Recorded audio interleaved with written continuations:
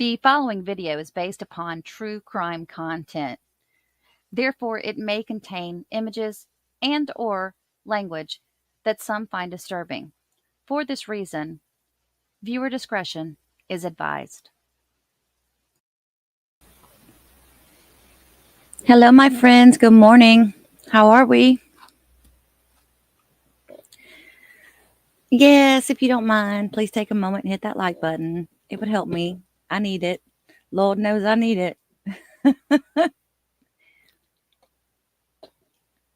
Thank you, Ms. Laura. Thank you for being here. Hello, Mark, Baba, Michelle, Blanco. So you're sweating in Australia, huh, Michelle? Wow, isn't that amazing? And we're over here freezing in the U.S. Hi, Cyrus, Cass, Anne.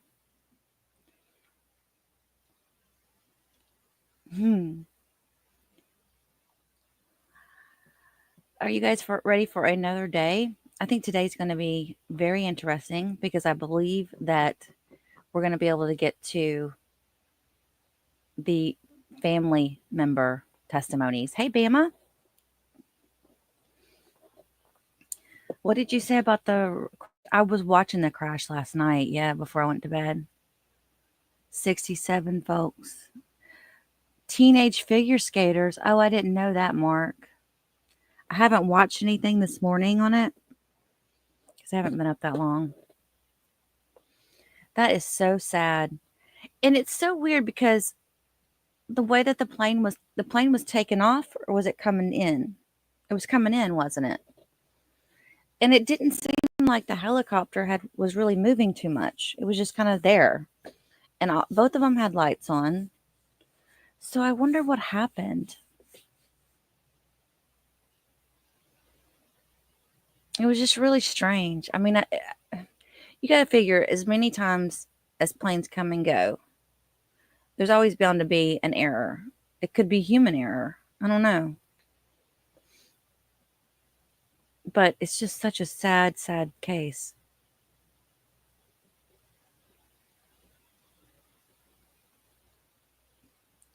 Hi, Ann. The 911 call was so muffled and you could barely hear it. Yeah. Yeah, they played the 911 call for this case yesterday in court, and that's the only one we have. It's the only evidence or recording that we're able to access right now of this case. So I don't know if we're going to get much better.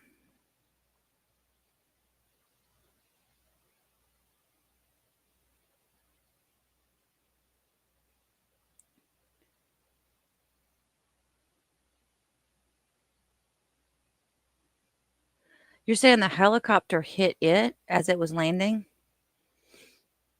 Well, who had the right of way? You can't hear me? You cannot hear me.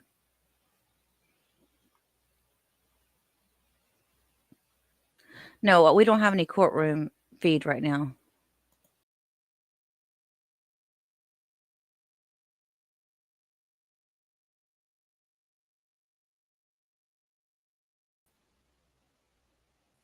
Is that better? Okay, you can hear me.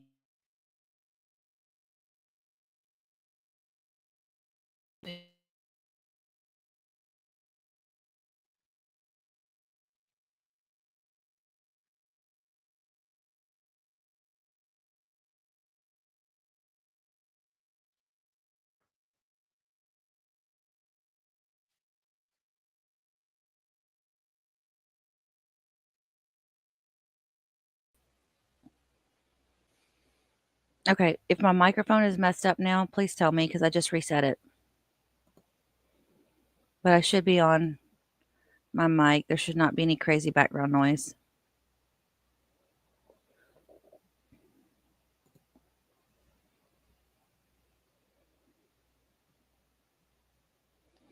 So, yeah, Law and Crime does not have any audio on yet. Let me just double check. Yeah, I've got the audio on in there. So we're good there. We're just awaiting them to start. Remember, they started late yesterday. Is Patty here yet? When Patty comes in, we're going to take a look at her dog. She sent me an email of her dog. Hey, Abby.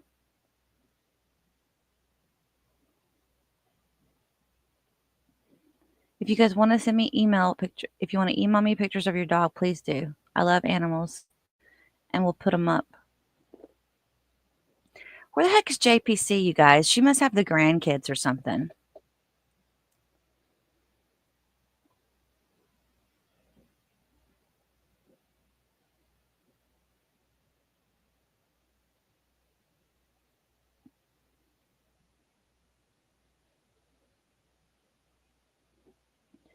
All right, let me... Hang on. Just want to test one thing. Okay.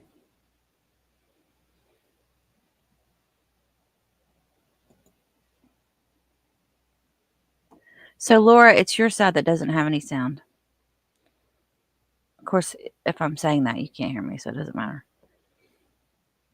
You have 3 foster kittens? Oh my gosh. I fostered cats one time, or I fostered kittens one time to help cat rescue because they were so overwhelmed. That was a full-time job. Those little boogers were everywhere, into everything. And you have to give them so many, you have to give them, make sure they're, what was it that we were giving them? Some of them we had to give special stuff to. Some of them we had to give little drops to all the time. It was crazy. Mark says, that's where they have to train. They fly VIPs plus training could mean they were just flying to accumulate flight time. Doesn't mean pilot was inexperienced. Do you think it was just a fluke then, you guys? That crash?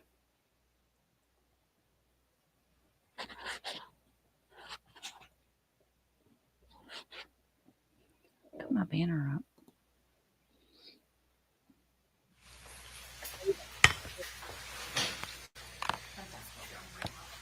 Good morning.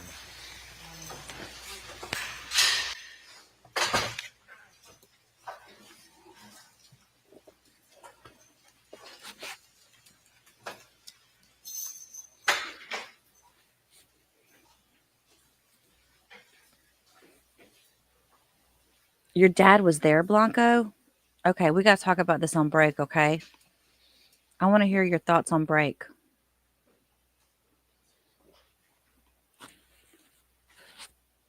Glad your dad's okay.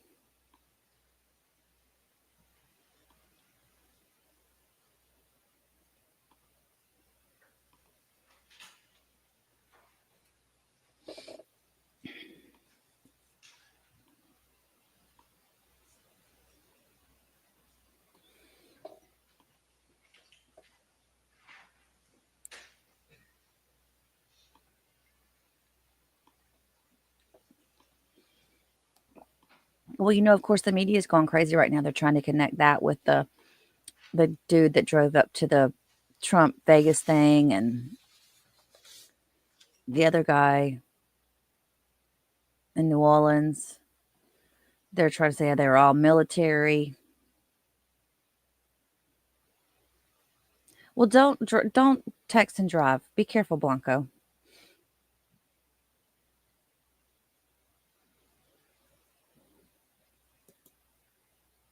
Mr. Griffith is present with both of his lawyers. Mr. Levine is here for the state. Anything we need to take up? No, Your Honor. Ms. Thornhill? Judge, Mr. Levine and I discussed yesterday some of the exhibits that I think might be coming in today, and I have objections to just 2 of them. I don't know when would be appropriate to address it. Is it something that's going to be a lengthy argument? I don't think so. Okay. Well, let's go ahead and take care of it. Oh, okay. I don't know what exhibit numbers they are. It's gonna be a couple of videos, Your Honor, that are relatively short. I can pull those out, Your Honor. They're gonna be witnesses for later today. Okay. And before I see them, what's the issue I'm looking for? Hearsay. There's snippets that are taken out of a larger conversation. One of them is just Deputy Jankowski asking Kathy Griffith the domestic violence checklist questions. Has he ever strangled you before? Has he ever used a weapon against you before? It's just that, with no context at all. It is one of several clips that are coming in from that day. And then the second one is a female deputy, and I don't remember her name, talking to Kathy Griffith in the road after they decided to take Collin to a Baker Act facility, and the officer explaining why they were taking him to the Baker Act facility despite her wanting him to stay with her. The deputy talks a lot about, I'm afraid he's going to kill you, things like that. Also, Yeah. They're going to play the body cam. Your Honor, we'll start with the first exhibit, which will be for the record 189. And which one is that? That's going to be the first one we were talking about. Okay.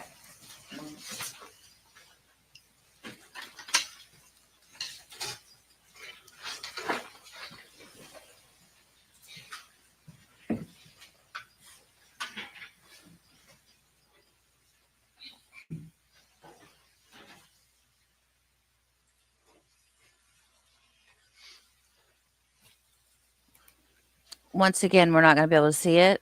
Come on, guys. Couple quick yes or no questions I almost forgot before we go. Has he ever used a weapon against you or threatened you with a weapon? Yes. And has he ever threatened to kill you or your children? And do you think he's capable of killing you? Yes. Does he have access to a firearm? No. And Probably not. has he ever placed his hands or an object around your throat? Yes. Okay. All right. Any other questions before we leave? Okay. All right. Well, thank you for your time. Couple quick yes or no questions. Mr. Levine, as to the admissibility of that video. Yes, sir. This comes from November 13th of 2023 at approximately 10:20 p.m. It's related to the domestic violence battery case that took place the same time. This is part of that subject matter, and this would be admissible, Your Honor, under the state of mind exception of the hearsay rule, because it goes directly to the victim's state of mind as it pertains to the defendant. And out-of-court statements are admissible under the state of mind exception if, one, the statement shows the declarant's future intent to perform an act that is at issue in the case, or two, the statement shows the declarant's state of mind when the statement was made, or at any other time when the state is when that state is an issue in the case.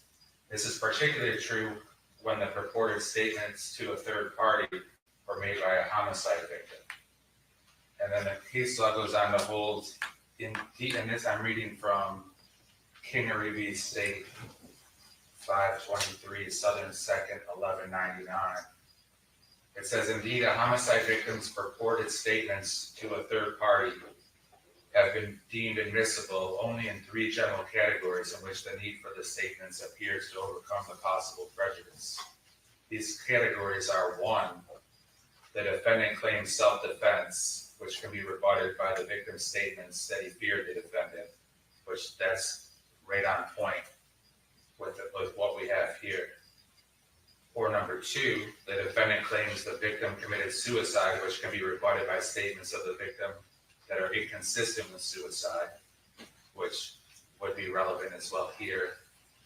Number three, which is the third possibility, the defendant claims the victim's death was accidental, which can be rebutted by the victim's statements that he, or of course she, feared whatever the instrument of death proved to be. So I would say there's an argument for all three of them in this case, but if one is appropriate, then I would submit that it's supported by the case law and by 90.5 excuse me, 8033, the state of mind exception to the hearsay rule. So what do we hear? We've heard in opening statements and as part of the evidence and the defense of self-defense / accident / she was suicidal, all three of those things. So because of that, Your Honor, this is admissible evidence.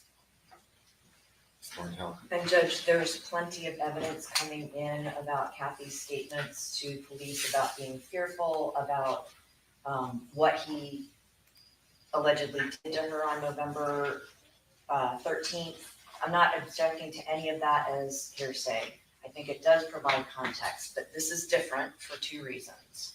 One, it's an officer asking her specific questions about past events. Remember, this is happening November of 2023, so 10 months before the incident at issue here.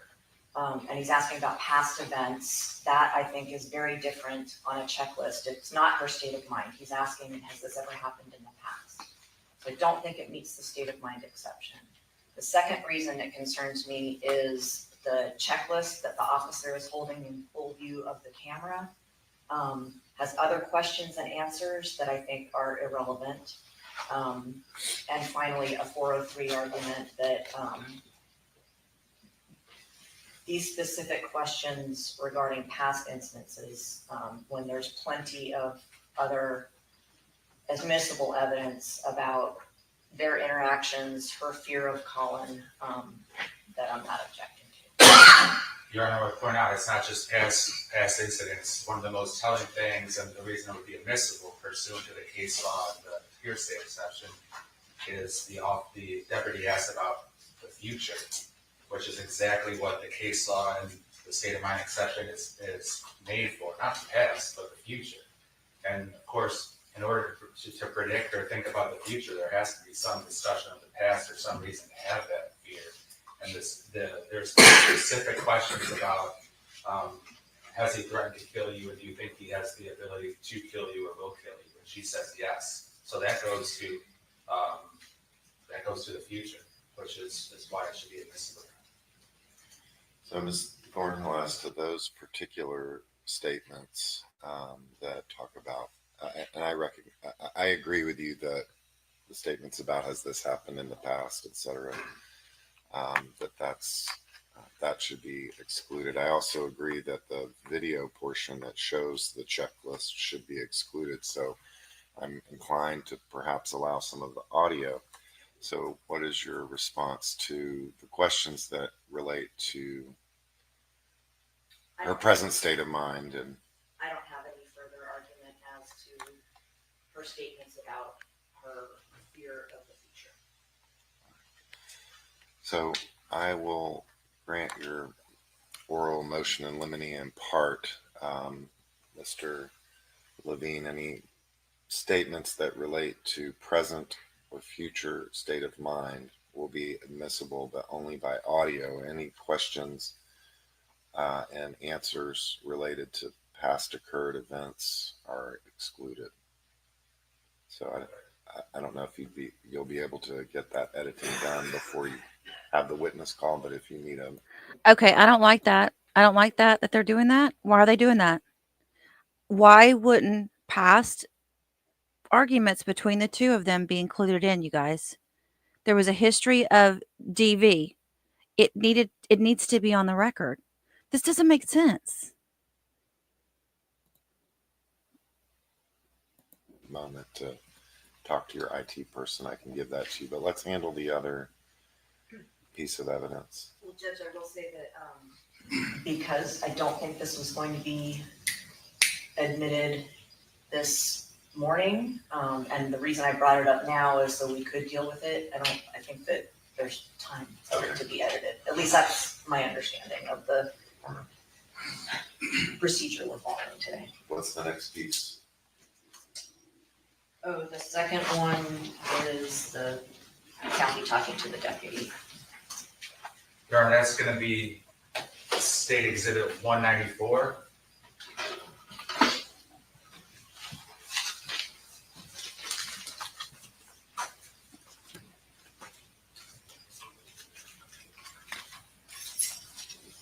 And that should be in.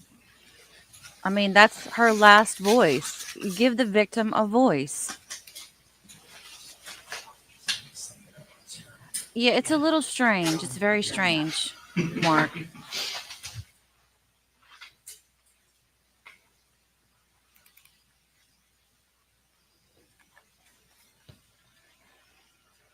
And that's what happens when you do these trials so quickly like this. They haven't prepared to argue all this in a prior hearing. So now we have to sit through the court true trial. Oh,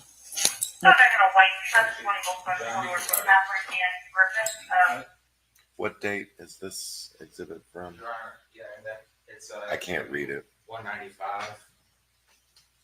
This is one that I have no objection to. That one, the one that I was explaining, right? Correct. That's the one where they go inside and, Here's 195. Your Honor, I said 194, but it's 195. And what date was 195 from? I can tell you that. November 14th, 2023. It's gonna be from 8:20 in the morning. 8:20 in the morning.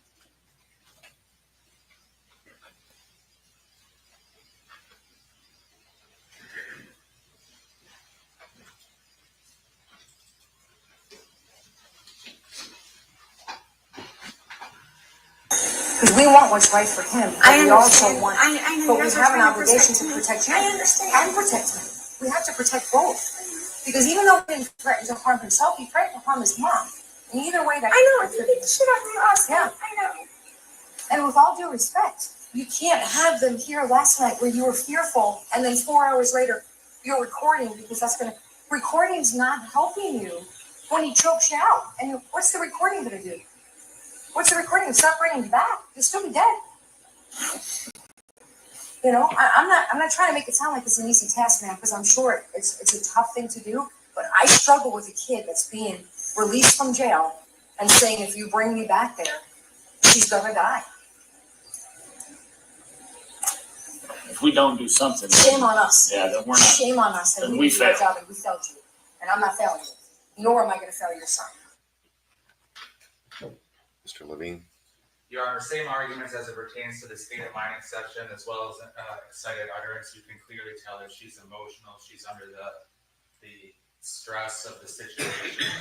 It's right on the heels of, granted, it's the next morning after the domestic violence battery, but it was pretty much an all-night affair in terms of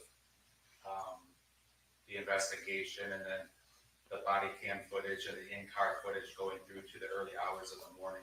So I would argue under the state of mind exception with her responses to what the deputies are saying, as well as her visible emotions and her excited utterance regarding that the defendant beat the shit out of her or something to that effect, and her agreeing with the deputies regarding her, she should be concerned and is concerned about the future violence that he will perpetrate on her. So I would argue that that's admissible as well, Your Honor. Yeah, it is. Judge, this was many, many, many hours after the domestic violence battery incident. Collin had gone to the jail. As I indicated in opening, he had been released from the jail. This was after his mom brought him home, and deputies were called by jail personnel to go check. So excited utterance regarding the domestic violence battery situation, I think, is a little bit of a stretch since it was hours later. But additionally, I mean, an excited utterance about her son being Baker acted because he threatened her. I don't know that's what's established here. The second thing is that most of this is the deputy offering her opinions about what might happen, and I understand Kathy Griffith saying, I know, I get it, but it's testimony from an officer that is improper. Anything additional, Mr. Levine?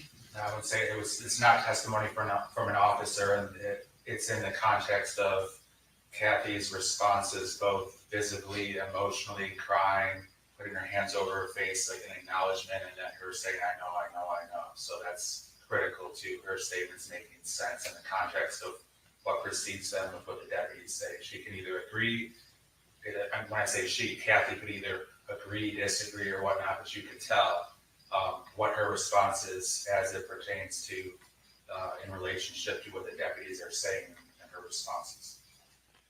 I'm going to grant your motion. 195 is excluded.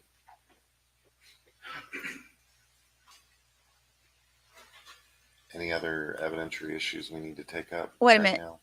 He just excluded all that? Mr. Levine? All right, we're ready. Come on, Levine. Fight harder, I dude. have like just 1 minute to put this back in order, Your Honor. Yes. Okay, I'm confused about what's going to be put in and what's not going to be put in at this point. But remember, the jury's not there yet. They're just discussing what they're going to be able to see or hear. I don't know if they're showing the body cam or if they're just playing the audio from it. Probably showing the body cam. And again, this is the body cam we watched yesterday during the lunch hour. If you haven't seen it, there's some pieces in it that were redacted that they're listening to. But the part that wasn't redacted, I do have that on my video from yesterday's live, and I have it timestamped so you can go in and watch it. It was during the lunch hour.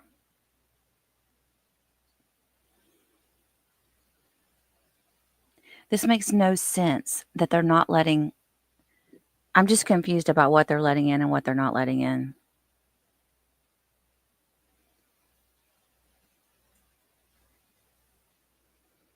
And I'm so with you on this, hon. Did he... So basically, the victim discussing and being upset about what had previously happened. And this wasn't, y'all, this wasn't years ago. This was pretty recent that happened. I don't understand why they're doing that.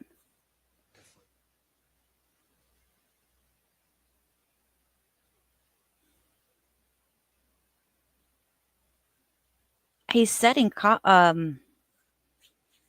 no, Collin.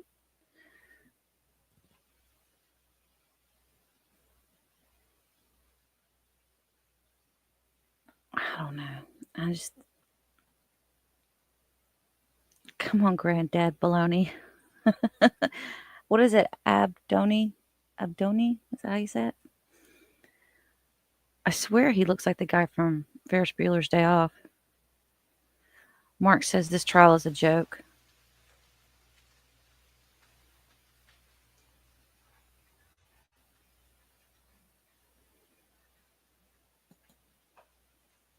Yeah, that's what I'm thinking. It's like, come on, Levine.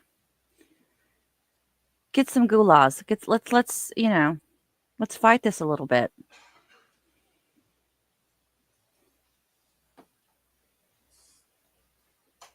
This is going to be like the judge in the Farrier trial, you guys. You may be seated. And he's the one that's sentencing him too, remember? This is scary.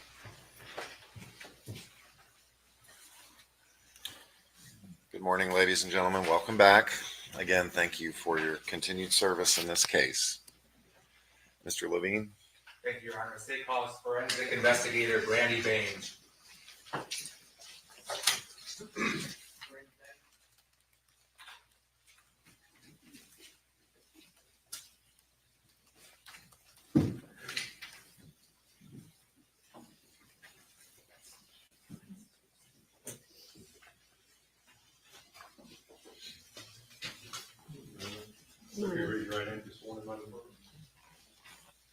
Solemnly swear or affirm that the testimony you give in this case will be the truth, the whole truth, and nothing but the truth. Yes.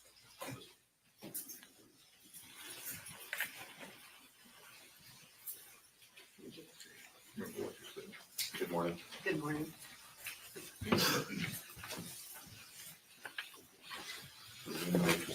All right, thank you, Your Honor. Good morning, Investigator Bange. May you please introduce yourself to the jury and spell your names for the record? It's Brandy Bange, Brandi Bange, And where are you employed? at the Polk County Sheriff's Office. What's your position? I am a forensic investigator. Tell the jury about what that means. We respond to different types of calls for service, and we generally just document the scene, collect evidence, and write reports. How many years have you been employed with the Sheriff's Office? 11 years. And tell the jury about your education and training and experience. I have a bachelor's degree from USF, I have a certificate in crime scene from Hillsborough Community College. And then we have 800 hours of on-the-job training, as well as continuing education. Do you have any estimation about how many scenes you've been to during your career? I don't know. Is it in the hundreds? Probably yes. Or 100 or more? Yes, yeah. Now, during your career, have you responded to countless homicide scenes Yes. and scenes of violent crimes? Yes. All right, now, Investigator Bange, directing your attention to Sunday, September 8th, 2024, around 7:22 in the evening. Did you respond to the crime scene in this case? I did. And tell the jury about when you got there, what was your focus on? So when we first get to a crime scene, we want to document it the way it is when we get there. So we generally take video and photographs at that time. Are you one of the more senior forensic investigators that responded to the scene? Yes. Earlier, the jury heard from Investigator Ellis. Was she also there performing multiple things along with you? Yes, she was. Now, did you have an opportunity to see the outside of the scene as well as the inside of the scene? Yes. And what caught your attention about as you proceeded into the house and made it back to the kitchen? What caught your attention at the crime scene that was of note? So on the outside of the house, there was an air pod that was on the ground, like in the mulch area in front of the house. And then there was some blood on one of the steps. And then going into the house, there was another AirPod or earbud, I should say, on the floor, and then an AirPod case, and then a knife. So it kind of was in a line from outside to inside. As if something started outside and continued inside? Yes. Now, did you have an opportunity to walk further into the kitchen and see the victim? Yes. And were you able to see firsthand the wound that she suffered? Yes. Tell the jury about what you saw and what that meant to you. She had an apparent stab wound on her neck. It was a very deep wound. Have you been to multiple scenes where people have been stabbed? Yes. And the injury that you saw and the scene that you saw, was it consistent with somebody being attacked and stabbed? Yes. Now, as the scene was documented and photographs are taken, of course, does somebody video record the scene as well? Yes. And it sounds pretty self-explanatory, but explain to the jury what you did to accomplish that. So we just have a regular video camera, just like you would imagine. We go and do the outside of the house, and then we go inside the house and do the interior of the house. And I take it you did that in this case? I did. Have you had an opportunity to previously see State's Exhibit 166, the crime scene video? Yes. And does it fairly and accurately depict the scene as you saw it on that night? Yes. Your Honor, at this time, the state would move 166 into evidence. Any objection? No objection. It is received. Now, do you recall, when did you first see the defendant at the scene that night? It was after 11 o'clock. I can give you the exact time if you need it. Well, that's all right. But it was after 11 o'clock? Yes. Now, as to what the defendant was doing before that, do you know or do you not know? I don't know. Where did you first see the defendant? We have a crime scene trailer there on scene that we usually bring on scene. So it was out in the roadway, parked out in the roadway. And he was brought on the trailer, and then I came onto the trailer. Describe that crime scene trailer. It's almost kind of like an RV, but it's made to be more specific to what we do. And what can you accomplish inside of it? We take photographs. We have we have processing, fuming processing for fingerprints. We have all different kinds of stuff, supplies. We have that kind of thing on the trailer. So is it fairly common to bring a suspect into that in order to photograph them and accomplish those other tasks you mentioned? Yes.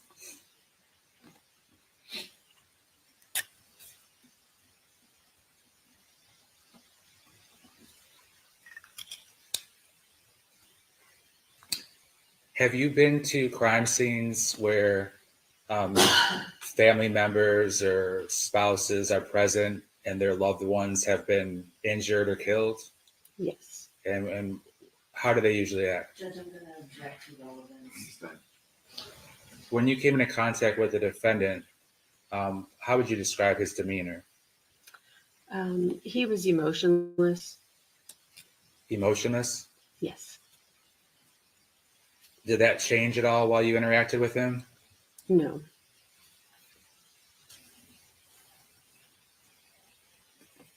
Did that surprise you? Objection, relevance. Now, describe to the jury, what was your interaction with the defendant like?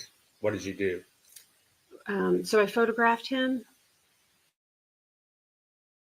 obtained some blood swabs that we had seen on him from apparent blood that he had on him. Judge, I'm sorry, I can't hear very well. Just a little I'm sorry. Thank you.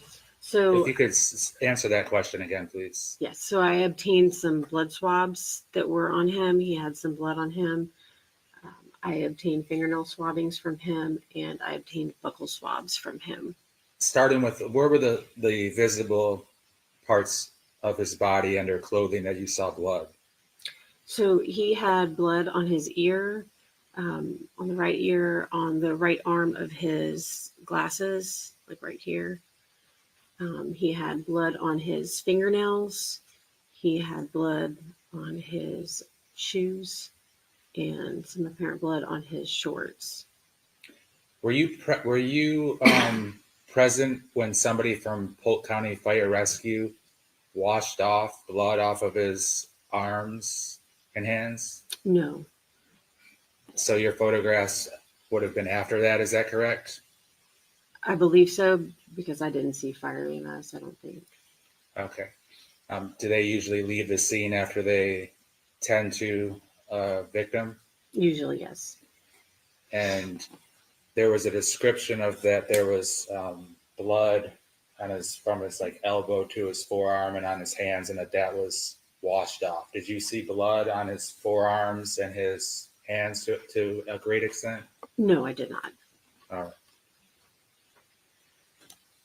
You mentioned, what did you mention about the fingernails, the swabbings? Yes. Tell the jury about what you do to accomplish the swabbings.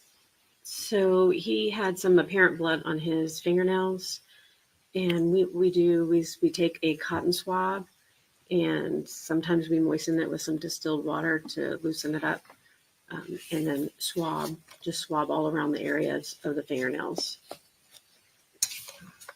Now his hands weren't bleeding, correct? No. I'm sorry, I kind of asked that question confusing. Were his hands bleeding? No. So did it appear that any blood on his hands would have been from his mother, correct? Yes. Objection. Now, Sustained. in terms of the I buckle move to swabs, strike that answer. Sustained. You'll disregard the last answer, members of the jury. in terms of the buckle swabs, if you could explain to the jury what buckle swabs are and how you accomplish those. So we do that the same way. We use a cotton swab, and we just swab the inside of a person's cheek. We do the left cheek and the right cheek. What's the purpose of that? Usually it's for DNA purposes. Is their agency then able to send those buccal swabs from the defendant or from somebody else or a DNA sample off to the Florida Department of Law Enforcement lab for them to do any DNA comparison or analysis that they want to do? Yes. So when the defendant was in the crime scene truck, were you able to take photographs? Yes. And have you had an opportunity to see those photographs in the state attorney's office? Those are numbers 100 through 124. Yes. And do those appear to accurately depict the photographs that you took? Yes. Your Honor, at this time, the state would move 100 through 124 into evidence. Any objection? No objection. They are received.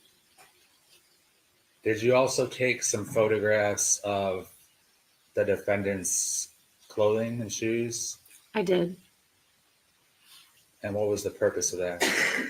Just to document anything that I found on the clothing and just to show how it was that day. And did you have an opportunity to see state exhibits 156 through 169, indicating the pictures of some of the clothing and Yes, shoes? I have seen the pictures, yes. I'm sorry, I still can't hear very well. I'm sorry. Yes, I have seen them. Your Honor, the state would move 156 to 169, the pictures of the clothing and shoes and evidence. Any objection? No, but I have a question about the numbering.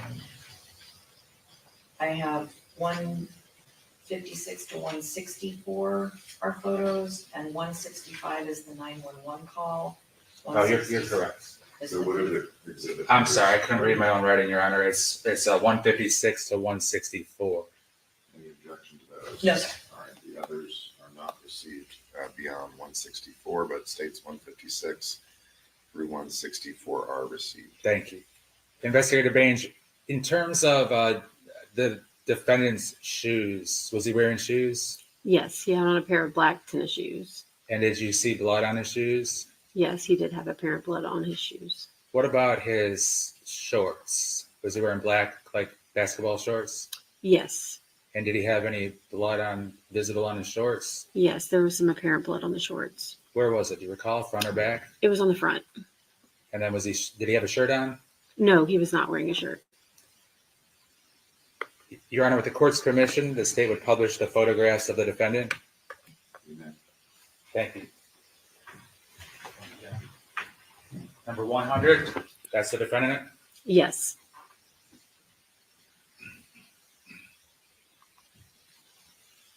101. that's a side profile of him.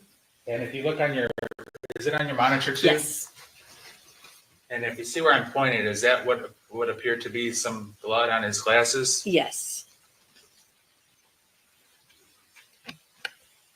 I do know that mouse allows you to point as well if you need Okay, Well, that would be good. If you could point out to the jury that the blood. right here and here. Moving on to 102, This is the back of his head. 103. This is the front of his entire body. Now, it's a fair statement. He's pretty tall, maybe 6'2" or so. I'm not sure how tall he is, but he's taller than I am, yes. 104, Yes, this is just a closer up of his top half of his body, 105, a side profile of his whole body. 106. This is the lower half of his body side profile. I think that's 107. I'm sorry. 108, This is the back of his whole body. 109, This is another side profile of his whole body. 110, This is a mid-range of his arm, his left arm. 111. This is a picture of his shoe, his left shoe. And going back to 110, were there some apparent marks on his arms? Yes, there were. And any idea how those marks got there I don't know. or when they got there? I don't know. 111, was he Um, mentioned the blood on the shoes? Yes, this is the shoe with the apparent blood. And could you, for the jury's benefit, point with that red arrow where you see blood? Sure. So there's apparent blood in this area here. And then there's more apparent blood here. And then there's some here. And you can see a little bit here. It's light, but you can see it. And then it's on the bottom here. 112. This is his left leg. And tell us about that mark on his below his knee. It's an apparent laceration. 113. Is that the back of his leg? What were you highlighting there? Yes, it was like an apparent abrasion. 114.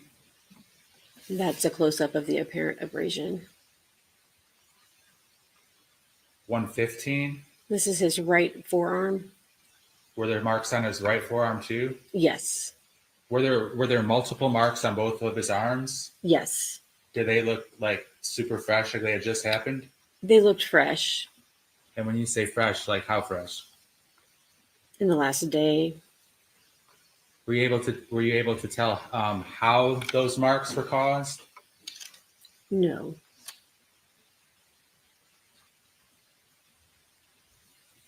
$116. This is his right forearm. And there's some apparent lacerations on the top of his forearm. $117. That's his left forearm, and you can see the abrasion or the apparent lacerations. Have you been at scenes where you've seen people that have cut themselves or marked themselves? Objection. 118. This is the palm of his hand. This is his other palm. And is it a fair statement he has no defensive wounds on his hands? Objection is the characterization of Sustained. Is it a fair statement that he has no wounds on his hands at all? Right, I did not see any wounds on his hands. Going back to 118. So that's 118 and 119. Yes. Besides just his hands having no marks on them, did you also get pictures? Well, I guess you did. Pictures of the back of his hands, 120, Yes, the tops of his hands, yes. and 121. Yes, this is a close-up of his fingernails. Going back to 120, did he have any knife cuts or wounds on the top of his hands? No, What about neither in 121? Is that correct? no, I do not see any. And then 123. This is apparent blood that was on his ear. Oh, I'm sorry. Let me go back to that. Yeah.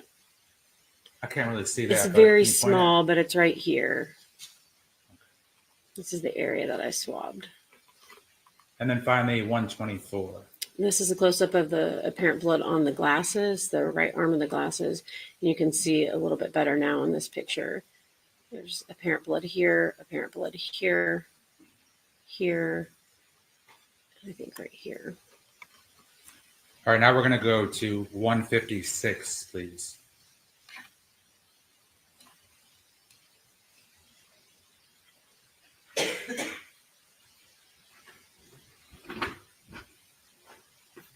All right, 156 appears to be a close-up of something. Tell us what that is. This is the short. Sorry, there's a little bit of a glare. I'm going to move in. Is This- that You can adjust that if Okay. you need to. There we go. That's better.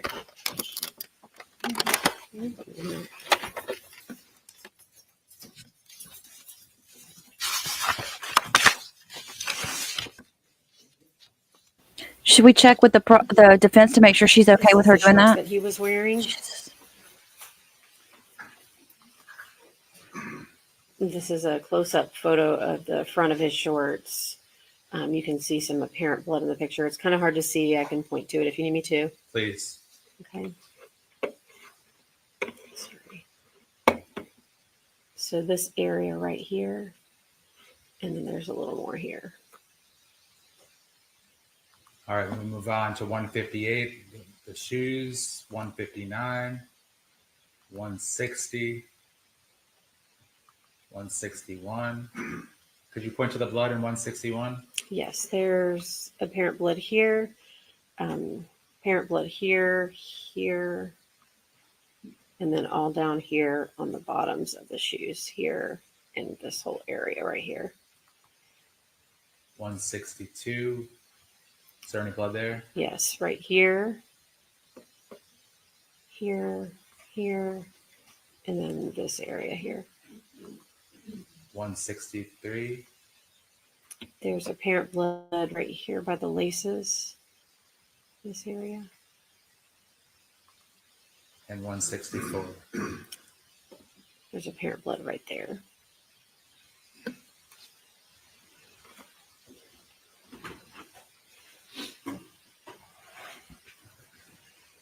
Investigator Bange, we're going to move on now.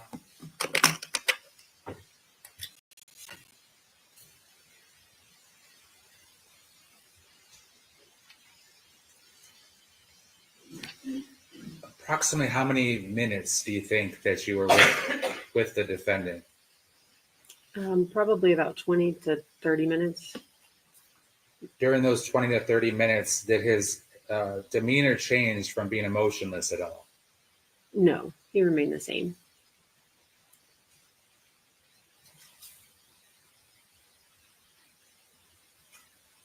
Your Honor, at this time, the state would move to publish State Exhibit 166, the crime scene video.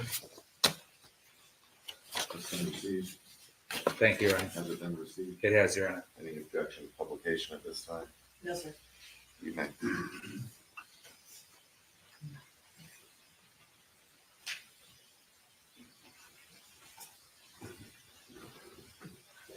Well, I think the jury's going to see through all of it, though. She's going to come up and say, well, are you a psychologist? Do you have any kind of degree that you can speak about his emotions and the way he was feeling that day?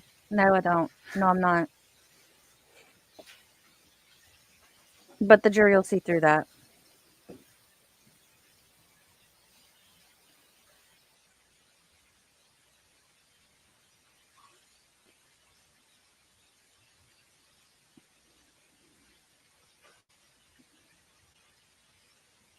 Because remember, during the 911 call, he was all frantic because he was putting on his... I'm sorry, I sound biased. I am biased.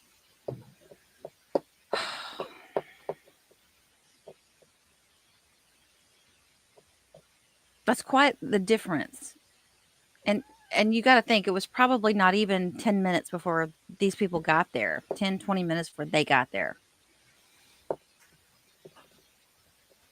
Because she said she saw him before rescue got to him. So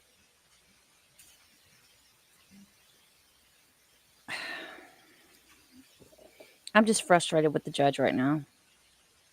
If you're just coming in, we're frustrated with the judge because he's letting the defense call all the shots this morning. It's like, well, we can only show this part of the body cam footage from a prior domestic violence call that was made between the mother and Collin, the victim and the defendant, less than a year before this happened. Well, we don't want to show that. You know, we can't show that piece right there. We can only show this piece. And the defendant is, I mean, the prosecution's just laying there going, oh, okay, well, all right, well.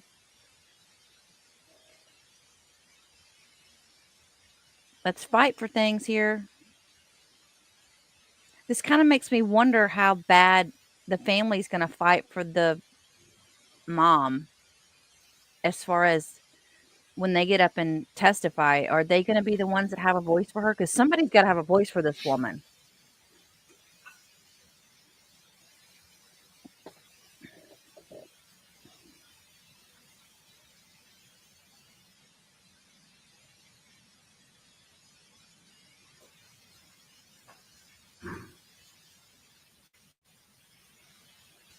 And what is taking so long? I'm going to be very impatient today. Y'all can tell.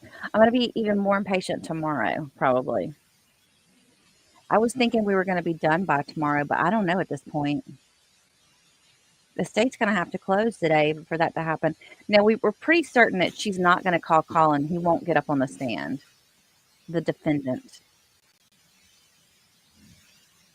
Yes, Bama, the prosecutor has lost his zippity and his doodah.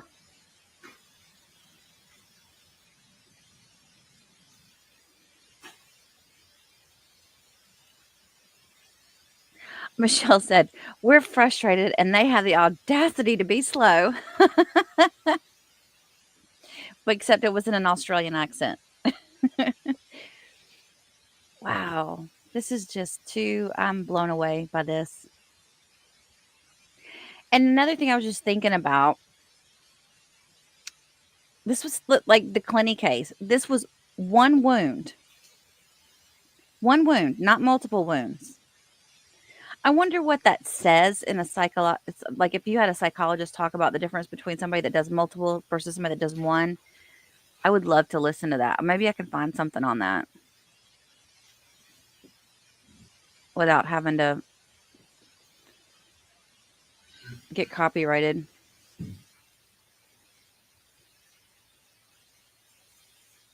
I know he's cautious for the appeal, but it just seems that he's going overboard on that, Louise. I mean,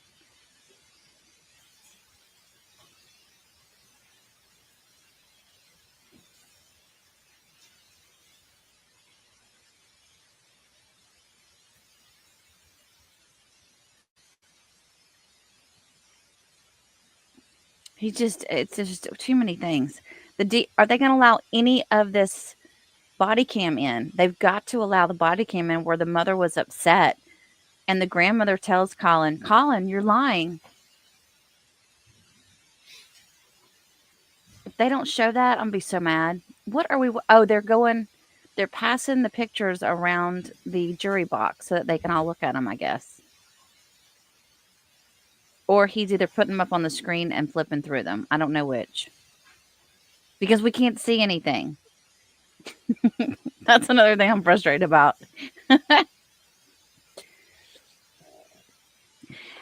I think a lot of times when we can't see things on our side, you know that the media goes in there and really tries to get the judge to move stuff around and help with all that. And the judge usually, if they're not really concerned with it, they're not going to give them any weight.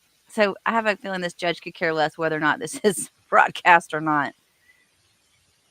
Am I talking too loud?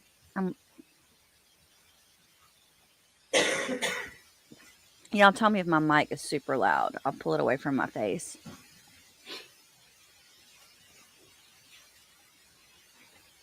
Damn it, Margaret. Yes, show us the pictures. Show me the pictures.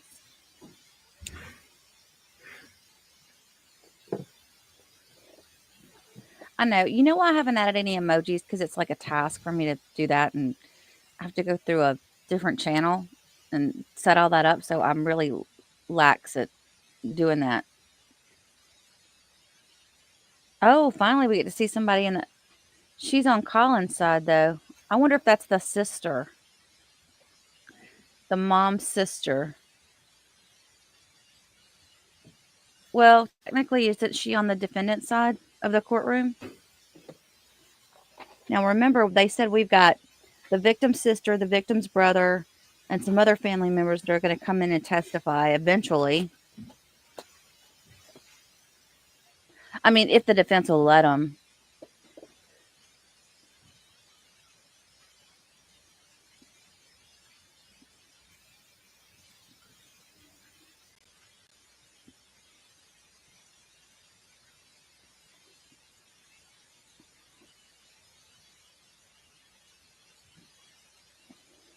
Do I think they'd have grounds for appeal? I'm not an attorney. True crime junkie. Welcome in, by the way.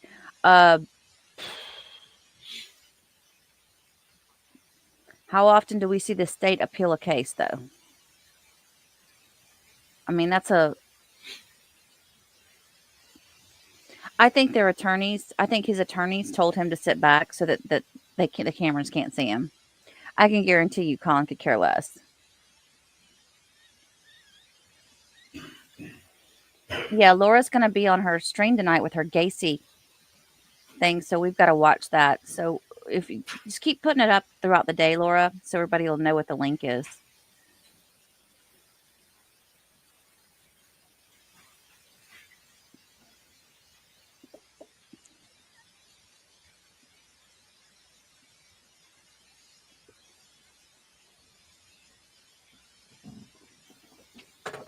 What are you afraid of, Judge Abdoni? Abdoni?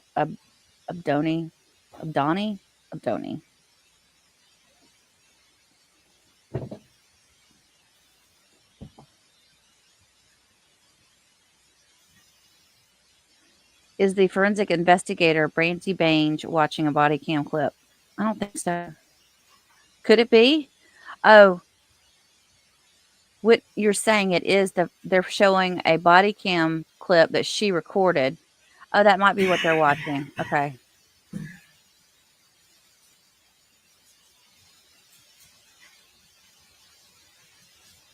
I don't know. We don't know what they're doing.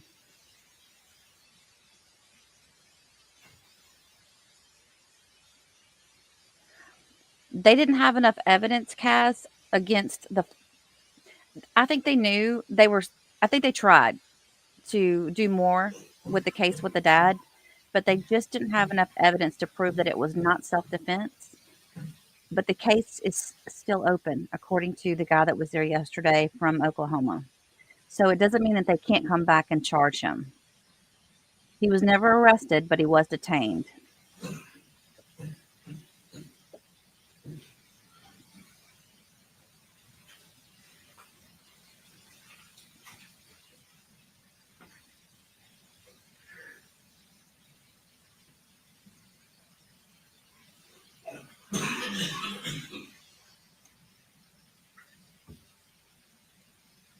I am going to start calling him Judge Baloney if he don't get better, Michelle.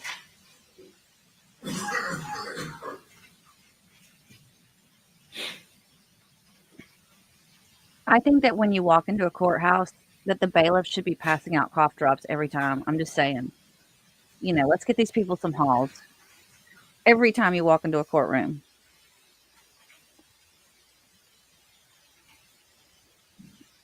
Little bit of a cough there. Here you go. No, the law and crime media guy should be doing that. The guy that's filming, he knows better. I have no further questions. Cross.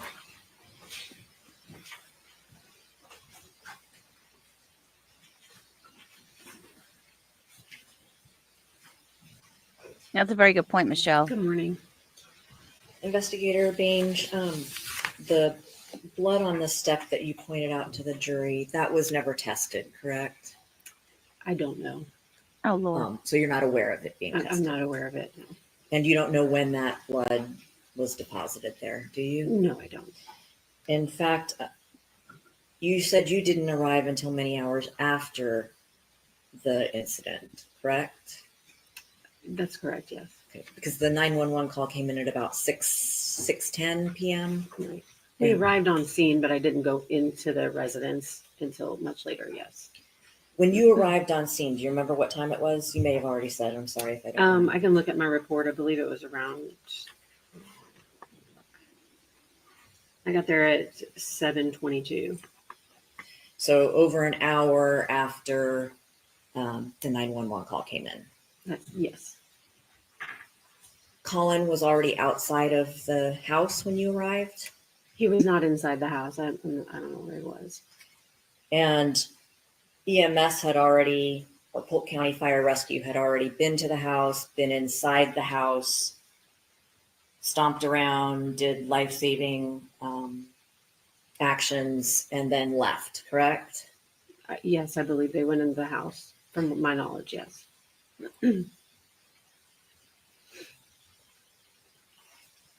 You also said that Collin, at some point you're aware, had blood on his forearms and hands. Yes. How did you become aware of that? Just now in court. Oh, okay. So you weren't aware before. That he had blood on his arms prior? No. I did know about the fingernails. He had blood on his fingernails. Right. I was talking about the arms and hands. And he could have dripped blood on his way out of the house when he was escorted by law enforcement, correct? I don't know. But it's possible. It's possible, yes. The blood that you pointed out on Collin's fingernails and his glasses and his right ear. You're aware that Collin did several things at the instruction of the 911 operator, correct? I don't know. I do know that they sometimes give instructions, but I have not heard this call. So let me ask you this. If the 911 operator had told Collin to get towels or something to absorb blood and place it on Kathy's neck, and he did that, he could have gotten blood on his fingernails that way, correct? Yes, that's possible. Yes. And there was, in fact, a bloody towel by her neck when you entered the scene. Yes. And you're aware that he also did, well, maybe not, if the 911 operator had instructed him to kneel and do CPR on Kathy, and he did that, that could explain how he got blood on various parts of his body, right? It's possible, yes. And if the 911 operator had instructed Collin to get the knife far away from him, he could have gotten blood on his hands that way as well. Yes. And the knife was, in fact, far away from where Kathy Griffith was laying, correct?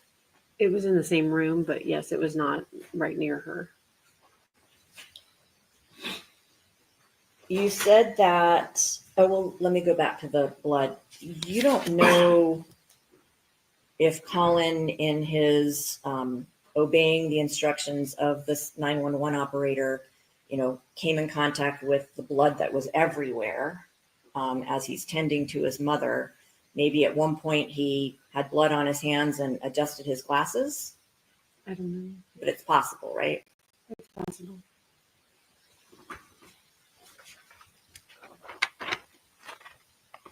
The blood on the bottom of the flip-flop, you didn't really talk about that. You talked mostly about the blood on the shoes that were collected from Collin. But there was, in fact, blood on the bottom of one of the flip-flops that was laying in the kitchen. Yes, I believe there was. And finally, you said that Collin was emotionless when you dealt with him. You're aware that people can go into shock sometimes from a traumatic event? Sure. So that's one possibility here too. Of course, I'm not a doctor. Thank you. Redirect. Nothing, Your Honor. Is the witness released? Yes, Your Honor. Ms. Thornhill? Yes. Thank you. Thank you. Oh, I forgot I do have one other question. You may. I'm really sorry. It's okay. The photo of Collin from inside the trailer, there's a mark on his torso about midway between chest and hip. Yes. Remember that? Yes. That corresponds with a slit in his shirt, doesn't it? There was a slit in the shirt. In the torso area. I believe so, yes. Thank you. Any redirect now, Mr. Levine? No, thank you. Still free to go. Yes. Thank you.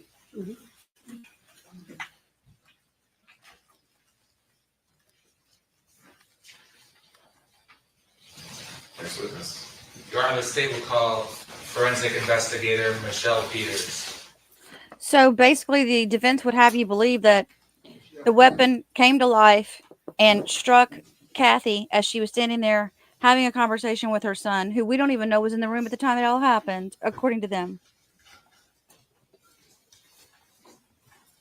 I think... Has the prosecution ever objected to anything so far?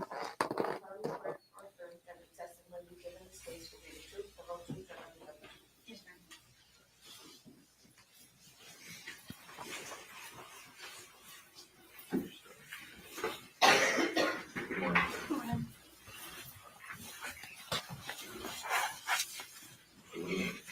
All right, thank you, Your Honor. Investigator Peters, may you please introduce yourself to the jury?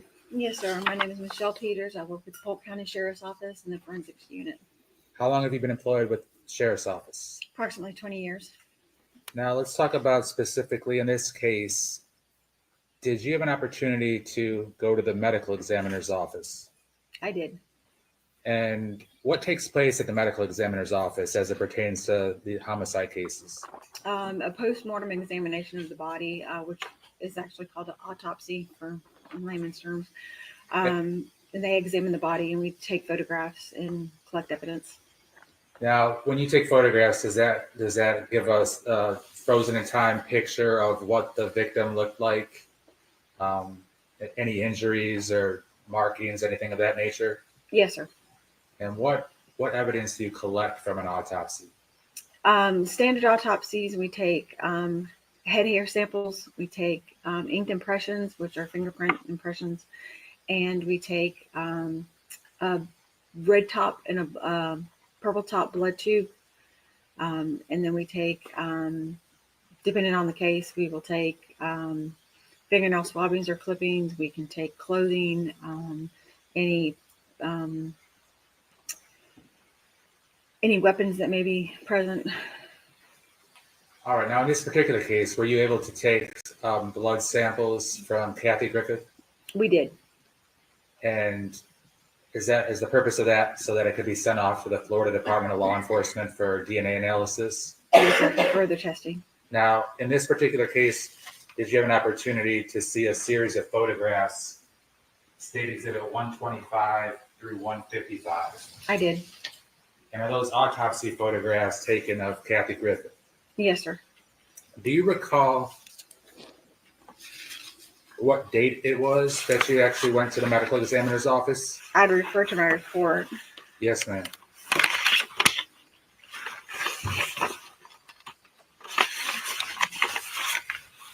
It was September 9th of 2024. So if September 8th, 2024 was a Sunday, you went Monday morning, is that correct? Yes, sir. I'll go by your word. What was the time that you were there? I arrived at the medical examiner's office at 7 in the morning. And is that common for an autopsy to be performed the day after a homicide? Yes, sir. Did Assistant Medical Examiner Dr. Garavan perform the autopsy? He did. And were you present for that? I was.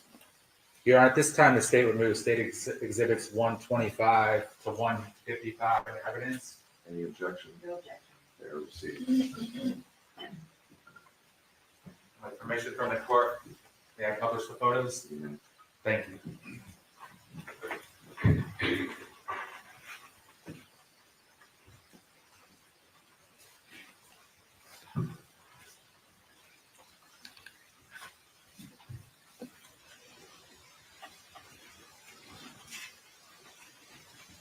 All right, that talks about the time and the date and where you are. Moving on with the autopsy photographs. Is that Kathy Griffith that she's transported to the medical examiner's office? Yes, sir. And victims typically transported in a body bag of some type? Yes, sir. 127, 128. Some identified information about Kathy Griffith. Does that say she was 39 years old? It does. Yes, sir. She weighed 126 pounds. Yes, sir. Did you have an opportunity to personally see the stab wound? I did.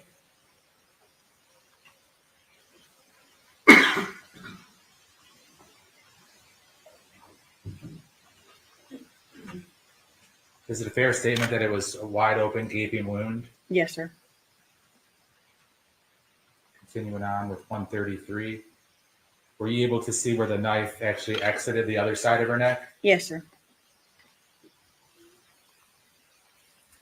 134. Is that a close-up of where the tip of the knife went through her neck and out the other side? Yes, sir.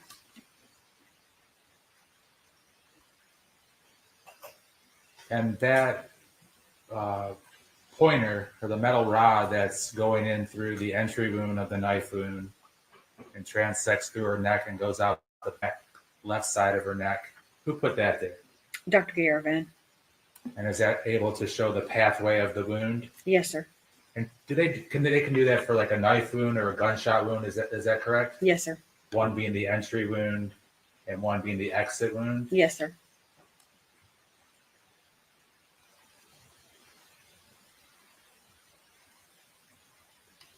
Now, 137, as part of the autopsy, does the doctor sometimes remove parts of the internal organs that he or she feels is important? Yes, sir.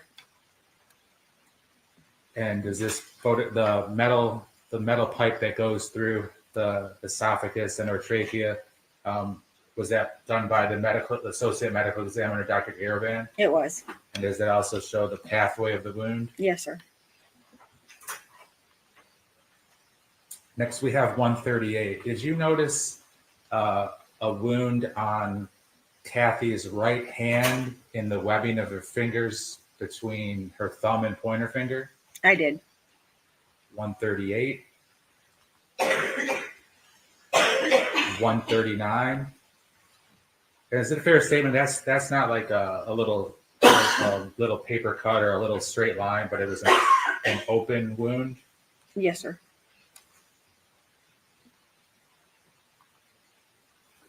140. Next, we move to 141. Did Kathy have a number of scrapes and bruises on her limbs or arms and legs? On her whole body, yes, sir. On what? On her whole body, yes, sir. 141, does that show some of those on her left arm and elbow? Yes, sir.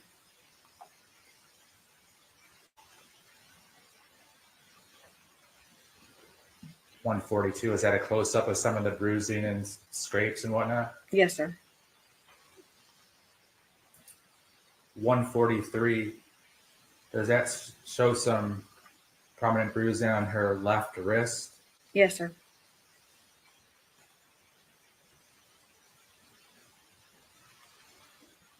So some marks or bruising on the inside of her forearm as well? Yes, sir. Now moving to her right arm, did there appear to be some bruising on her right arm? Yes, sir.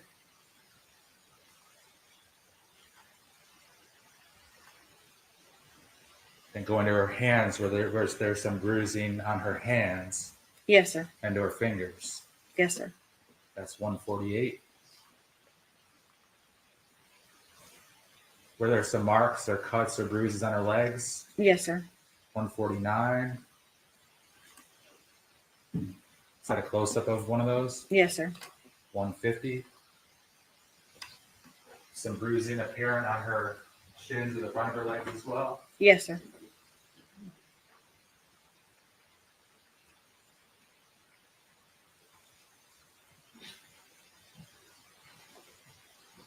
$152,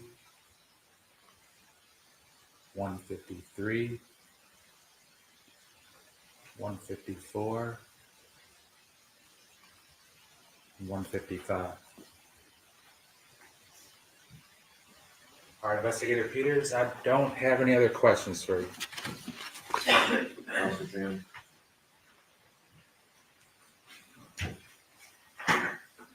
Investigator Peters, some of the bruises that the jury saw in those pictures were different colors, Yes, right? And you have no way of knowing when those bruises got on Miss Griffith's body, do you? No, ma'am. They could have been days old. Could have been. Do you know how much blood Kathy Griffith lost? I do not. And the weighing that resulted in 126 pounds, that was done after she had passed away and lost blood, correct? Correct. That was at the examiner's office. Thank you. Thank you. Redirect. Nothing further, Your Honor. Is the witness released? Yes, Your Honor. Yes. Thank you. That was a dumb cross. And this was done after she passed away. Well, yeah, it was at the freaking autopsy. Come on now. Next witness. Your Honor, the state calls Sgt Michael Schneider.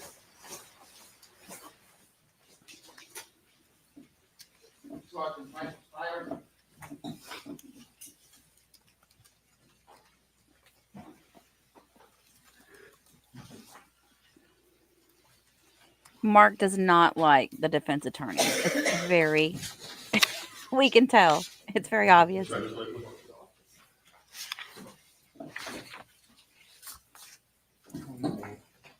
right here, raise your right hand to the photo story. Do you solemnly swear or affirm that the testimony given in this case will be the truth, the whole truth, and nothing but the truth?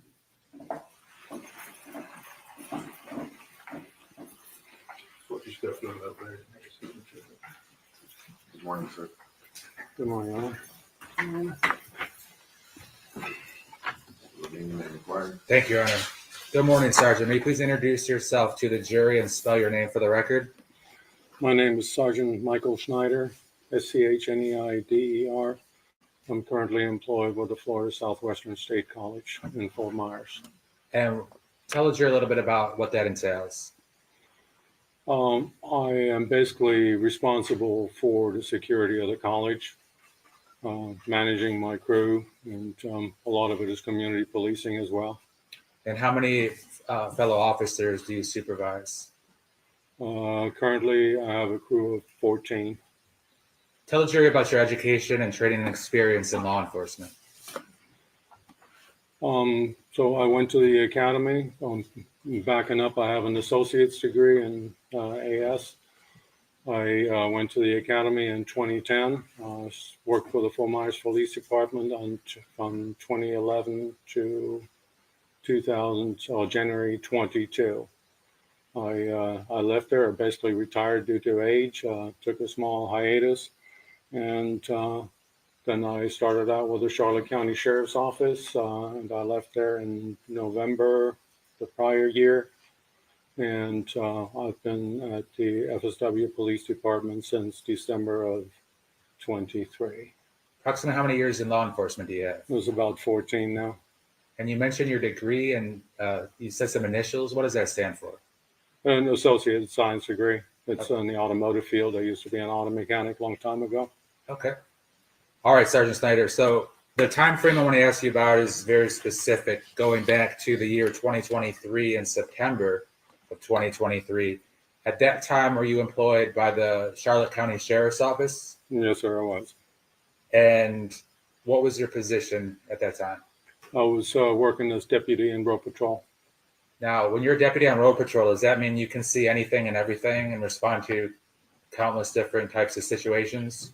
Yes, you basically you listen to the radio and see what's going on. If there's another one of your fellow deputies has a call that you might need help, and we also have a screen on the laptop that shows what calls are basically in service currently and which ones are holding. And is Port Charlotte, is that in Charlotte County as well? Yes, it's on the north side of the Peace River. All right. I want to direct your attention to approximately 6:30 p.m. Were you dispatched to a certain location in Punta Gorda, Florida? Yes, I was. And where were you dispatched to? It is called CSU. It's a Crisis Stabilization Unit of Charlotte Behavioral Center. And what happens there? This is usually where we bring critical Baker Acts. Now, in this particular case, how was it that you responded to that location?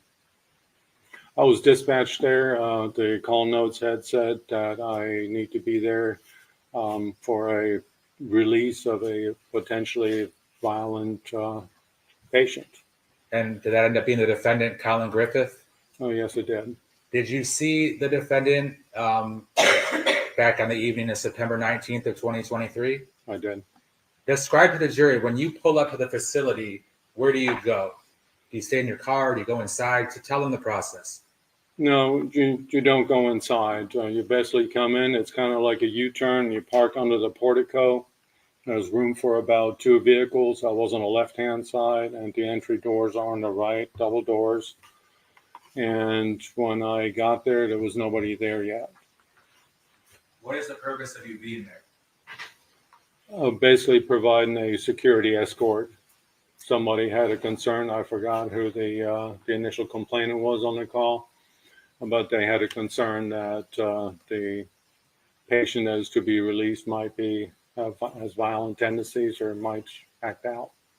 And if the release goes like smoothly and according to plan, what should have happened that evening? Like when the defendant comes out, what's he supposed to do, or where's he supposed to go? Basically, when he's released, or any patient gets released from the facility, to go with whoever picks him up and leaves.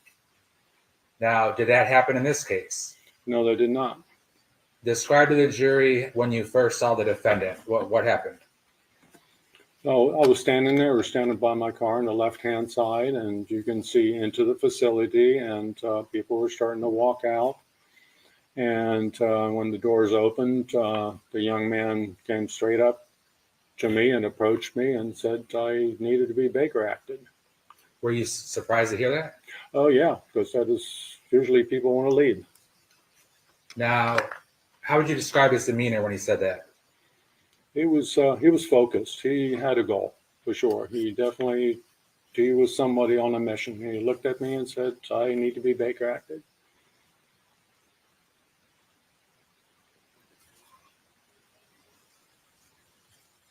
Were you in a marked vehicle? Yes, sir. And take it you had your marked uniform on? Yes, sir. Did you ask him why he said that? Yes, I did, because it's unusual. He said, I need to be Baker acted because I'm either going to go kill myself or, and he said his mother. What did he say about his mother? He said he was going to either kill himself or his mother. You know, he didn't name her by name, but he said it's either his mom or his mother.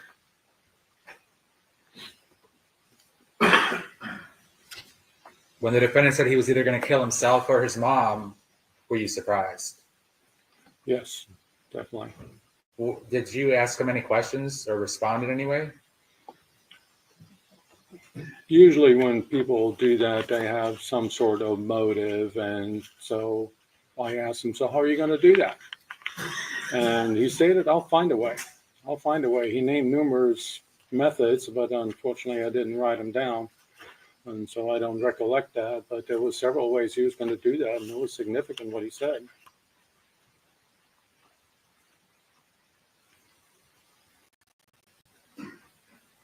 Now, when he named the different manners in which he could kill his mom, was it like direct things that he could do to kill her, kill a person? Yes, I don't remember quite exactly specifically what it was, but each one of those methods that he mentioned would definitely lead to death for sure. After he said these things, what did you do? We stood by the door with him, just kind of keeping an eye on him while other people were conferring what to do with him. I believe Deputy Welsh was with me. They're from the Irish team. I believe that she took over the secondary Baker Act, because this is definitely a liability at this point. So, At that point, when the defendant says the direct things that he's going to do, is he a danger to himself and to his mom and perhaps anyone else he wants to kill? yes. You mentioned Deputy Welch. Is that Deputy Kerry Welch, also with the Sheriff's Office? Yes, sir. And you mentioned a term, the Irish team. Mm-hmm. What does that mean? They are called for critical care or anybody who's a mental crisis. They're specially trained. I don't know exactly what the Irish stands for anymore. And was the defendant insistent that he needed to be Baker acted because he would hurt himself or his mom or kill himself or his mom? Yeah, he did not want to go. He basically stated that so he wouldn't have to leave. So after you were concerned about his own safety and his mom's safety, what was the end result with what happened to the defendant? He was readmitted to the facility as a Baker Act. Did that conclude your involvement with the defendant that evening? Yes, sir. All right, Sergeant Schneider, I don't have any further questions.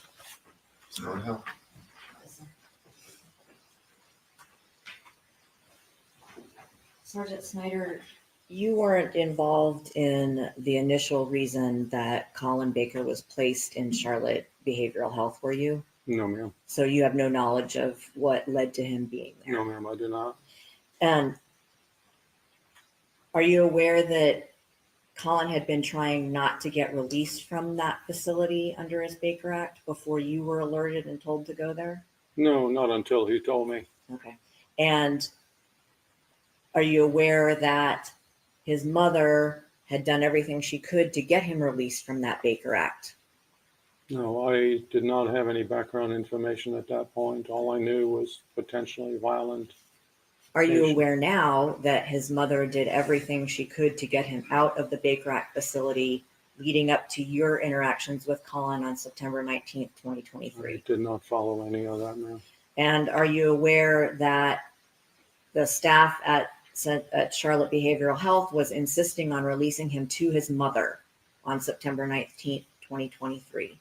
That I do not recall. I know his grandmother was, I think his grandmother was there to get him. And you don't know what Collin had said to any of the people who were trying to make him go home before you got there, correct? No, ma'am.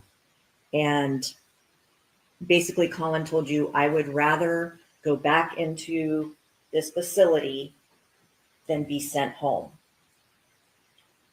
He didn't specifically say that. He said he wanted to be Baker Act, that he Did not want to that- go home. apparently, yes. Did he ever tell you he didn't feel safe at home? I don't recall that.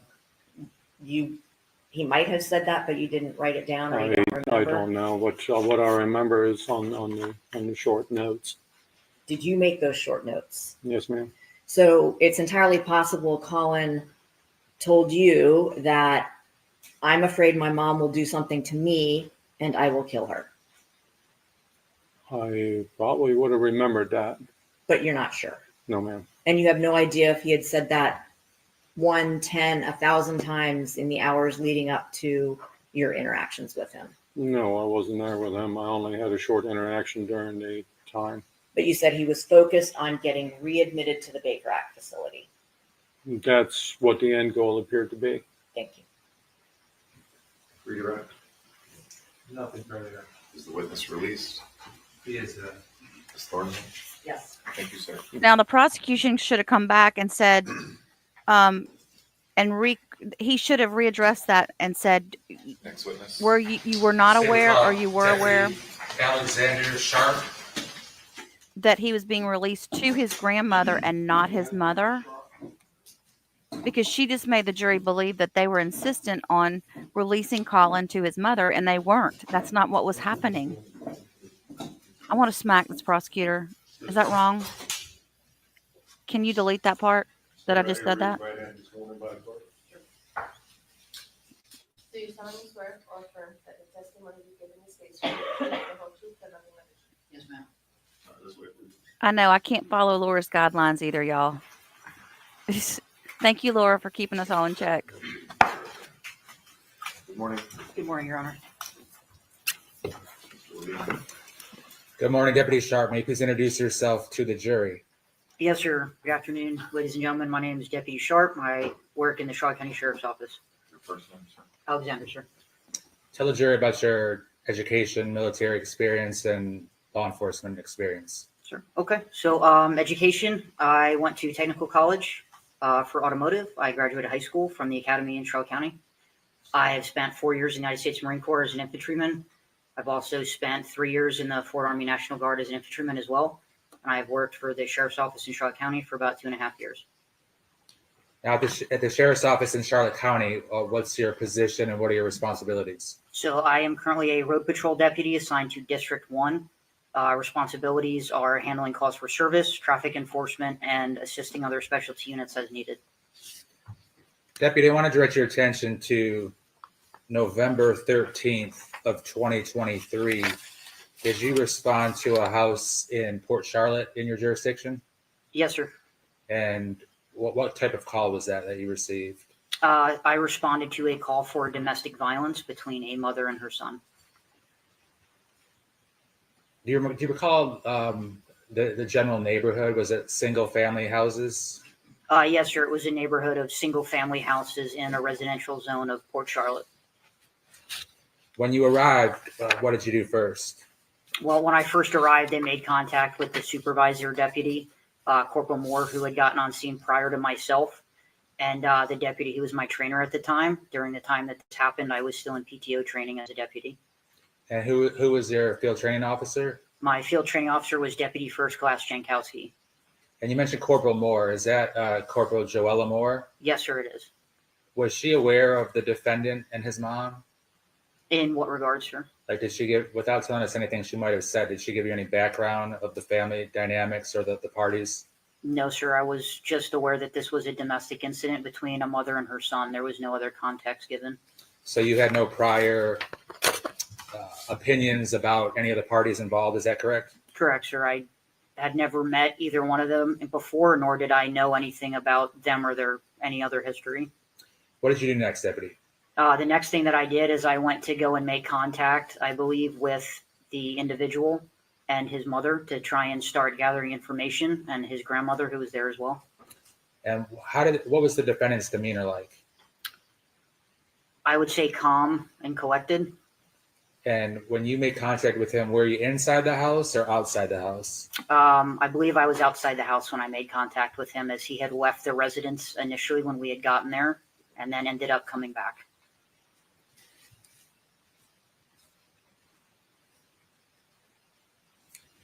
Now, did you have an opportunity to talk to him? The defendant? Correct. Yes, I did speak with him. Did you have an opportunity to speak to his mom, Kathy Griffith? Yes, sir. And what was her demeanor like? She seemed nervous, quiet, scared. From what I could tell, just her whole demeanor, she was still kind of just processing what was going on. Definitely seemed teary-eyed, if you will. When you say scared, did she appear to be scared of you or scared of what her son had just done to her? She appeared to be scared of her son, as she had some injuries that were documented and photographed. And what were those injuries that she suffered from her son? She's had some redness and what appears to be the beginning of bruising and swelling on her stomach and abdomen area, as she had stated that he had kneed her in the stomach. And then she also had a small scrape with some dirt on it on her hand, as she said that he had taken his foot and kicked or stomped her hand. Did she tell you why he did that to his own mom? So, speaking with both the mother and the son, what we were able to gather was that she had told him that she was unhappy with his behavior at the time as a juvenile and was going to do some new parenting and wanted to take away his Xbox gaming system and his cell phone. And at the time, he did not like those consequences, so he grabbed his mom and threw her on the ground after kneeing her and then stepping on her hand when she went to get her cell phone.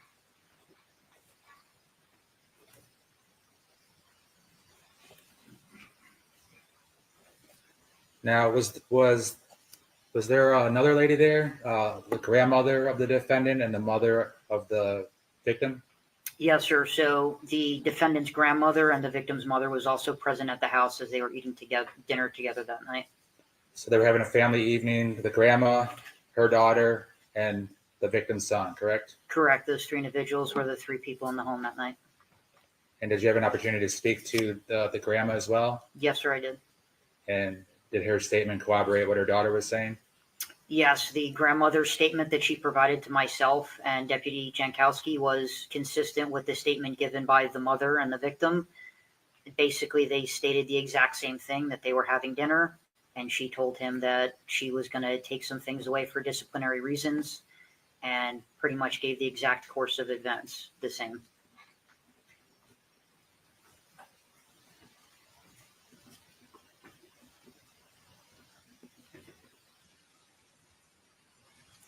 Now, did you see any marks or bruises or injuries on the defendant?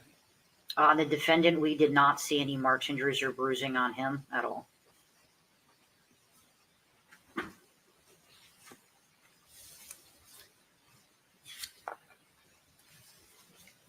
Now, did EMS respond or something like EMS, whether it was the fire department or EMS, respond to treat the mother?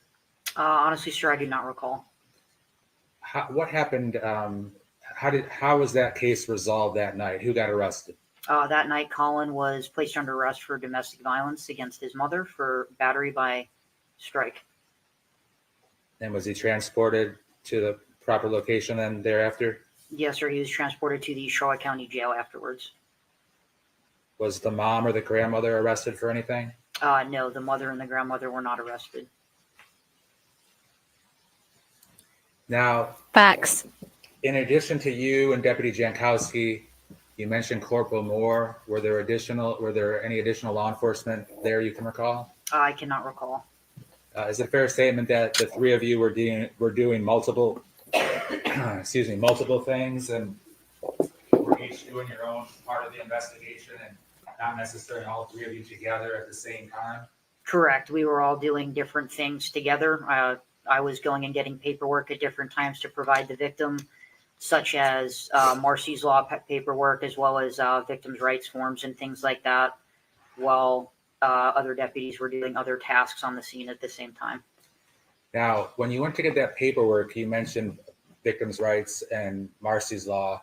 Did you did you or one of your fellow deputies provide that to the victim, Kathy Griffith? Yes, sir. Yes, And what we does did. that what does that mean? What type of paperwork is that when you say Marcy's Law and Victim Rights pamphlet? So Marcy's Law is paperwork that advises victims of what their rights are in the state of Florida as a victim, so that way that they know that they have the right to go to different types of trials and hearings, and then different paperwork to let them know if they want to know when the person that was arrested for battering them or whatever crime may be is released from the jail and things of that nature.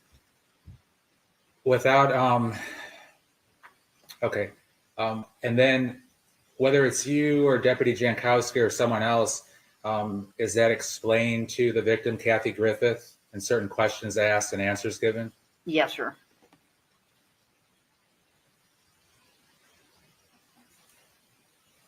If I may have a brief moment, Your Honor. Make sure it's okay with the defense. She's running the show. They better not. When the victim, Miss Kathy, was sitting on the couch, how would you describe her demeanor? I remember that I had asked her if I could get her an ice pack or anything like that, as she said that, the injuries that she had was sore, offered to help if I could. I was trying to be, as compassionate as I could be in that type of a situation. She just was very kind of closed off, if you will, and scared. She had advised me at one point that she no longer wanted Collin living with her or her mother, as she was honestly afraid of him. Deputy Sharp, I have no further questions. Cross? Deputy Sharp, In your direct testimony, you made it sound like Collin fled the scene of what happened at his mother's house. But that's not really true, is it? He was the one who called 911. Okay. You don't remember that? I don't recall exactly who the caller was. I know that I responded to the scene though, ma'am. Are you aware now that Collin was actually on the phone with Corporal Rentis, one of your supervisors, when you arrived on scene? Yes, he was on the phone with Corporal Rentis, and then also I recall that once he was placed into a patrol vehicle, he was also on the phone with Corporal Rentis as well, as they had had previous interactions. Setting the stage. So Collin is reaching out to describe to a law enforcement officer what just happened. I don't know what his conversation with Corporal Rentis was, ma'am. Did you interview Collin? When you say interview, do you mean did I get a sworn statement from him? Did you just ask him about what happened? I had briefly talked to him, yes, initially. And he told you that his mom punched him before he threw her off of him, correct? Yes, ma'am. Okay. And you and the other deputies who responded, it wasn't like you just went there, said, talk to you, everything matches, so we're arresting him. You were there for hours, right? I don't recall exactly how long we were there, but it was not an in and out situation. Right. And do you remember your supervisor on scene, Joella Moore, saying she never knows how to read Catherine Griffith? I do not recall that statement. But it's on body camera, right? Okay. Speaking of body camera footage, you had one on your person that night, correct? Correct. And it was running the whole time you were there? Correct. Have you reviewed it since you found out you were going to have to testify? I reviewed it when I initially spoke with someone from the state's attorney's office. Okay.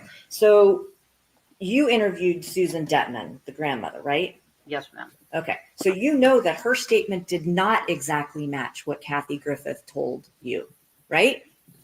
Their statements seem to coincide with each other and align.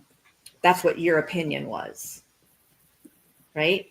That is basically what I wrote in my report, ma'am, yes. Right. But what about what's on body camera footage? That she had told me that they were having a conversation at the dinner table, and that Catherine told her son that she wanted to take away his Xbox and his cell phone so that she could only send and receive text messages and make phone calls, and that they had pretty much both decided that he wasn't going to go on their family vacation. And then Susan also told you that as Kathy was reading him the riot act, that Collin stood up and said, let's do this. Correct. Right? They both told me that. Okay. But then Susan says she didn't see what happened next because she was going for her phone to call Corporal Rentis herself, right? So Susan had pretty much told me that once he stood up and said, let's do this, that she stepped away to go and get her phone. And by the time she came back, they were on the floor. And the only thing that I have between that time period is both what Collin had told me he advised happened and then also what his mother had said.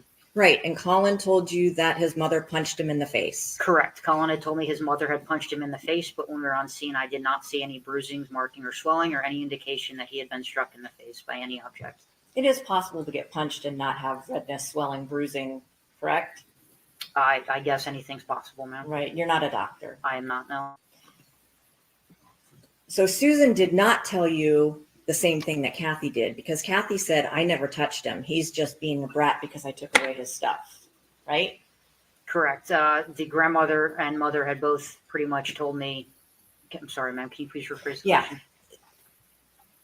My main point is that you made it sound like Kathy and Susan completely agreed on what happened, which would indicate to the jury that Susan supported what Kathy said about her not punching Collin. But Susan didn't tell you that, right? Correct. Susan had told me that they initially got into an argument and their statements were the same up until Collin got up and said, let's do this. At that point in time, the grandmother advised she was not present and did not see what happened from the time frame that he got up and said, let's do this, until she came back and they were already both on the floor. Both on the floor. Now, Collin was quite forthcoming with you, right? When you talked to him, your interaction? So I had talked to him initially, briefly, and then when I went to go and get a sworn statement from him, he advised that he wanted to speak I'm going to to stop you right there. He was talking on the phone to Corporal Rentis the whole time he was sitting in the car, correct? Correct. He was sitting in the back of the car. And anytime an officer walked up to him, they could capture his face and his voice and whatever he was saying on camera, right? We had our body cameras on. Right. So that's a yes? Yes. So Collin says his mom punched him and he defended himself by kneeing her and throwing her to the ground, right? That is what he had stated. Yes. And that's on body cam. Yes. Okay. And then Kathy says, I never punched him. Correct. Right? And Susan says, I don't know what happened. She may have punched him because I wasn't there when that happened. Correct. Okay. You all chose to believe Kathy over Collin, correct? Based on the evidence that we had seen to coincide with the two different stories and with what the grandmother had told us from the different points in time that she was there, it appeared that the mother and the grandmother had similar stories, or from what time periods they were both there together, that matched. And like I said, based on the physical evidence of injuries that the mother had and the son's lack thereof, that was where the evidence led us to go. So your body cam would also show the alleged injuries to Kathy, right? Yes. And when I know you were still in training, but I am sure you have learned, if not before then, that when there's a domestic incident and allegations from both sides about what may have happened, knowing the family history is important, correct? The family dynamic between mother and son? Yes. And maybe prior acts of violence on either side? Is that important to know too? Towards each other? Yeah, or towards anybody. Oh, you mean like his father? So once we had placed Collin under arrest, we did check to see if he had any previous arrests for domestic violence or battery, and we did not find anything. Right, but you found some for Kathy, right? For domestic violence? Mm-hmm. As the victim, I did not go into her background and check to see her criminal history. Did they just open the door? Did you just open the door? You weren't aware that she has been arrested for domestic violence battery on another family member before? No, I am not. Would that have made a difference to you in how you approach this case? No, ma'am, it would not. And are you aware that... Your Honor, I'm going to object to anything further about subject matter like that. It's irrelevant to what he was doing. So are you aware that Kathy Griffith had been arrested before for stabbing her then husband? No, I am not. Are you aware that she was also alleged to have burned him with a terrarium heat lamp in that same incident? No, I'm not.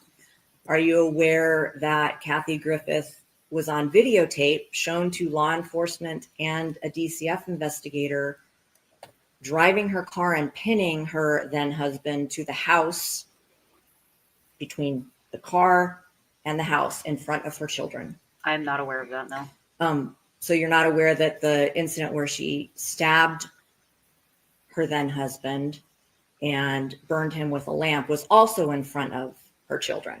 No, I'm not. As I had said earlier, I have no previous interaction with either one of those individuals or knowledge about their previous history.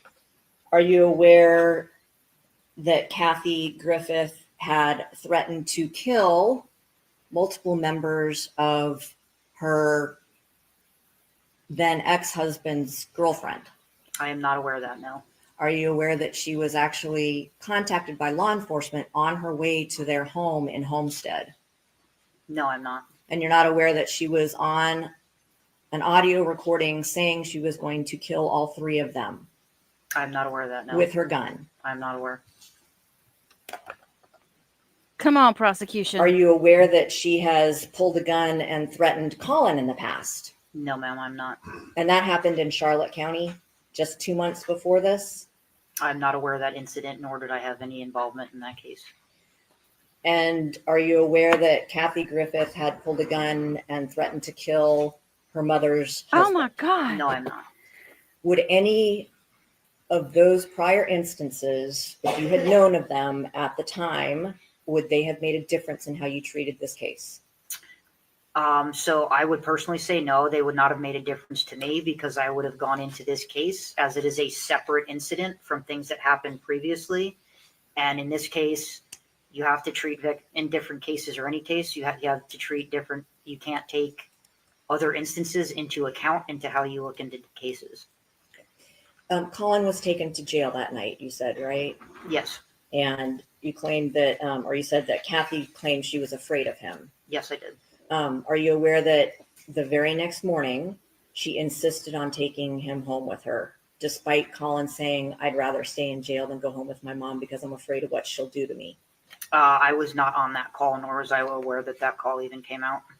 I don't have any other questions. Oh my God. Oh my God. Come on, prosecution. Get it together. Deputy, are you aware that victims of domestic violence often want their abuser back in their lives? Yes, that happens often. Usually with domestic violence, obviously it's going to be a family member, whether it's a spouse, child, or something like that. And people do have personal relationships. So after the fact, typically people want to try and reconcile issues and fix things. Does that sometimes end up very badly for the victim being abused further? It can, especially when it is situations where it's parents and children's or husbands and wives. You'll see situations where you'll have multiple issues of domestic violence, but because it's a family member and someone that they love, it continues to happen and they stay with that person. Does it also unfortunately end in family members murdering each other? It can end in violence in that nature. Now, the defense attorney was asking you a lot of the questions. Were you aware of things? Were you aware of things? Were you aware of things? Do you know if all or any of the information she was asking about is true or accurate, or what source it's from? I have no idea of anything that she was asking me because I've had no other involvement with Collin or his mother. And as I had said, I treat that case as its own individual case, as it has no reference to other cases or instances that we've dealt with. Now, the defense attorney was inquiring about you a lot about when she talked about Susan Detman, the grandmother, about the content of her statement. Mm-hmm. Is it accurate that Susan told you that her daughter was telling Collin that she would be implementing new parenting rules? Yes, sir, that is accurate. And the grandma told you that Collin would be having his Xbox gaming system and cell phone and other items taken away as a disciplinary action due to his behavior. Yes, that is an accurate statement. And these are things that Susan said the mother was saying to her son, correct? Correct. These are things that the grandmother and both the mother had told me in their statements that she was going to take items away due to his behavior for parenting. And they were so fed up with the defendant that they told him that the Thanksgiving cruise vacation he would no longer be going on. Is that correct? That is correct. And at that time, according to the grandmother and Miss Kathy, the defendant's response was Collin stood up and said, "Let's just do it." Correct. So did you take that to mean he was challenging his mom to a physical fight? From both the statements that the grandmother and the mother had told me, yes, it sounded like he stood up and basically tried to show body language and intimidate his mother and say, okay, if you're going to try and take away my Xbox and my cell phone, then he wanted to have a physical interaction. So because the mom was trying to discipline and parent her child, the defendant physically did what to his own mom? So at that point, from basically what the mother had told me, is that he had kneed her in the stomach and thrown her to the ground. And when she went to go and get her cell phone, he stomped on her hand. I have no further questions. You should have called a sidebar. Ms. Thornhill? Yes. Thank you, sir. Thank you, Your Honor. And then objected and then called a sidebar while she was asking those questions because she just opened the door to him asking questions about Collin and his father. It's about 10:20. We'll take our mid-morning recess of 15 minutes. All rise, please.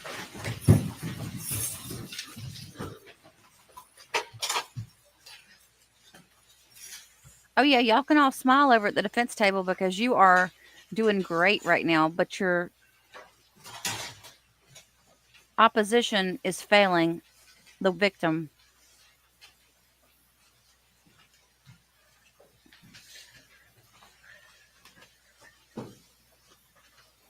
Please tell me that grandmom's going to get up and testify against Collin. Please tell me that, you guys. Tell me she's not going to try to sugarcoat this stuff. Anything we need to take up, Mr. Levine? No, Your Honor. Ms. Thornhill or Mr. Hendry? No, Your Honor. All right. 15 minutes. 15 minutes. It's 9:26 now. Oh my gosh. You guys.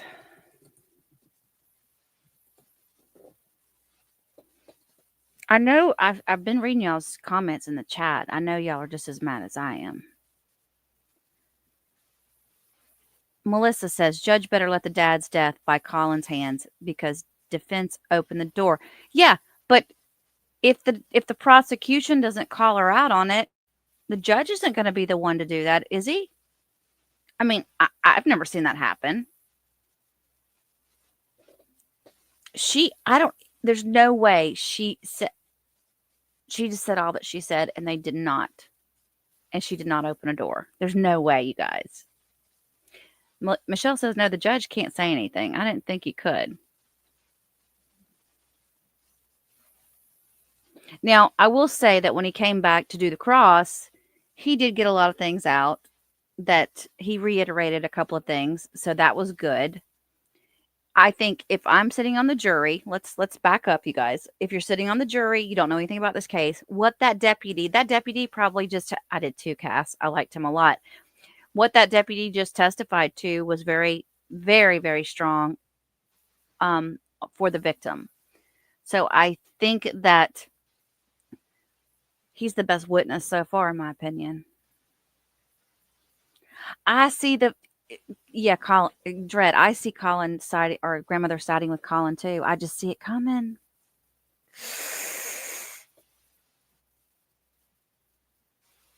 Michelle says prosecution has to ask, and if he doesn't, then they can't appeal because they haven't protected the record. Who's sitting? Did you guys notice? Is the prosecution is it only one guy up there? Is there another guy at the table? Somebody call his boss. I'm just kidding. I'm kidding. Don't call his boss. My God, no. I mean, but who's paying attention here? Is somebody on the prosecution side not paying attention? This is horrible. Anna thinks that Granny's going to support Collin too. And Dredd also says the defense has to raise the issue. It cannot happen through the judge. I didn't think it could. I didn't think that just doesn't make a lot of sense. Now, if it was the judge in Corey Richards' case, he might suggest it. I like that judge. Okay, so let's just kind of go over what's happened this morning. For those of you that are late coming in, we've had nothing but uniformed officers come up to testify. This is all being called by the state. They had a long discussion about the prior domestic violence call that this deputy was mentioning against Collin and his mother, and being allowed to put that body cam in. Now, that you guys, that body cam is very damning. We watched it yesterday during lunch, and I also have it on my stream or in my playlist. The prosecution did not fight hard enough to keep it in, or to get bits and pieces of it in even. I mean, he could have at least fought to get some pieces of it in. It's like he's not prepared or something. And the judge sided with the defense and said, no, we can't bring it in. Now, we don't know how much yet. We don't know. It was not clear as to exactly if they were saying none of it can be brought in, or maybe there's a portion that can. I'm not certain there yet. The first witness was a forensic investigator, Investor Bange. She said there was no disputing that he did it. Or no, this is what I'm saying. I'm saying this. There's no disputing that Collin did it. But what we need to show is that what we need to show to the jury is that the mother was definitely a victim, and not the aggressor, right? So this first forensic investigator said that there was blood on the stoop outside, and that there were also earbuds that were strewn outside. She said the stab wound to the victim was very deep. And she said that about 20 to 30 minutes, she was around Collin, and he was completely emotionless. He had blood on his hands, clothes, and glasses. But when the paramedics got there, I guess they had to check to see if he had any wounds. So a lot of the blood that was on his hands and arms got washed off.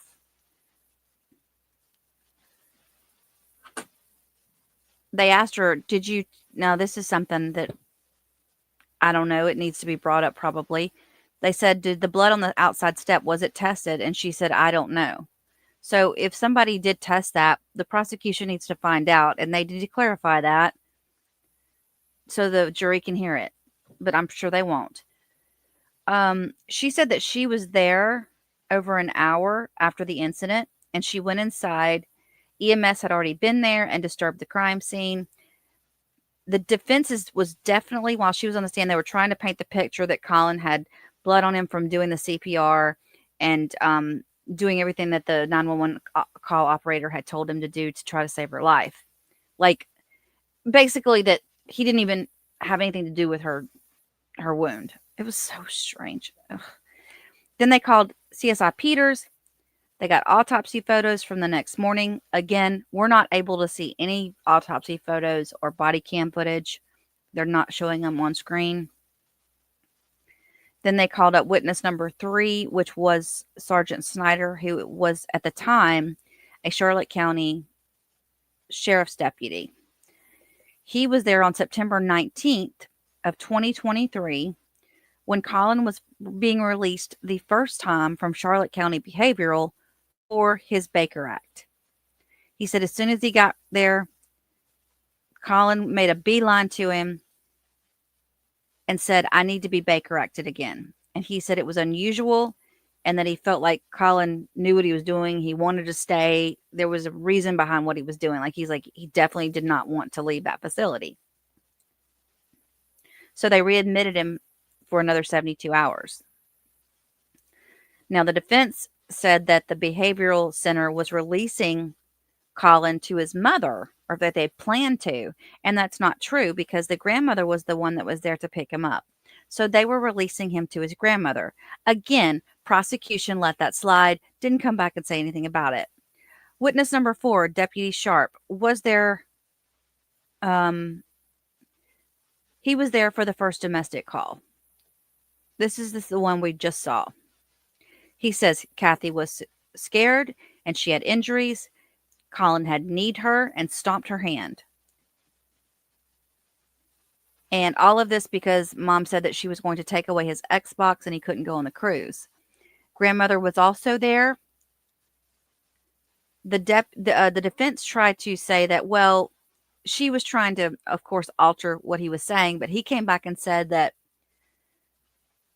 Mom and Grandmother's stories matched and Collin's didn't match theirs. So he had to go with the two older people. The defense tried to say that Mom had punched Collin prior to her doing anything at him. And the deputy said he did not see any marks on Collin. Collin was arrested that night. And Mom had said she did not want Collin living there anymore. That's all that came out to the jury, basically. So that's where we are. Anne says, could the other officer have been fired because he was the one who washed the blood off of him? No, I think it was a paramedic that washed the blood from his hands and arms, probably because they were looking to make sure he didn't have any. Because think about it, when the paramedics come on scene, they're going to check both parties and make sure there's no injuries to anybody. So they were probably trying to wipe to see if there was any kind of cuts or anything on him as well. It's really not considered obstruction because they're doing life-saving measures.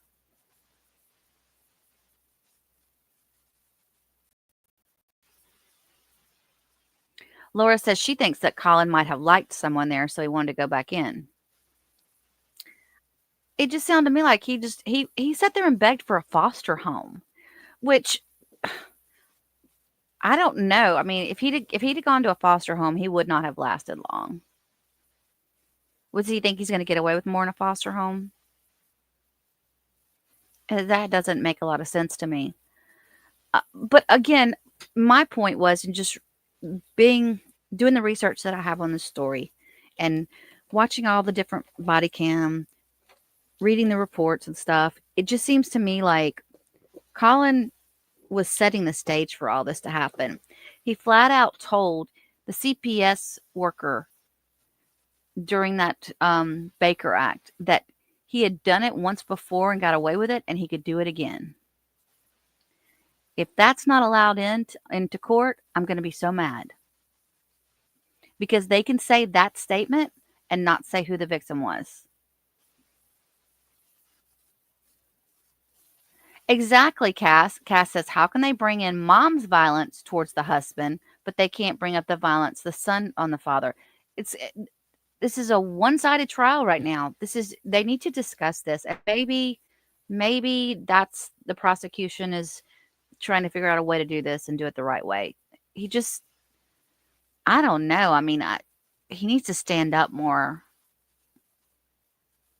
If I was let's say I was if I was involved in this in some way, shape, or form, like if I was the brother, like Christopher, the brother, or the grandmother or somebody, I would be so mad that my mom's voice wasn't being heard because the prosecution's not stepping up.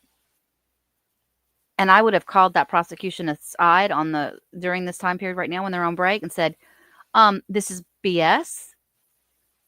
And I want to talk to your manager. Mark says this trial is pathetic. I know. Laura said, my daughter works in that field, and she said she finds it hard that he wanted to go back willingly when he wasn't facing jail or anything else. Could happen, but not common. Well, it was he was trying to buy time so that he could get sent to the facility. But I just feel like everything this little kid did was he was planning out what he was going to do to Mom. And anything that can be on the record, like her saying, oh, wasn't Collin the one that called 911? Oh, well, yes, he was. He was the one that called 911. No, I don't think he was the one that called 911. I think they said he called an officer from a prior incident who he had a relationship with, or he knew from the prior incident. So hopefully that officer that they said that he kept calling is going to get up and talk about what Collin said, and we'll be able to pick that out and totally premeditated. Yes, totally premeditated. I don't know. When on that body cam that we watched, it did not look like the officers were believing Collin. It looked like they were like, well, kiddo, you we can see right through what you're trying to do here and it's not going to work. But then remember that one female officer told her, she said, if we don't step in, we're not doing our job and we've got to step in for your safety. Please let them play some of that body cam. I think they're back. We got audio.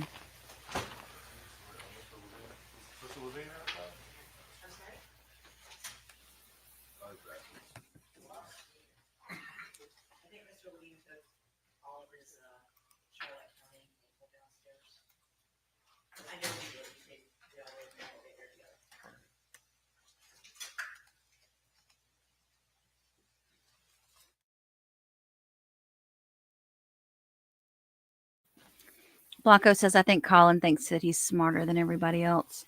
I think you're right. He's just very cocky for his age, isn't he? But I agree with you, Anne. I think the grandfather is going to help. I think the grandfather testifying is going to be good. If the defense allows him to come in, I'm being facetious. Mark's still on the lady with the, leave the transcript lady alone. Leave the transcriber alone. He's still messing with that. Yeah, if you guys don't mind, if you hit like and subscribe while you're here, I'd appreciate it so much. It helps with the YouTube algorithm. I hope you are enjoying the trial. I hope you appreciate the fact that I do shut up while they're in session and I don't talk over anybody. Are there any psychological evaluations on him? I heard no diagnosis. Anna, I think they're going to have to bring that. That's what's going to be coming in next because there's got to be some records for that from that Baker's Act. Laura said Mark is fixated on most women. He is, isn't he?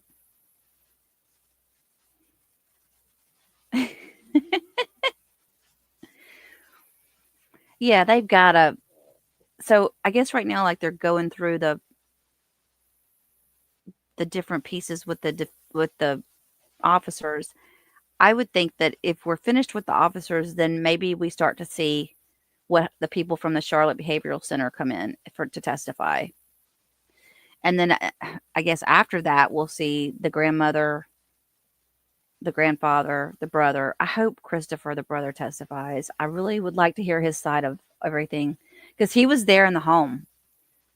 And usually, the other sibling kind of sees everything from a different light than another adult in the home. So that will be very interesting.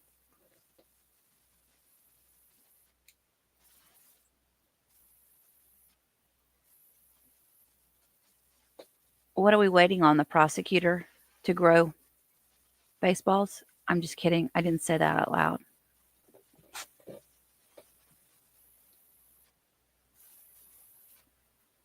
I'm going to get banned.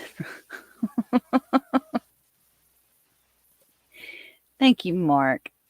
Are you trying to win us back over now that you've been talking about all these other women in front of us? You think that doesn't hurt sometimes, Mark, that we have to hear that from you?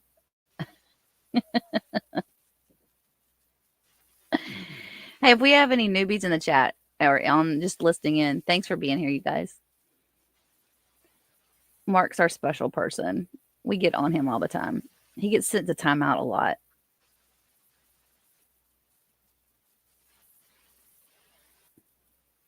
And Blanco's not far behind. They're like the two leading men in our chat full of women. We probably did scare the newbies off, Michelle. Lawyers are present. Oh, we were waiting on State's him. counsel is present. Are we ready for the jury? We just need a couple minutes, Your Honor. There'll be one quick thing to litigate. Okay.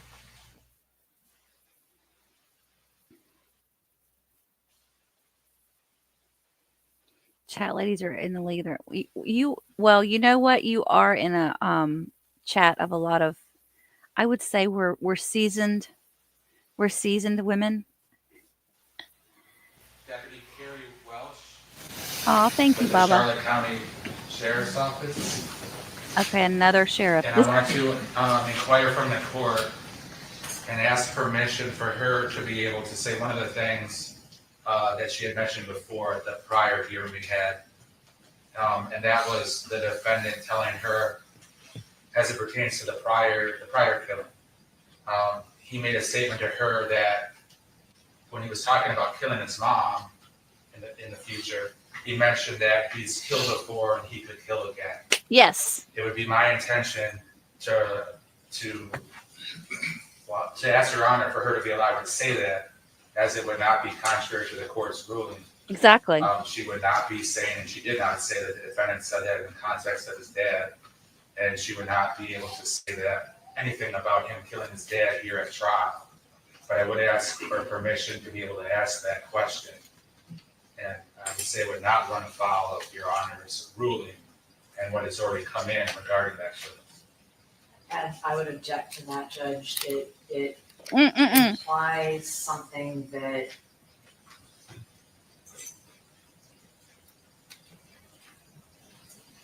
She doesn't even know how to object it's a to true it. statement if he acted in self-defense, right? But the statement alone, without getting into details such as it was self-defense, make it extremely prejudicial. And I think that the prejudicial effect of it would substantially outweigh any probative value. So it's a 403 argument. Remind me what the context of this conversation was in which the statement was made. What was going on? She was talking to him about, it was one of the times when he needed to be at home instead of somewhere else, and I don't remember which place it was, if it was the jail or the psychiatric facility or foster care. But it was him again saying, I don't want to go home with my mom, I'm afraid of what she might do, and I could hurt her. In response, basically, I've killed before and I know I could do it again. But once again, there's a whole host of interpretations that if it's allowed in, I would feel obligated to go into, that could mean self-defense too, correct? Which opens a can of worms. No. Their characterization of the conversation that Mr. Griffith was talking about defending himself. I believe so. Yes. The words themselves.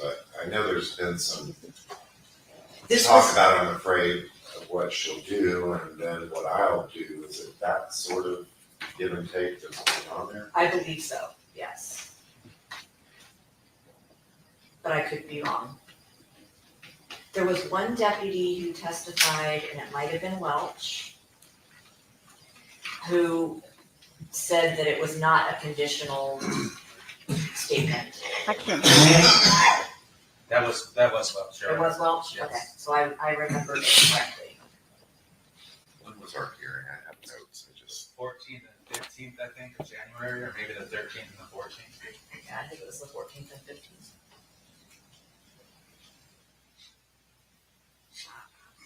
I'm surprised they allowed the 911 call in. I'm surprised that we've been able to get as much on the record as we had at this point. I apologize if I'm being loud. I'm mad. I'm really mad, you guys. I've never seen something this bad. This is bad. And the prosecutor or the defense is doing her job, and the prosecutor is not doing his.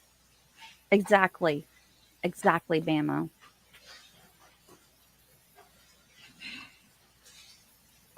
He's like, is it okay if I say this? Really? Just get up and say it. It was nothing against what they had talked about, because he didn't say who the victim was. He didn't say anything about the victim. He said, I did it once, I'll do it again. Like this was the incident at Charlotte Behavioral Health when he was being released. And I don't have verbatim notes, but she testified that the CAD notes said that he didn't feel safe to go home. When the witness got to the facility, Mr. Griffith approached, said he didn't feel safe to go home or how he'd handle it. She said initially he didn't seem to meet criteria. She asked him why he didn't feel safe or how he didn't feel safe. And he said he would do something to his mother or grandmother. She asked him what he meant. And he said he would throw them out of the car or shoot or stab them. He said he's done it before and would do it again. Asked what he meant. He said he shot his dad and he didn't want to go with either one of them. And then he was Baker acted again. So. Oh no, he's not gonna let it in. The deputy knows that if Your Honor rules it admissible, she knows and understands that she will not mention that he killed his dad. I would ask Your Honor to allow me to ask that question, for her to answer that question, as it would be consistent with your ruling. Yep. And that's all I have to say. Thornhill, anything additional? Nothing additional. Oh my God, are they in cahoots? Are you okay with it, defense attorney?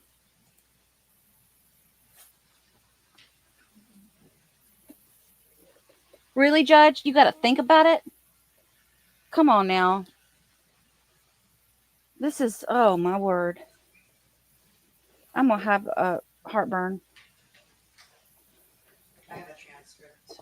So I bet you do. I'm sure it's better than my notes. Well, your notes sound pretty darn good. You're supposed to already be getting. It's not. Exactly. I'm going to send him some baseballs and say, do you get it? Or maybe ping pong balls will be more appropriate. Is she his daughter? I know, right? It's so weird. It's so weird. Remember yesterday when he made that comment to her when he got onto her? He was like, no, you know better. They've worked together a lot before. Obviously.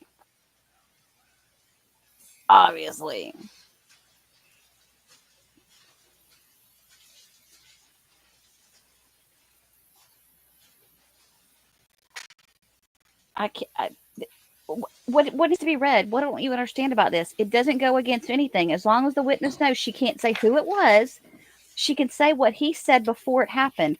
He said he was going to do what he did. Why can't that come in?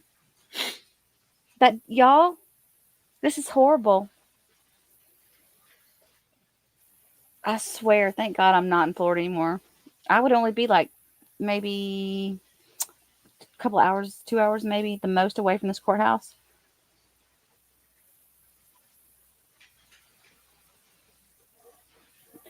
I'm not saying they got anything going on, Miss Bama. I'm just saying, they're friendly because they've worked together before. Fine, whatever. But come on.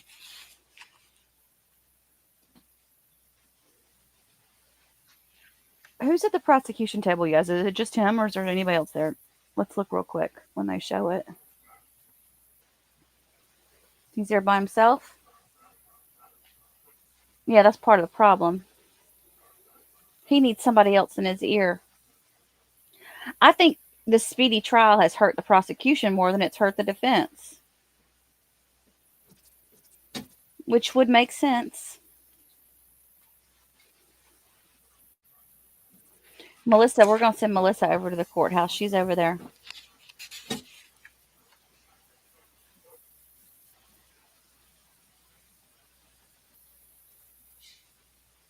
Yeah, he's all by himself. All right, so Ms. Thornhill. Somebody call his office and tell him they need help. I recognize the statement can be interpreted multiple ways, but isn't that the point? I mean, it is a statement of future potential intent, action, that I think can be interpreted as self-defense, but it can be interpreted as not self-defense. Because nothing in there says anything directly about being afraid of his mother or his grandmother, because he speaks about his grandmother. It just says, and specifically his statement is, I'm afraid of how I'll handle the situation. Not, I'm afraid of my mother. I'm afraid I'll be attacked and what I'll do in response. It's, I'm afraid of how I'll handle the situation if you send me home, which is probative on the issue of premeditation, intent, and so forth. Yep. So I am going to allow it. And it is Thank out there God. that he's killed in the past. Right, So right. I understand. And let me ask you this then. Would I be running afoul or opening the door if I ask Deputy Welch about one possible interpretation of that is I've acted in self-defense before and I know I could do it again? opening the door to what? To any of the Oklahoma stuff. Oh, you already did that, sweetheart. Mr. Levine, what's your position on that? I think it would be opening door, Your Honor. I don't know why you would, I mean, I don't think that's a it is. question I think you would ask the jury during your closing argument. What does that mean? The witness's opinion of what that could mean is neither here nor there, is it? I mean, we've had lots of opinions from officers about how they handle investigations and what's usual and things like that. And the ones I've heard objected to have, Yes. if you notice, have been sustained. Yes, So, that's fine. I won't go any further. right. I'm not saying it opens the door or what it might open the door to, but I just don't think it's relevant what they think that could mean. So And noted for future objections as well. now sometimes those opinions might be I admissible understand. if it's within their area of expertise and it's relevant to an issue in the case, but much of what I've heard, well, all of what you've objected to, I've sustained. Yes, sir. Your Honor, if I may have just a So, brief moment to. Let me ask a question though. Yes. Well, you're going to tell her not to say anything about that it was the father or a relative. I mean, Yes. that was part of my order. Yes, I've told her I'm going to tell her again based upon the court's ruling. It will be updated. All right. All right, thank you. That'll just take a minute because she's outside.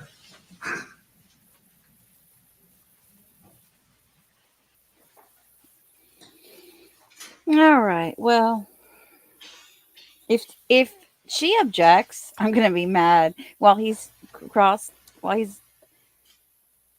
questioning this witness. Blanco's, I like your mad words, your little emoji. I need that one. Y'all are gonna have to mute me. I'm serious. I'm getting so mad about this. I don't know why. I guess because I just know a little bit more about this case than the norm.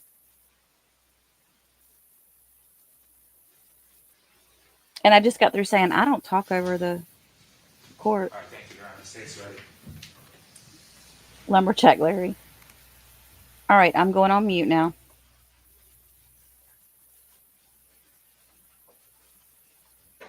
No, Furface has not woken up yet. I guarantee you his wife wears the pants in the family.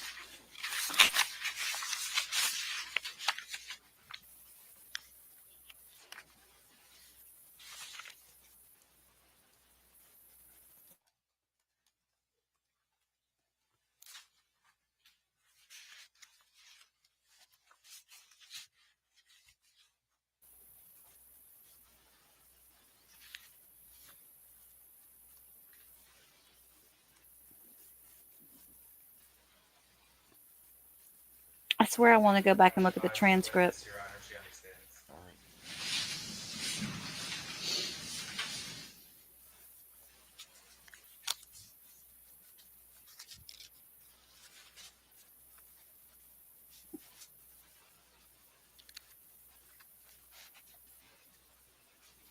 I think he might be overwhelmed. I think this is probably, you guys, what happens when there's not enough people in there on the prosecution side. That could be what it is. He's not as prepped for this trial. I still don't think he has the oomph that he needs, to get up and go. But it could be too that he's just overwhelmed with work. I don't know how that wouldn't that make sense? All right. Witness Carrie Welsh. We need you, Miss Deputy Welsh. We need you. Do what's right for the victim. Tell the truth.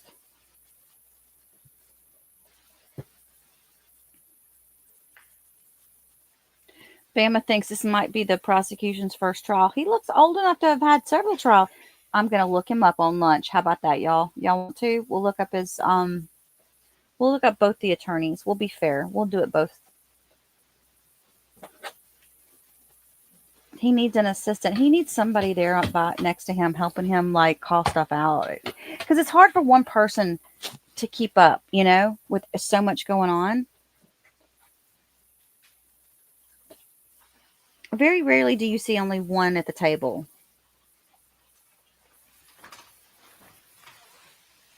All right, please.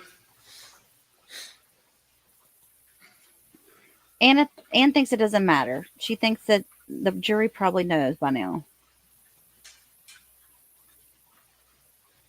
All right.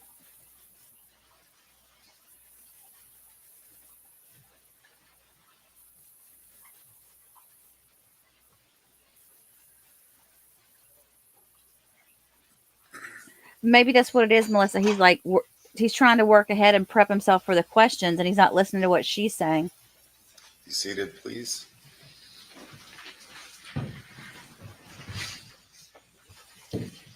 Next witness, Mr. Levine. Thank you, Your Honor. The state call is Deputy Carrie Welsh with the Charlotte County Sheriff's Office.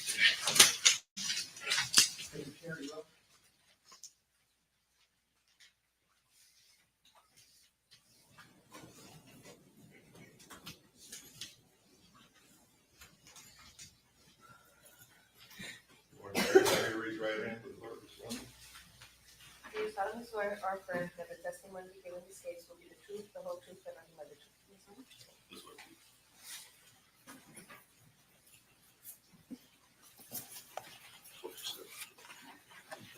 Good morning.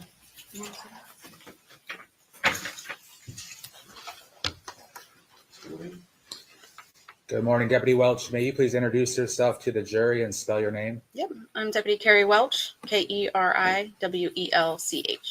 And where do you work? The Charlotte County Sheriff's Office. Tell the jury about your education, training, and experience. So I've been with the Sheriff's Office for 6 years. In that time, I do annual training with the Sheriff's Office, but I was also part of the mental health unit.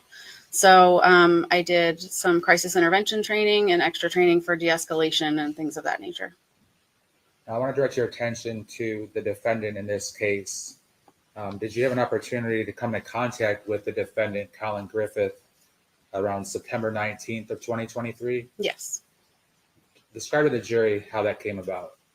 So I was called to our Charlotte Behavioral Center, which is our Center for Crisis and Addiction Services. I was called there for the defendant being released from the facility, and they didn't feel that he was ready to be released. He was saying that he didn't want to go home. What happened next when you arrived there? When I arrived, I spoke with the defendant, and he made several statements about wanting to harm his mother and grandmother if he were to go back into their custody. And those several statements that he made about harming his mom and grandmother, what specifically did he say? He specifically said that he had, or something along the lines of that he had done it before and that he would do it again, and said that he would either push them out of a car, stab them, or shoot them. Were you concerned when he said this? Absolutely. As a result of that, what did you do? I placed him under a Baker Act for protective custody and sent him back to the facility. And tell the jury a little bit about what does that mean that you placed him under a Baker Act? So Baker Act is for anyone that has mental illness or mental instability, someone that can cause harm to themselves or others. Now, when the defendant mentioned those three different ways in which he could kill his grandma and or mom, and he said he's done it before, what was he referring to that he had done what before? If you, Yeah. do you need clarification? Yes. All right. Would you both approach, please?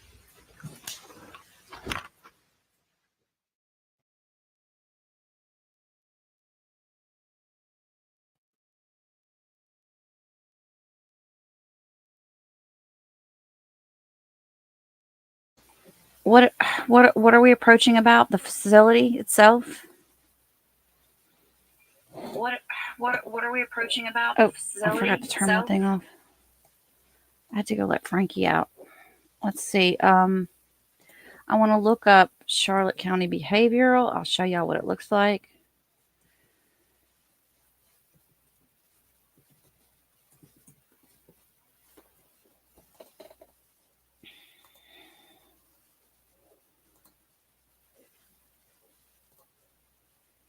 It looks like a nice facility. Hang on. Let me see. Let me find the part. I don't want to change the... I can't duplicate. I can't have two on the screen at one time. So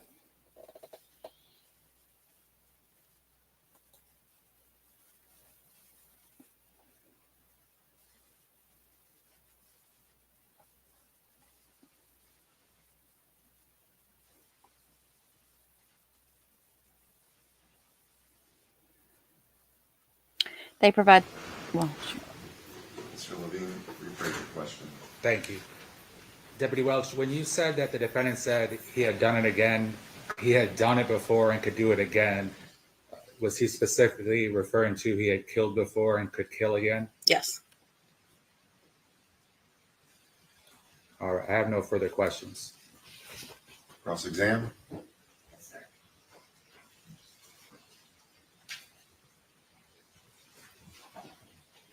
Good morning.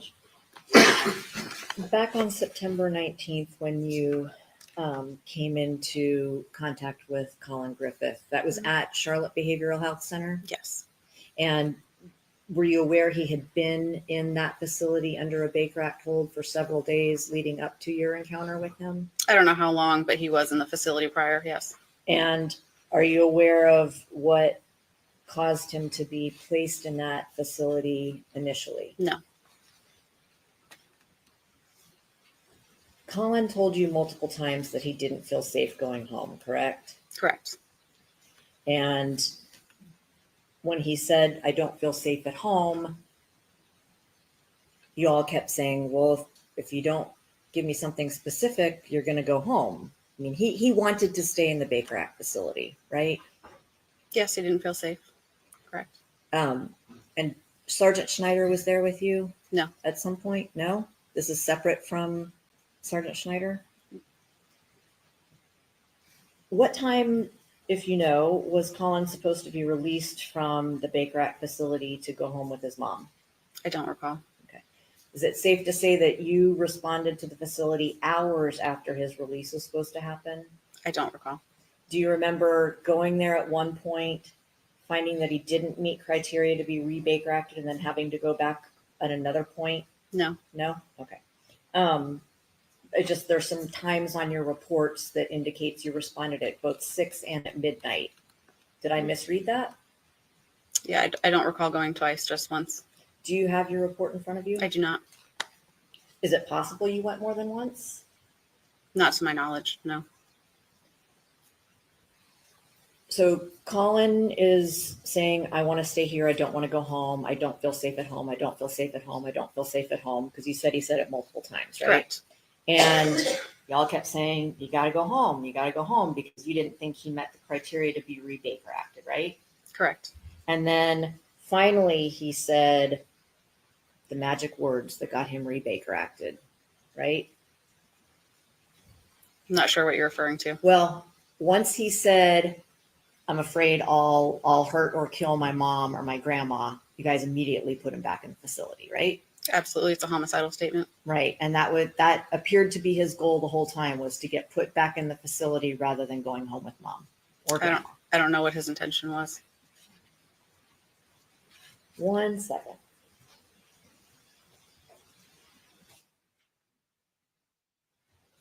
Thank you. You redirect.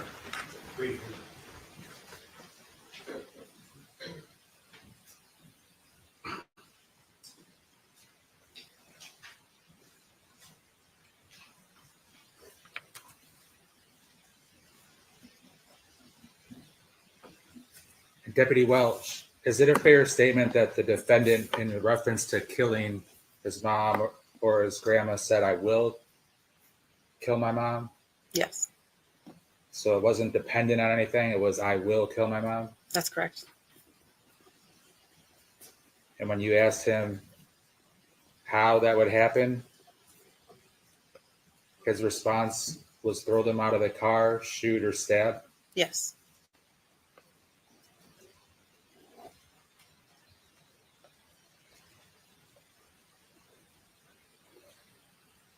And is that when he said that he killed before and could kill again? Yes. All right, I have nothing further. Is this witness released? Yes, sir. Ms. Thornhill? Yes, sir. Thank you. Thank you.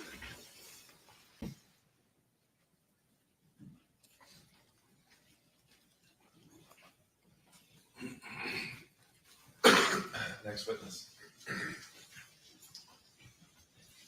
The state will call Detective Lacey Zenoniani with the Charlotte County Sheriff's Office.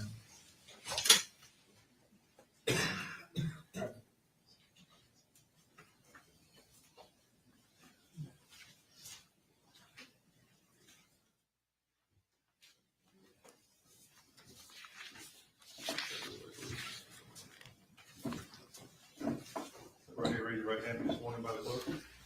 Do you solemnly swear or affirm that the testimony given in this case will be the truth, the whole truth, and nothing but the truth? Yes.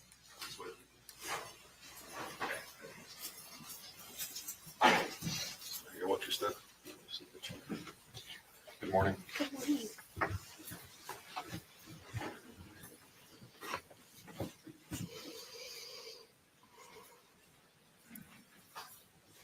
Detective, if you could introduce yourself to the jury. Good morning. My name is Lacey Zenoniani, juvenile detective with Charlotte County Sheriff's Office. Could you spell your name for the record? Zenioniani.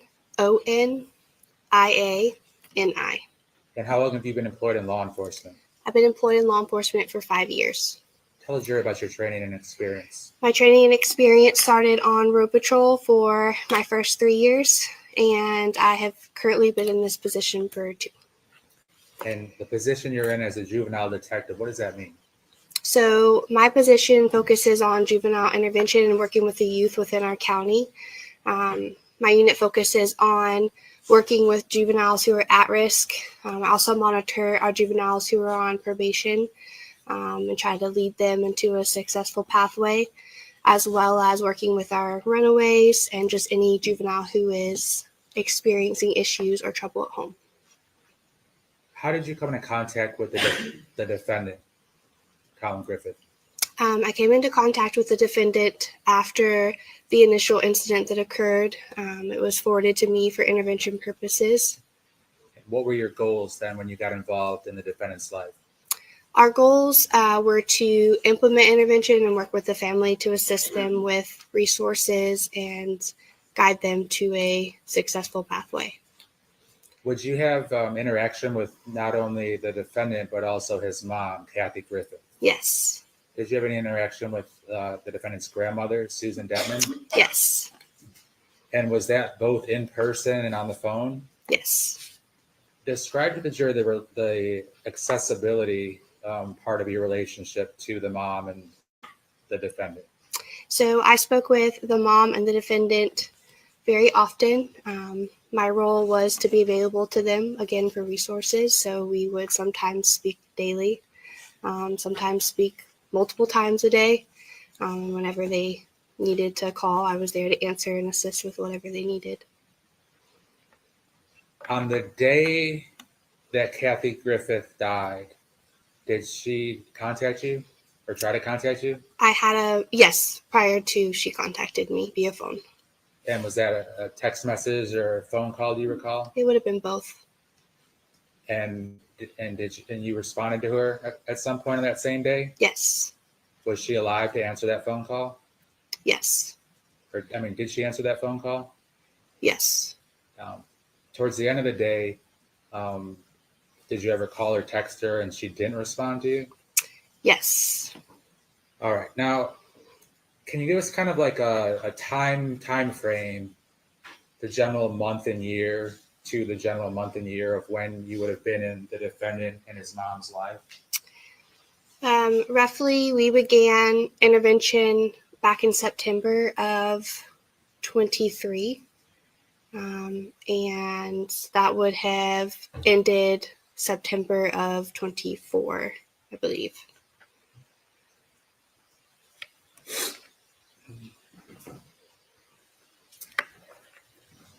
Did the defendant ever make statements to you or in your presence that concern you about the violence he wanted to inflict upon his mom?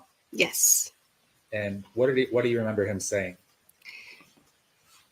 I don't recall specifics, but there were comments that if he returned home or back into the residence with his mom, that he wouldn't be able to control what had happened or that he would harm her.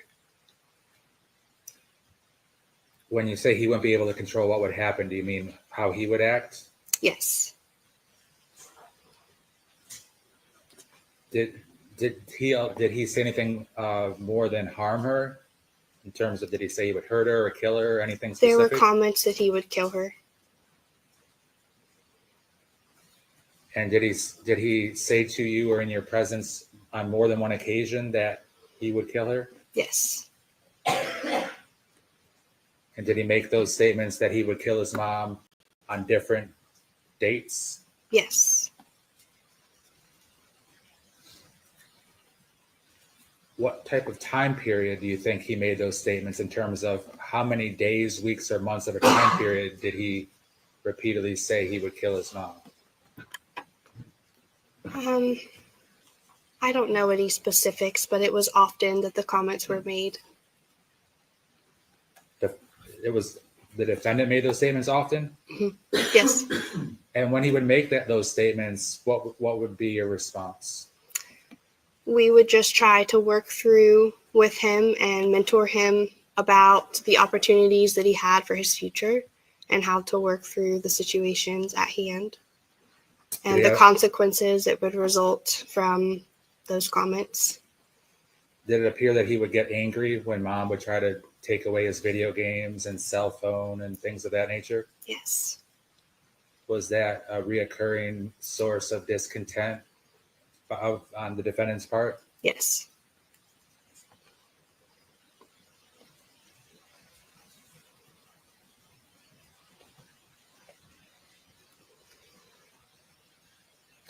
Now, besides providing help to Collin and attention to Collin Griffith, did you also provide that to his mom, Kathy Griffith?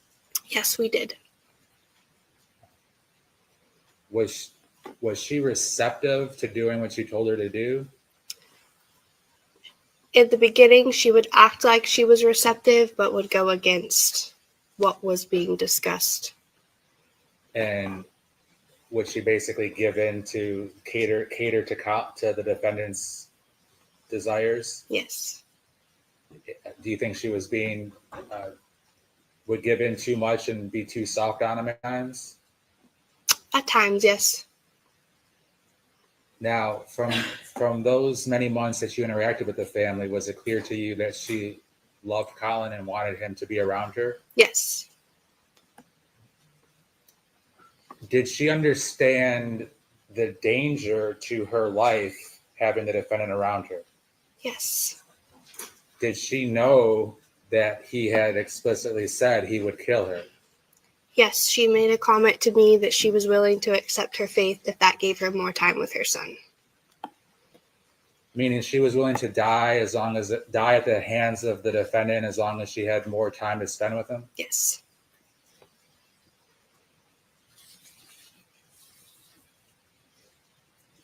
Now, getting to know the family a little bit, did you become aware that there were also good times between the defendant and his mom? Yes, the family frequently went on vacations such as Disney cruises. They went on multiple cruises together and other family trips. Would they both tell you about going to the movies or having movie passes to be able to go to the movies together? They thoroughly enjoyed going to the movies together. Whatever flaws Kathy might have had, was she trying to be a good mom? I believe at the time she was doing her best, yes.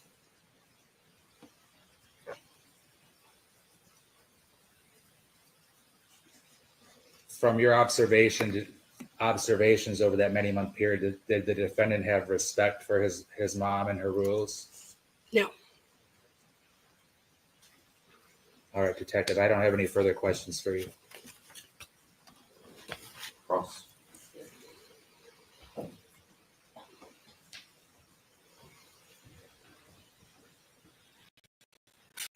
Good morning.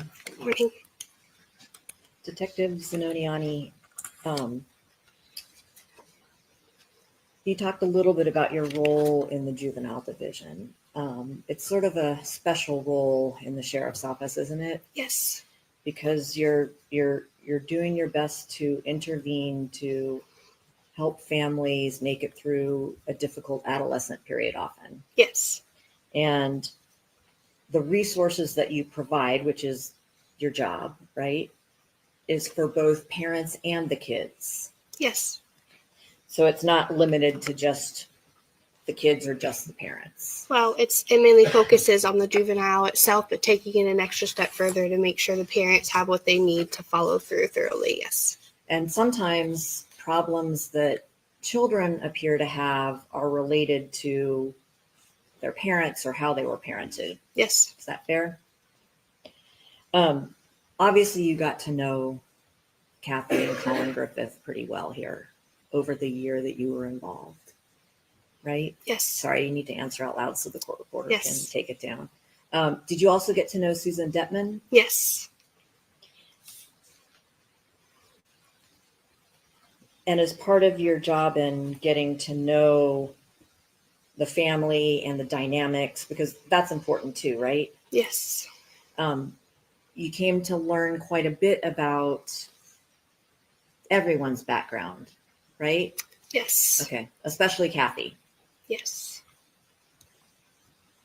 And did you actually seek out information about Kathy's past in your efforts to provide resources to both her and to Collin? In the beginning, yes. So you became aware of some prior involvement that Kathy had with DCF, right? Yes. And it's fair to say that in most, if not all of those prior DCF involvements, it involved Kathy being violent or aggressive towards other family members. Yes. And many of her actions that caused DCF to become involved were committed in front of her children. Most of them that I recall, yes. And in fact, her kids were taken away from her, were sheltered from her at times, correct? I don't recall those specifics, but. Would it surprise you? No. And you're also aware that Kathy had been arrested before? Yes. Specifically for an incident that involved her stabbing her then husband in front of 10-year-old Collin. Yes. And also, there were other incidences where Kathy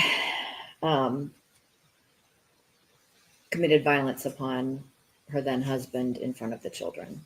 Yes. Okay. So you're aware of the car pinning incident, which I call Yes. it, where she drives her car and pins her then husband to the house with her car still running. He can't escape, right? Yes. And her older son, Christopher, had to go and yell and beat on the car and tried to get a baseball bat to break through the windows to finally get his mom to release her then husband from. I don't recall those very specifics, but I do recall minor details of the report, yes. And you're also aware that Kathy Griffith had, well, let me say it this way. The Charlotte County Sheriff's Office responded a lot to Kathy's home. Is that fair? Yes. And one of those times involved, didn't actually happen at her home, but she had threatened to kill her then ex-husband's girlfriend's family. Are you aware of that? I don't recall specifics on those details. Okay, so you don't recall Charlotte County Sheriff's deputy contacting her and getting her, trying to convince her to turn around from going to Homestead to kill the 3 members of the family? Your Honor, I don't recall that, no. Somebody's got to say it. What about an incident when Kathy claimed that someone had committed a crime upon her and called law enforcement? Are you aware of any of those instances? Yes. Okay. So, for example, you're aware that Kathy claimed that her then husband's paramour had strangled Kathy, and that she had video proof of this woman strangling her. Should we just put the I defense believe I attorney on the recall stand? something similar, but again, I don't recall specific details on those. But the takeaway from all that is that Kathy called police claiming that she had been strangled by someone else, but the video proof she had was clear that it was Kathy strangling herself. Do you remember that? I don't recall that.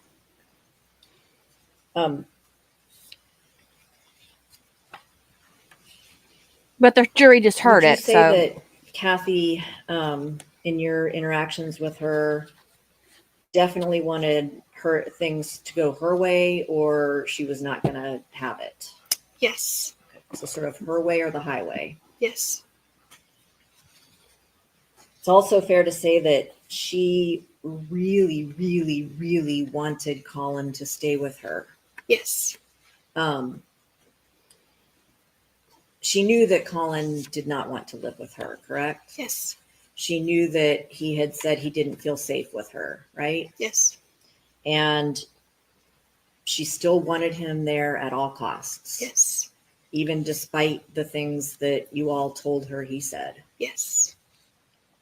I mean, it is crossed. They get a little bit more. In your opinion, as But somebody still. who provides intervention for families either in turmoil or distress, or if there's been an arrest, do you think it was a good idea for Collin and Kathy to live together? We did everything we could as far as intervention purposes, working alongside of our mental health unit and with DCF, and that was the decision that was made. Who made it? DCF returned him back to his home. We had resources we could implement in the time being to help guide them. I can't speak on who made it specifically. But your personal opinion? I'm confident that we did everything we could. I don't know that I feel comfortable giving my If it personal had been opinion. your decision, you would not have Yes. allowed them to live together, correct? Correct. For both of their safety. Yes. Including Collin's safety from what Kathy might do to him. Both. Yes. And sort of along that same vein, Kathy, in just the year that you knew her, was suicidal several times. There were several suicide incidences, yes. So when you say instances, it's not just her saying she's suicidal. She actually attempted suicide several times that you are personally aware of. Yes. So overdosing on oxycodone, for instance. Yes. Mixing it with alcohol. Yes. Are you aware of a time when she had a gun in her hand but had become so incoherent from the pills that she luckily didn't? Yes.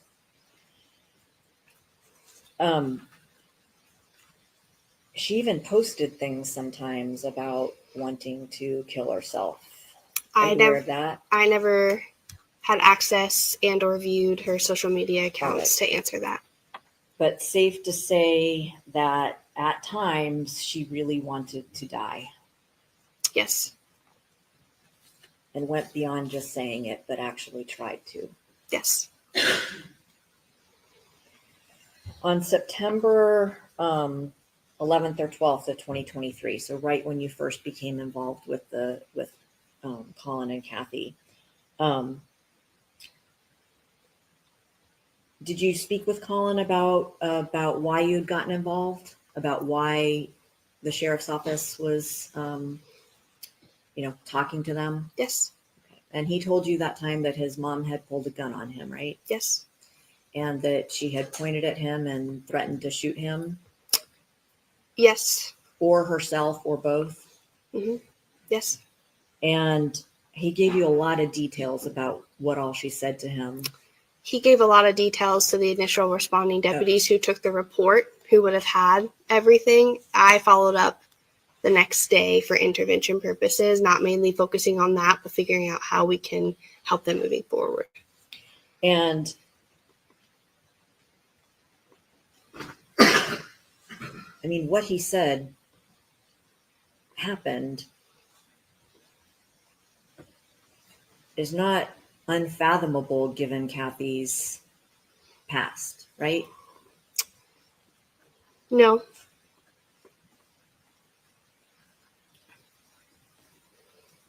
And you're aware that Kathy actually had a gun in her home at that time?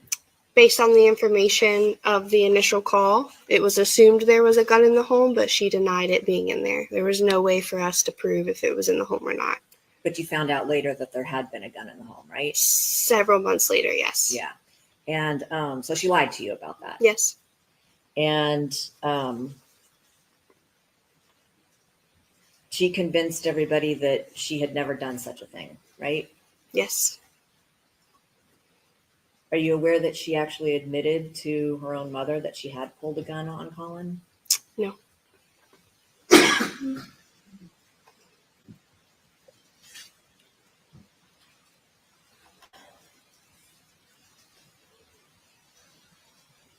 When you first became involved with Collin and Kathy, Collin was in the Baker Act facility, right? Yes. And Kathy was not being cooperative with the efforts that everybody was making to make sure that she was safe, that Collin was safe, that things were being done to make sure nothing bad happened to either one of them, right? Yes. So, for instance, she wouldn't sign medical release forms for people to be able to communicate about Collin's treatment if any was needed. That's correct. And when when Charlotte Behavioral Health Center wanted her permission to try some different medications with Collin, she refused, right? Yes.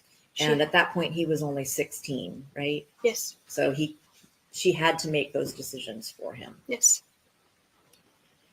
And in fact, she was so desperate to have Collin back with her, despite everything that happened, that she hired a lawyer to get him released from Charlotte Behavioral Health, right? Yes. And that actually happened. Yes.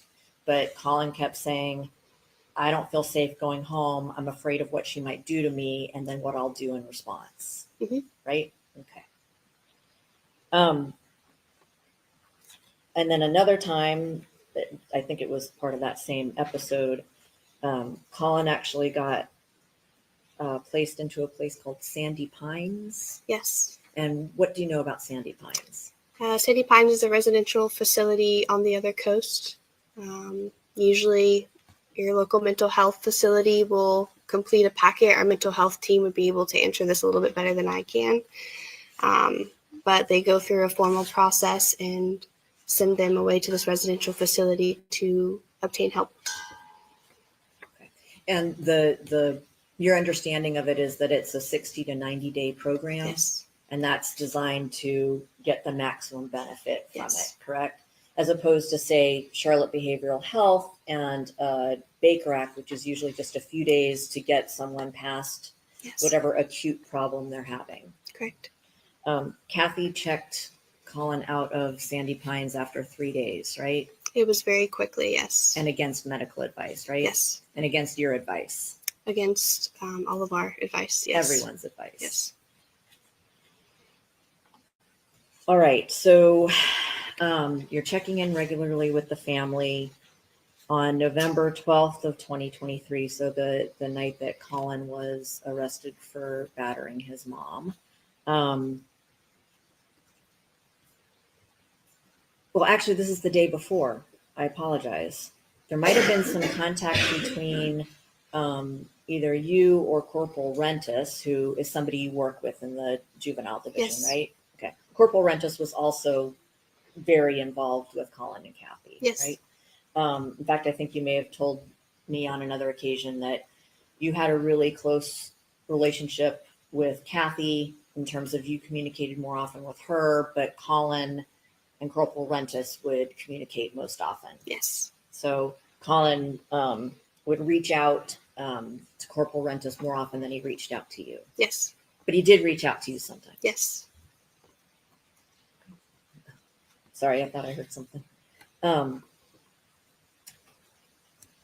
So on November 12th, so the day before he got arrested, did you have any communication with either Kathy or Collin when he called Rentis and said, I don't feel safe at my home anymore. My mom kicked me out, but now she's calling me a runaway. I don't feel safe with her because she had a gun and she's threatened me before. I don't recall specifics of our phone call because, again, we spoke almost daily, if not every other day, but they would reach out when things would escalate so that we could try to guide them through the process. Okay, but that particular, you do remember an incident shortly before Collin was arrested for domestic violence battery where his mom kicked him out. Yes. And he said, then when she started calling him a runaway, he didn't feel safe going back home because of the gun incident. And law enforcement got involved that day as well. Yes. And nobody checked for a gun that day either, right? I can't speak for who was there. Okay. But you are aware that Collin actually went with Susan that night. Yes. To her house in, I think Yes. to her Auburndale house. Yes. Okay. And was the recommendation at that point for Collin to stay with Susan for some length of time, or was it kind of up in the air? He had a good relationship with his grandma, so she was a good divider between the two to keep them separated. So we were just trying to keep them separate for a couple of days until things de-escalated. Are you aware that Kathy demanded that Susan bring Collin home immediately the next day? Yes. On the 13th. Yeah. And were you involved in any of the discussions about that? I recall speaking with Catherine and advising her to let them stay separate for a couple of days. But she insisted that Collin Yes. be brought back to her home. Yes. Are you also aware that she punished Collin for not coming home quickly enough? I don't recall specific punishment other than taking his gaming equipment away, if that's what you're referring to. What about corporal punishment? Are you aware of any corporal punishment she inflicted on him? No. Really? So not a belt whipping incident? I don't recall a belt whipping incident. And speaking of that, if Kathy claimed to Susan, who witnessed the belt whipping, that when Susan said, hey, don't do that, and Kathy said, no, it's okay, Rentis told me I could do it, would that be something you would expect Corporal That's not Rentis something to- Corporal Rentis would say. It's not something he would say? No. Okay, so if Kathy said that to Susan, she would have been making it up. Yes. Then on the 13th, we know Collin is arrested for the domestic violence battery. And he said that his mom had punched him, and in response to that he kneed her and threw her off of him. Yes. Yep. And given Kathy's history, that's not, once again, unfathomable, is it? No.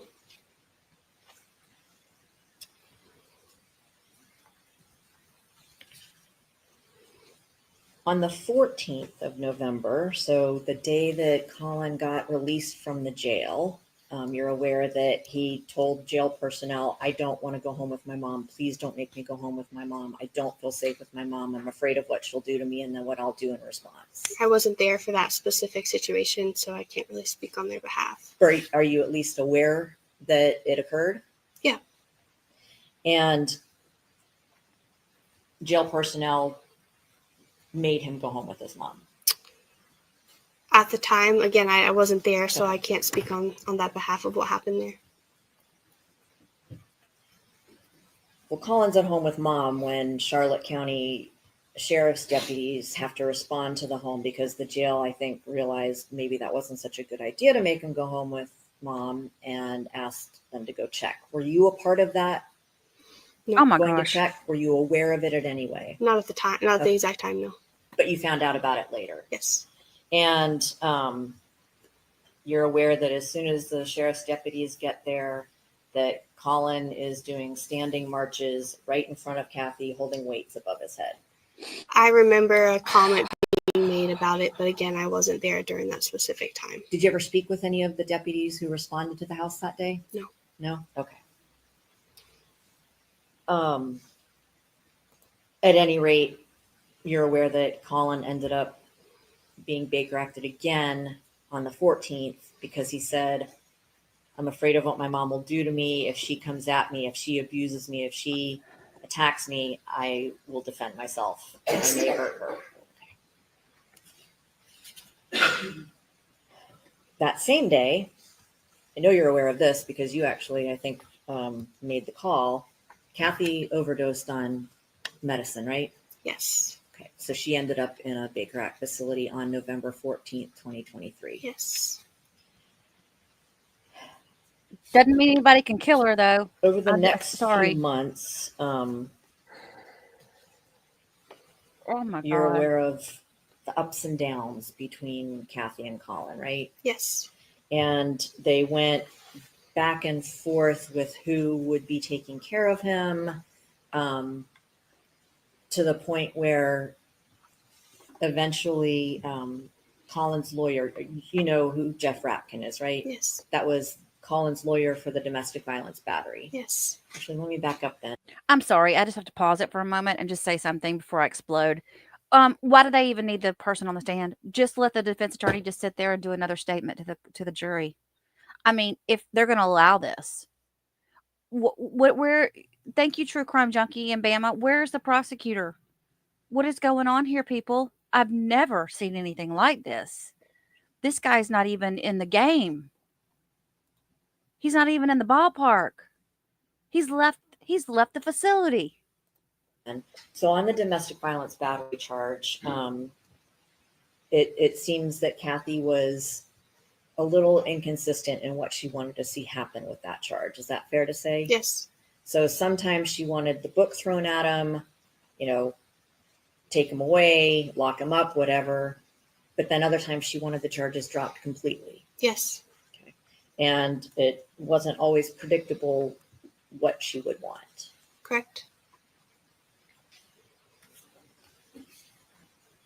I hope there's a lot of female jurors. More suicide attempts throughout the next few months on Kathy's behalf, right? Mm-hmm. Yep, she got Baker acted several times, overdosed more than once. More than once, yes. Okay.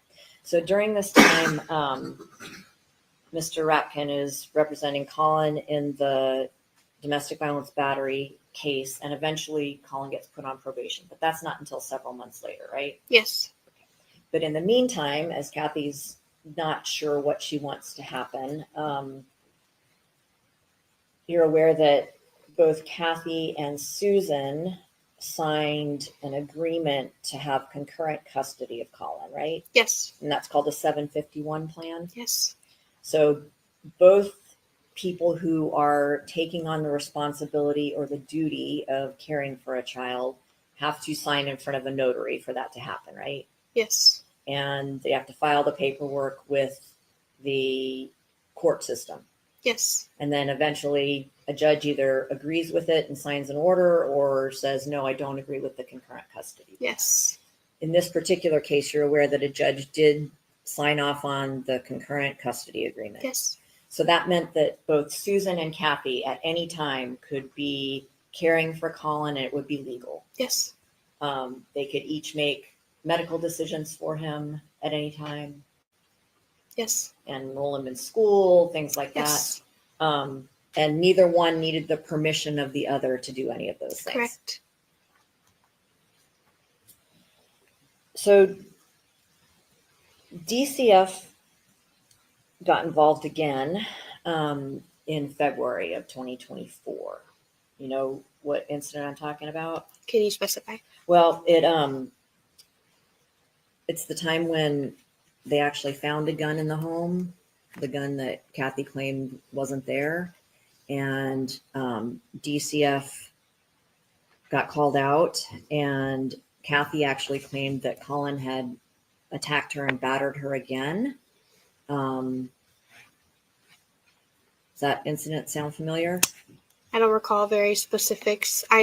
She may have told DCF that, or admitted to DCF at the time that she had a gun in the home, but I wasn't there, so I don't remember specifics. Actually, I thought maybe you were there. Didn't you find a gun at her home one time?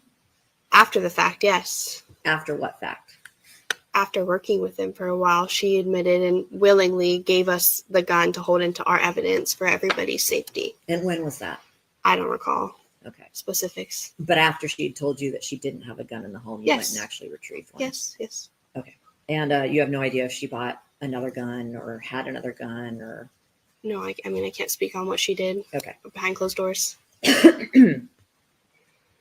So I'm talking about the incident where Kathy claimed that Collin had battered her. She called law enforcement and tried to get him arrested.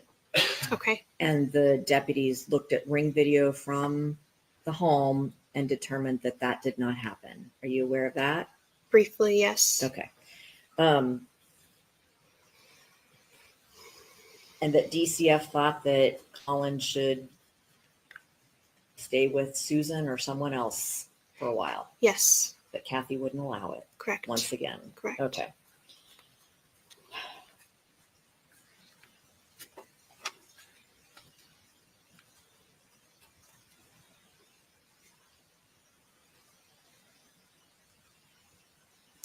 Are you aware of any other times when Kathy made false allegations? I mean, she made false allegations on multiple occasions, but unless you ask specifically, I don't recall. Okay. Like, what are you referring No, to? I'm just, it's okay. I think you've given the jury a good idea of how trustworthy she was, which is not very, correct? At times, no.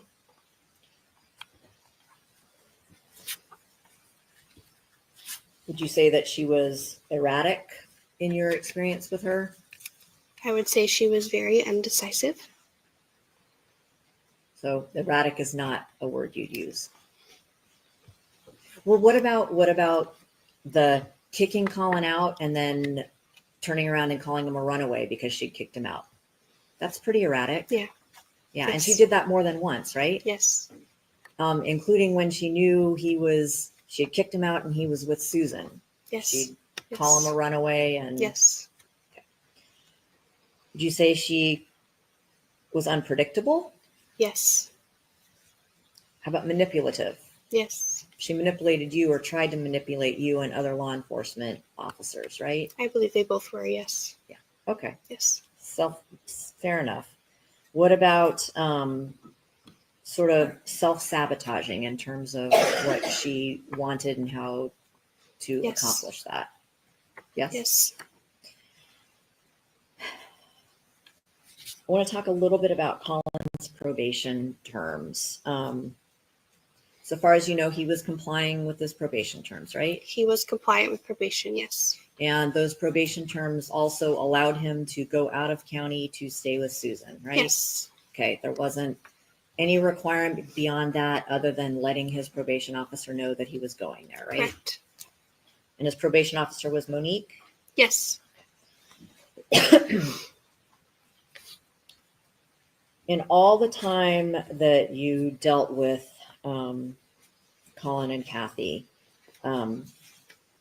Collin basically told you he would rather be in jail than with his mom, right? He made a comment. What about that he'd rather stay in a psychiatric facility than go home with his mom? There was a comment made previously, yes. And he also has said he'd rather be in foster care than with his mom. Yes. Okay. And that's because he felt unsafe with her?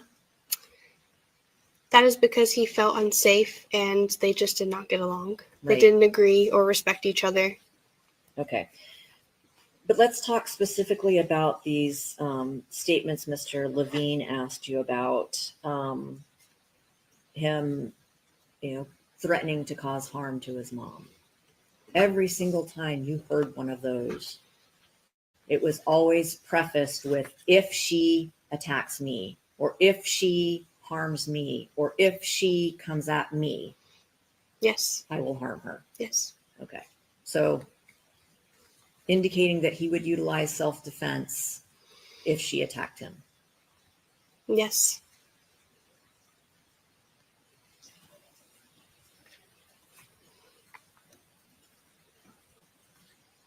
On September 8th of 2024, so the day that Kathy died, you were communicating, let's say on September 7th into the early morning of the 8th, you were communicating with both Collin and with Kathy, right? I was spending time with my family during the day, so I did not have my phone until several hours after this had initially started. But weren't you talking with Collin via text? He had texted me the day before, but I didn't answer, nor did I have my phone. Okay. So everything was after the fact when I had called and checked in that next day. I thought you said that you'd talked to Kathy on the phone sometime on the 8th. I talked to her the day that it happened prior to, but I Right. wasn't available the date it started leading up to it. I'm sorry. So on the 8th, you actually did communicate with Kathy. Yes. And you told her that she should let Collin stay with Susan. Yes. Which was perfectly acceptable, both legally under the 751 plan and under his probation conditions. Yes. And she just wasn't having it, was she? No. She was going to make him come home. She was going to do whatever she wanted to do at the time. You told her there was no need to go up there herself. I told her to just give it a couple of days and let everything de-escalate. Okay, but she didn't listen, right? Right.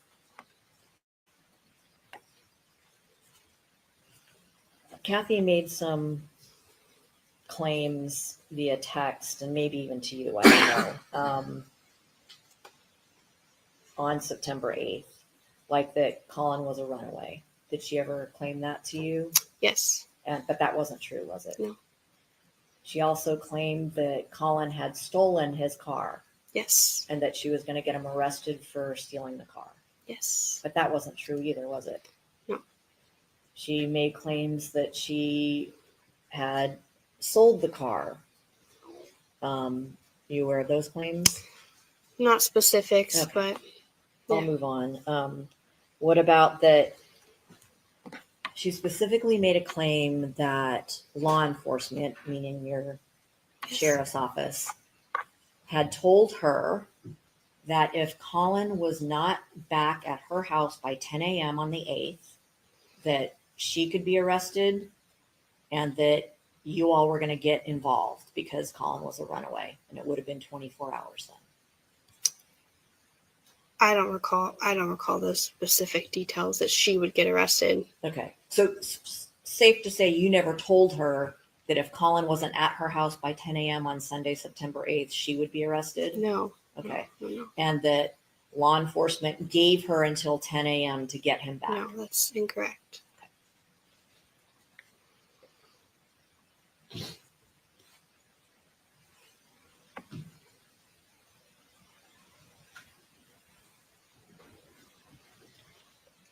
Had Kathy expressed suicidal thoughts to you in the days leading up to September 8th? I don't recall suicidal thoughts leading up to the day. No. Okay. No.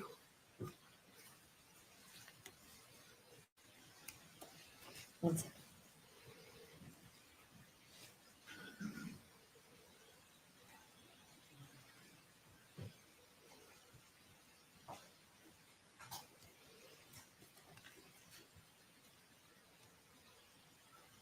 Detective Zenoniani,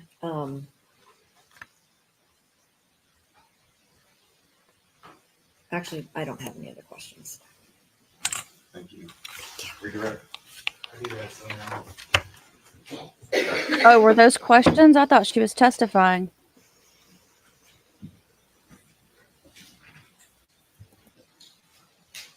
All right, detective, would you agree that supposed suicide attempts are often cries for help?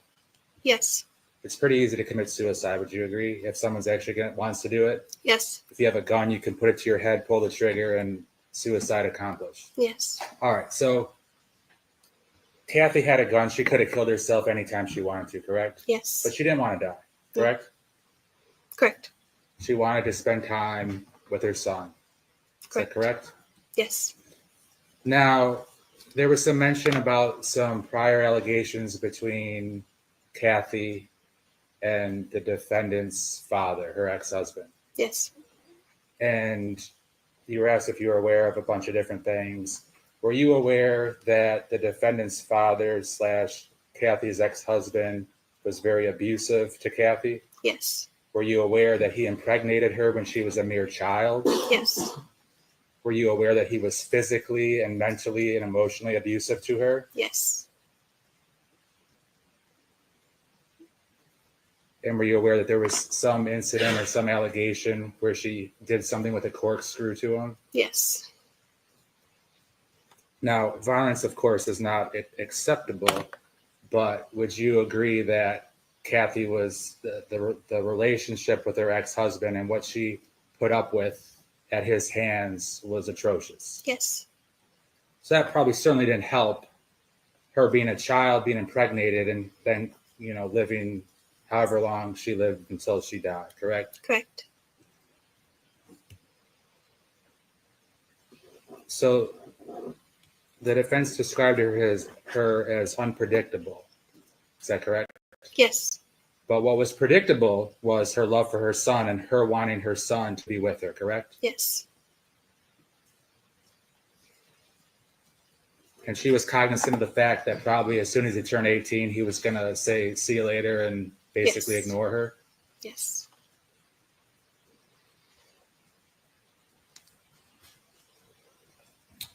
It was mentioned that she was manipulative. Is that correct? Yes. Was the defendant manipulative? Yes. Who did the defendant show respect to? His What- grandma. Okay. And what set of people? Of higher authority, people who had a lot of money. Would he respect people that would do things for him or who could do things for him? Yes. Like buy him things and do things like that? Yes. And you said he loved his grandma. Yes. Do you know why he threatened to kill his grandma and threatened to do her harm in addition to loving her? No. Did you see many instances of when things were going according to the way he wanted them to go, he'd be happy and fine with it? Yes. Did you see many instances of when somebody tried to discipline him or take something away or tell him no, he would get furious Yes. and be immature and lash out? Yes. Well, welcome to the party, prosecutor. Is it a fair statement that he sure loved going on cruises with his mom? Yes. He sure loved going to Washington, D.C. and Philadelphia and the Caribbean and all these different places with his mom? Yes. He enjoyed vacations. He enjoyed the food, going out to eat. Is that correct? Yes, they took a lot of vacations together. He enjoyed basically unlimited Starbucks drinks, coffees, cold drinks, sandwiches that his mom would buy him. Yes. He loved the fact that his mom bought him computers, correct? Yes. He loved that she got him an Xbox. Yes. He loved that she got him a cell phone. Yes. He loved the video games and all that stuff, correct? Yes. But he didn't like chores, right? Correct. And he didn't like weed eating the backyard or taking out the trash or keeping his room clean, correct? Correct. So God forbid he had to do any of those things. That would anger him, correct? Yes. So he would prefer to not have anyone telling him what to do. Is that correct? Yes. Sometimes our grandparents a little less disciplinarians than the actual parent of a child. Yes.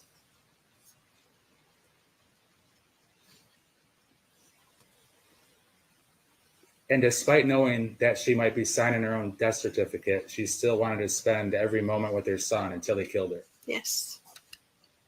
All right, nothing further. Is the witness released? Yes, sir. Ms. Thornhill? As long as you on standby, just in case. Really? You're not released from your subpoena, but you're free to go for now. You'll get a call if you're needed back. Okay. The defense attorney said, I love how I can walk all over this witness, so let's keep her on board just in case I need her again. I do like the witness and the fact that Almost she noon. was. We'll take our lunch recess now of 1 hour. All rise, please. Please report back at 1 o'clock. All right. Well, it's 11 a.m. my time, so we'll be back at noon. We're not going nowhere, but actually, though, we might be just a few seconds behind, so we might be less than an hour this time.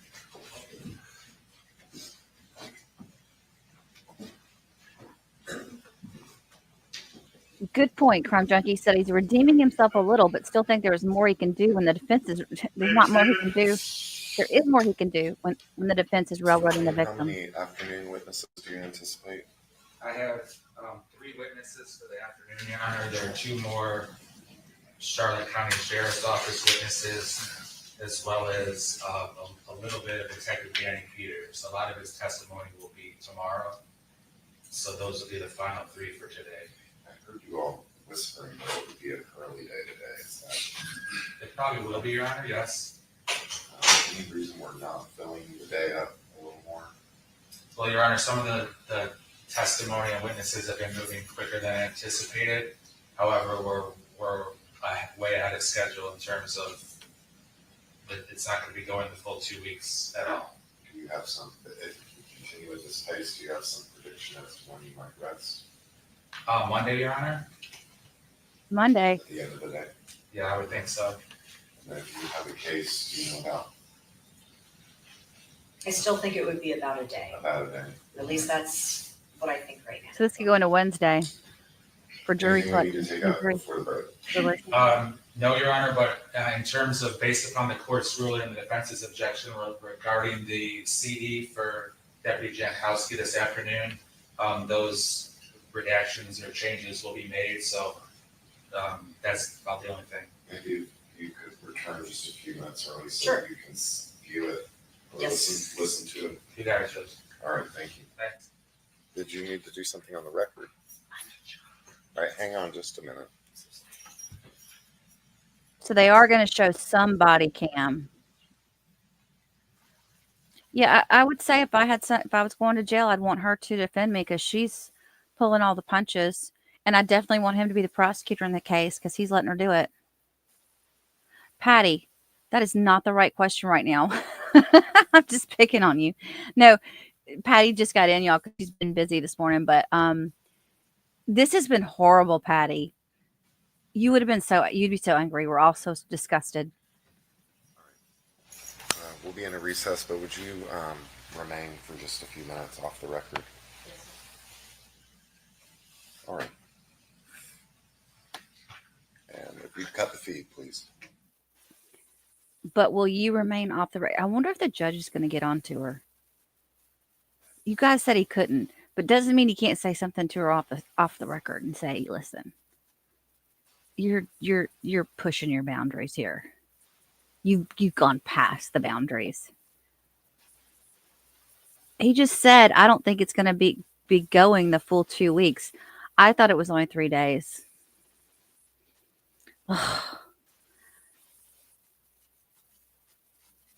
Yeah. Okay. So let me first. Okay. First, Patty, do you want to use this time to go back and rewatch and get caught up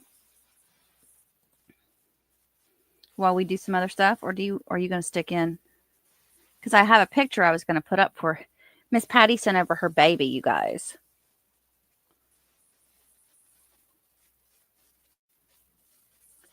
He can pull her up, but he can't do anything on the record. That's what I'm thinking. Is Grandma coming in? Well, it doesn't sound like she's coming in today. It sounds like she's going to be coming in tomorrow at the earliest. Good, because all the people that he just said, he had 3 people left for today, and they were all sounded like they were law enforcement.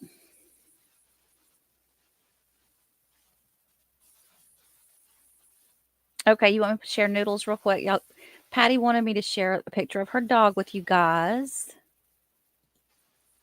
Where'd it go? Here it is. This is Noodles. So cute. He's precious. Now, he's not a Lhasa Apso, right? Or is he a Shih Tzu? What is he?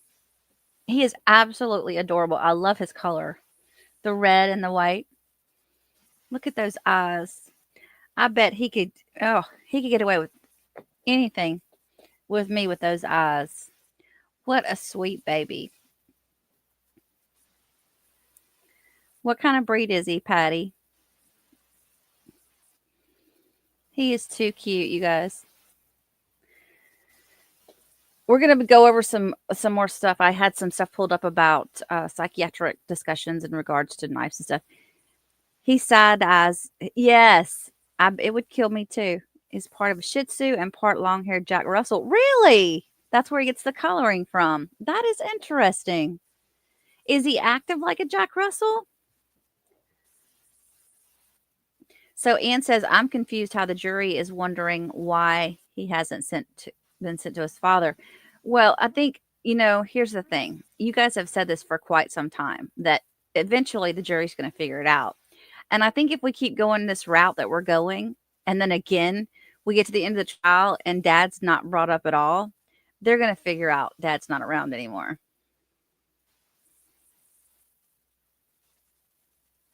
So, oh, he's very active and smart. Oh, he's precious, Patty. Thank you for sharing that with us.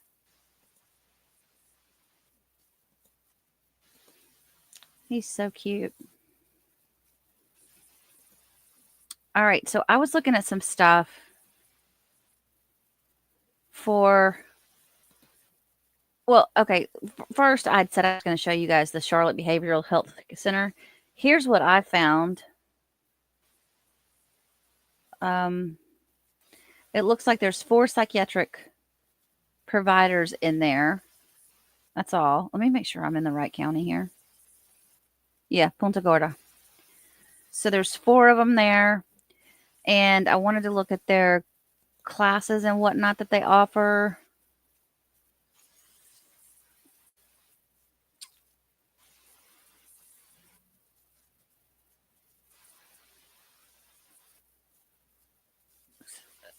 I don't know. It doesn't talk about like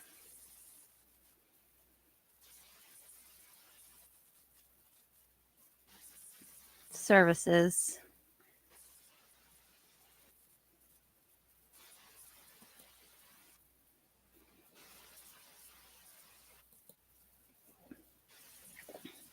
I mean, obviously, I guess they're not going to advertise we take in Baker Act.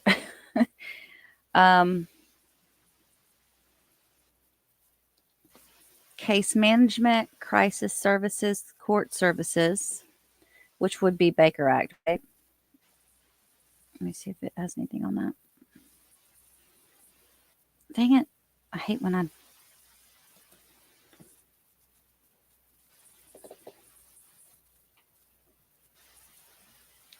these offenders, it says sometimes poor judgment. People with mental illness can find themselves facing legal charges, and these offenders can spend unnecessary time in jail, lack access for treatment, and become repeat offenders.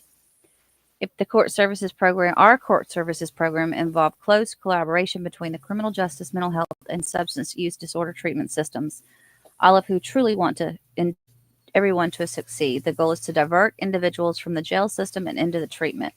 Programs involve identifying and addressing the unique needs of the offender and require intensive treatment and community supervision.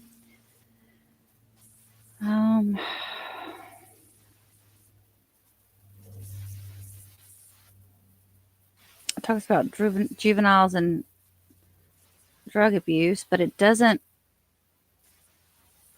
Let's look at the psychiatric services. Medication assisted treatment. I don't like that name.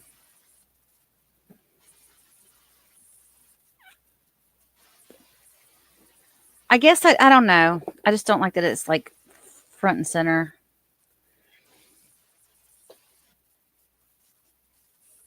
They have support groups. That's good.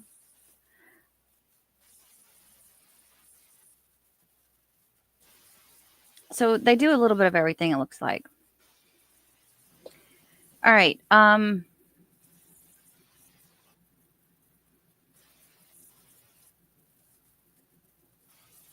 Yeah, if you guys don't mind, I'd appreciate your support. If smashing that like button for us. I'm going to go back over here. Oh, shoot. What did I do with your thing that says we're on lunch? There it is.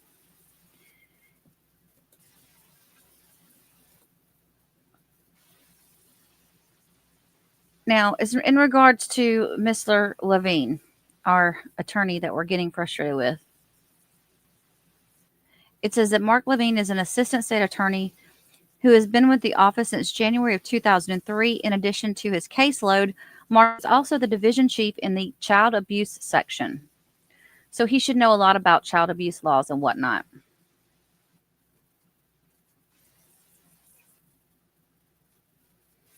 And this is from a legal advice issue. It's not really, it doesn't say a whole lot about him.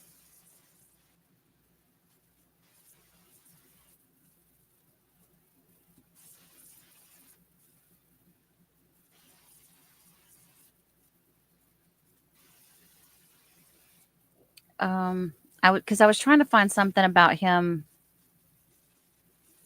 something more about him. And believe it or not, you guys, there's multiple Mark Levines in Florida that are attorneys. Believe it or not.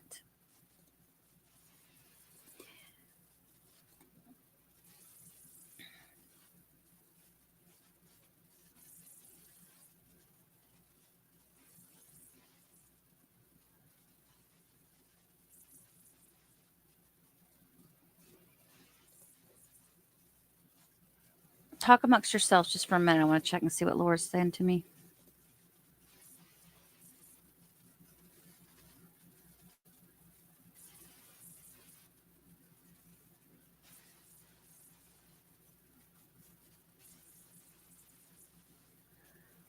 Okay. I wanted to go back and read some more from what we had or what I found yesterday. I think I closed it.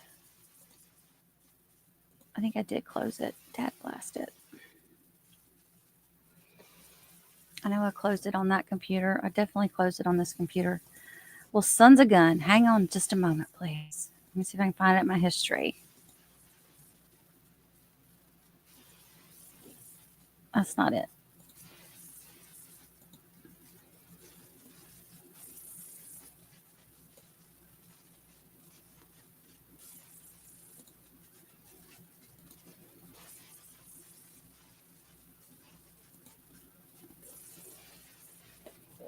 Nope, that's not it either.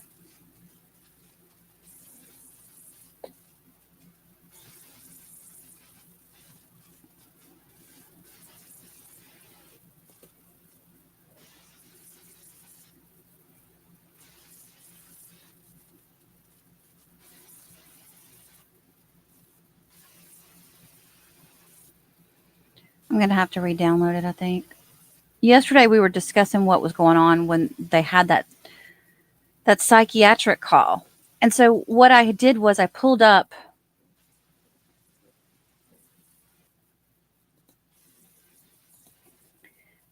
the transcripts that they were using for the evidentiary hearing to hear what was said to the judge about what the mental health providers at the Charlotte Behavioral Center had said about the whole situation, like how were they helping and whatnot, and what they heard him say. It does sound like, though, you guys, from what the prosecutor just said, it does sound like they're going to let him something come in. I hope so.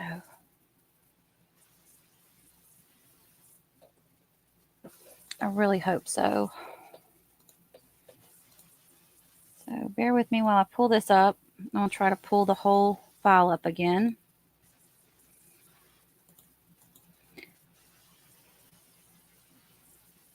It's a little different than the ones I'm used to working with, and it takes a little bit longer to open things up.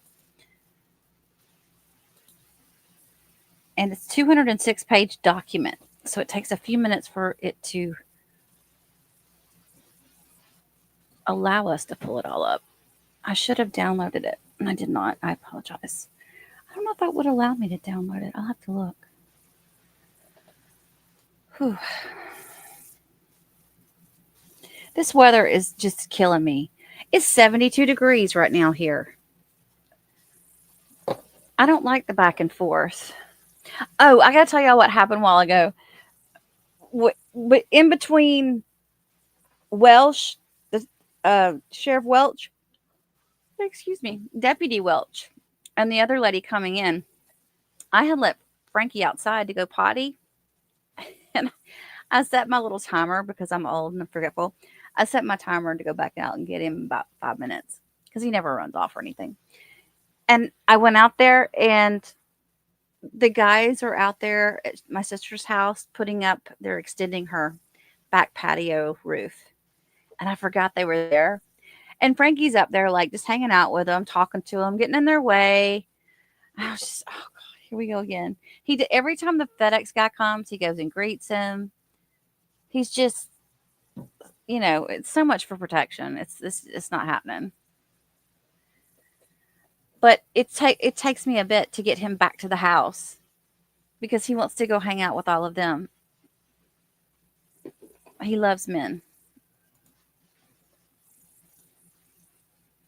So that's where I was.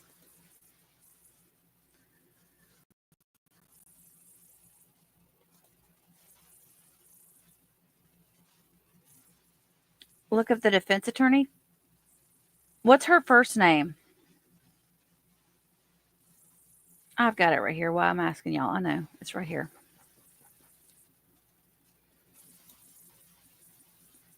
Amy, Porinchak Thornhill. She's with the Public Defender's Office.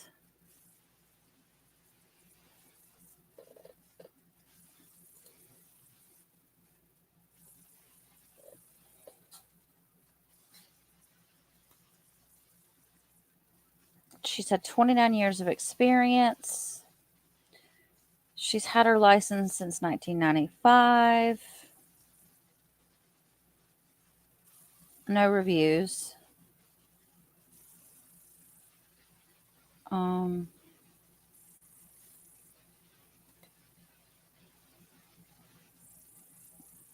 She went to Albany Law School in Union University. JD? Is that Albany or Albany?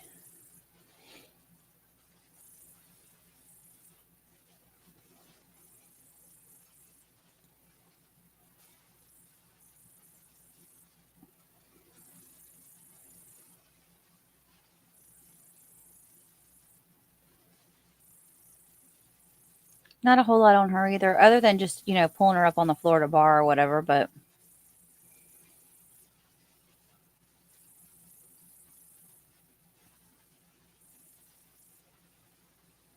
she went to the law university. Wait, is this her? Yeah. She went to the University of California, Berkeley Law School. Well, look at her. She's from Berkeley.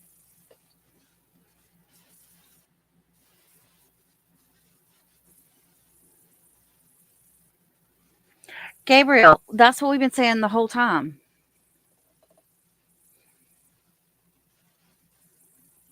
Exactly. I'm glad I did step away with Frankie because it did help me because I was going off the rails. I was so mad at what was going on.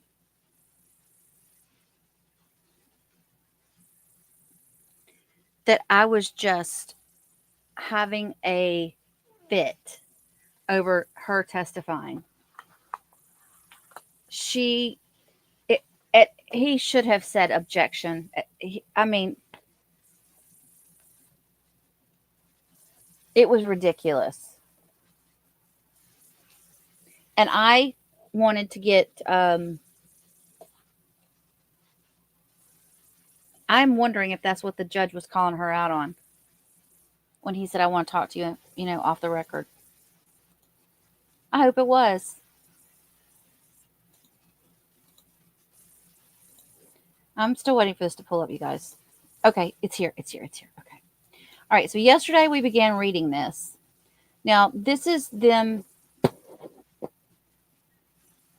They were questioning, I'm on page 30, they were questioning a lady from the DFS office who had seen and been involved with, and this person has not been called to the stand yet. But she did speak in regards to the evidentiary hearing. And again, it's funny. It's kind of funny, not funny, but in this evidentiary hearing, you could hear where the attorney is testifying again. The defense attorney is testifying again about how horrible she believes that Kathy was, the victim. Now, so I'm just going to continue on. If you weren't here yesterday, you'll just have to go back and listen. But I might put this into one thing and put it out in another video. It says, if you had known all these past instances, would you have believed Collin that his mother pulled a gun on him? And the answer was, I don't know. It would definitely have made a difference. But again, the decisions that are made are not mine, are not made by me alone. It's made with a team of attorneys, supervisors, individuals that work collectively together. So the decision would not have been made by me alone. But yes, it would have been made. Yes, but it would have made a difference. However, the actions and comments that played out to me again were very concerning. So then the attorney tries to twist it off on Kathy again as she's questioning the witness and says, can you agree that all that happened to him over the past, she went into this tangent, she says that a traumatic event for a child, a 15-year-old, whether it was planned or plotted or in self-defense, because his father was trying to convince him to not go with his mother and not be gay. Oh, that's what it was. Yeah. And she said, agreed, but I'm not exactly certain of the reasons for the back and forth between mom and dad. See, mom and dad, like they had said earlier, they got married really super young, apparently. You heard what they said about him having their first kid when she was 13 years old.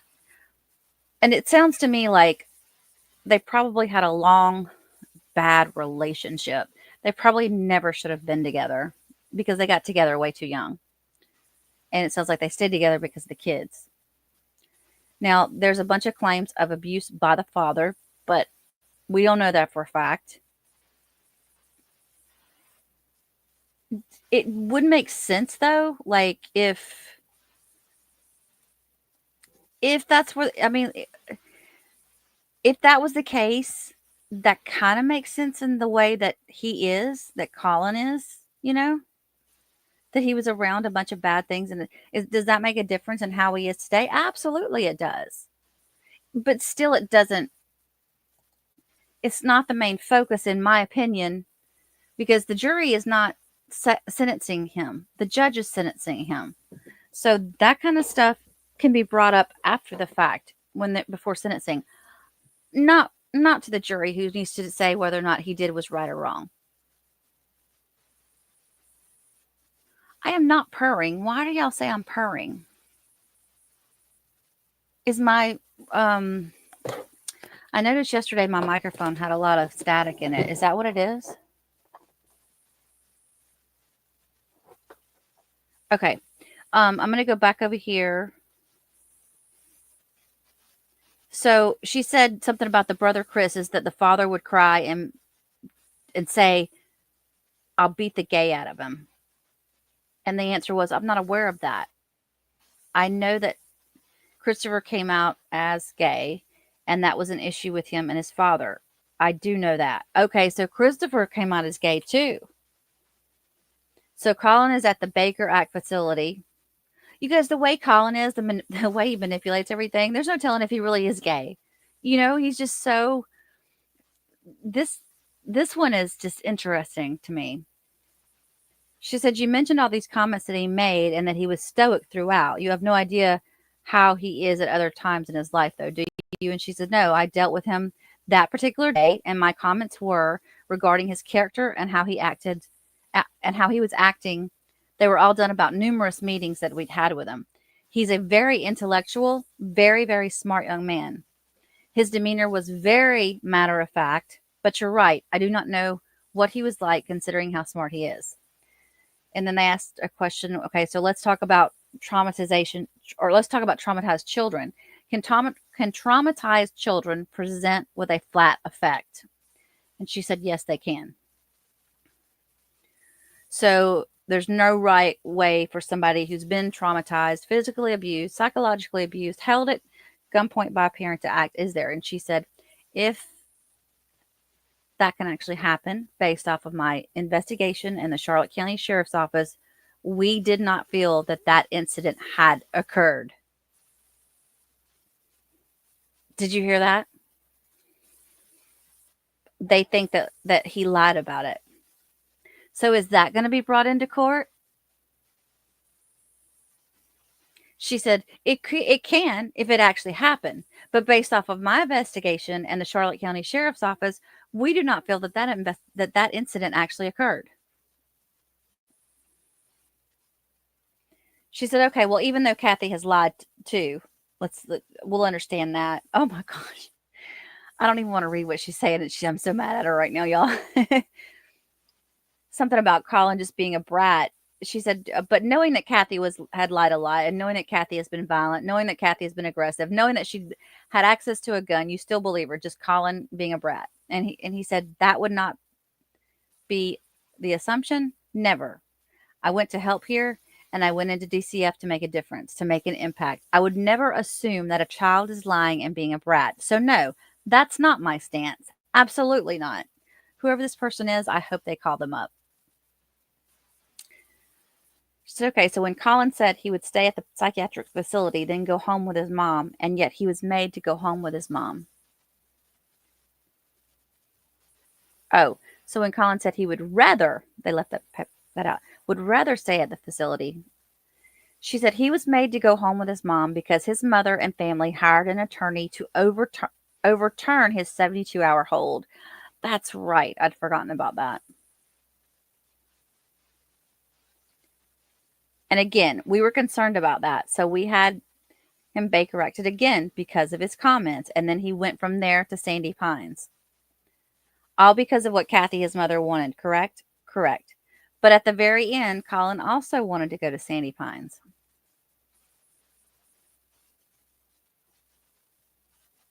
She said, okay, answer my question, please. Kathy was not cooperative with your efforts to get Collin treatment at Charlotte Behavioral Health, was she? No.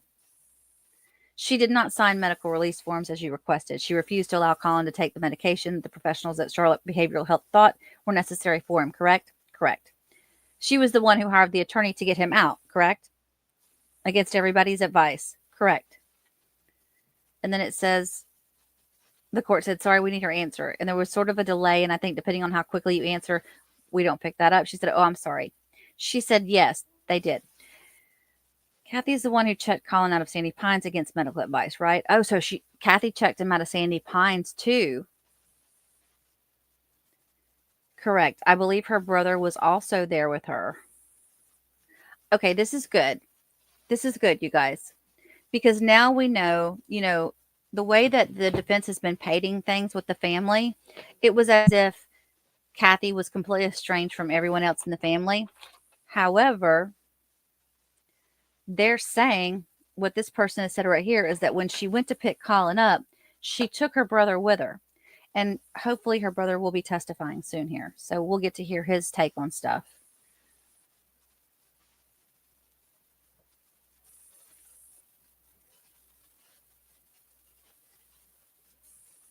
Are you aware that Kevin Markovich was going to take custody of Collin, so everything was going to be hunky-dory?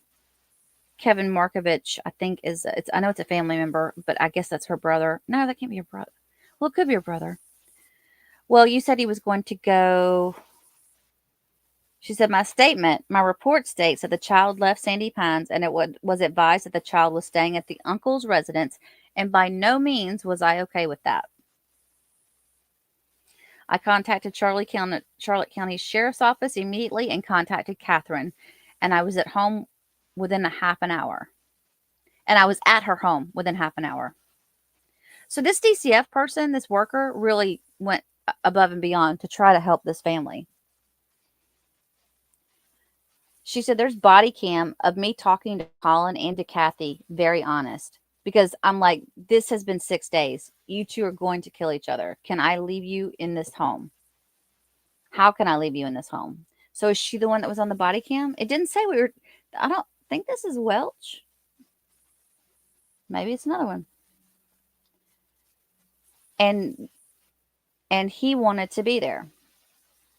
So it sounds like everybody wanted Collin away from Kathy except Kathy. Fair enough? And the answer was yes. In the end, Collin wanted to be there. My last conversation with Collin on or around October the 2nd or the 3rd, he wanted to be home. And it's body cam. It's on Charlotte County Sheriff's body cam. He wanted to be home. Yeah, I know, but he's the child, okay? Let's talk about corporal punishment. Is corporal punishment acceptable to DCF? No. No, it's not. So Kathy whipping Collin with a belt, is that something that would cause him to be removed from her care? No. No, he needed his ass whooped. She needed to beat his butt. I don't believe in child abuse, but I do believe in reprimanding your children and disciplining them. So if she had left marks or bruises, yes. If she beat him, but just spanking a child, no, that's not. We wouldn't have called her in for that. Are you aware, aside from Kathy's prior violent and aggressive acts that have been documented, are you aware that she's been suicidal at many times? Oh, I didn't say the word. She did share that with me. And that she's also been Baker acted for several self-harm attempts, right? Yes, I was aware of that. So the DCF knew all about this. So that didn't factor into any of your decisions. And she said it did. So why was he never sheltered? He was not sheltered because he was held as an indiscernible facility. He was held with an indiscernibility facility, a psychiatric hold.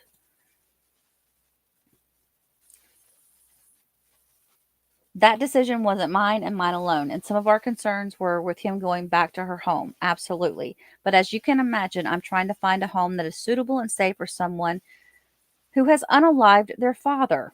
So that was also a concern. Oh, please let this woman testify. So that was also a concern. But it was not, we did not put him in a home or place him in foster care because of that. We didn't place him anywhere because he needed psychiatric help. And that's where he was at that Charlotte Behavioral, receiving the psychiatric help that he needed. And then upon the release from there, he was going to Sandy Pines. So in our minds, he was actually, there was no need to find a foster home or shelter because he was in a psychiatric facility. And then the question was, well, how does the fact that he doesn't feel safe factor in? Isn't it DCF's job to keep people safe? It is. And that's our goal. It is. You're absolutely right. That's our goal, is to keep people safe. But again, this decision was not mine alone. Okay, then whose was it? She said, there's a group. Again, that's multidisciplinary. I can't name off the top of my head everybody, but there's, hang on, attorneys, supervisors, my supervisors, other people, care professionals that are in there with us to help make these decisions. And again, when you have a family that is trying to overturn everything you do, our goal, we reach out to Charlotte County's Sheriff's Office to work with the juvenile division because we had concerns. They are checking on him. And again, the mother, she took him against medical advice. There was very little we could do. And then the defense attorney says, well, what about November? In February of 2024, are you aware of DCF's involvement with Collin and Kathy then? And she says, yes, February of 2024. No, I was out.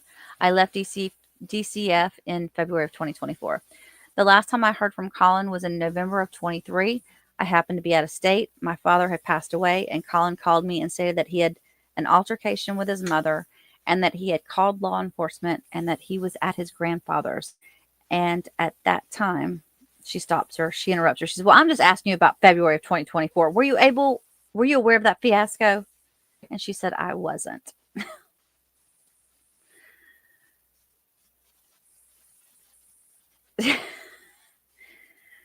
Okay. So then there was no redirect.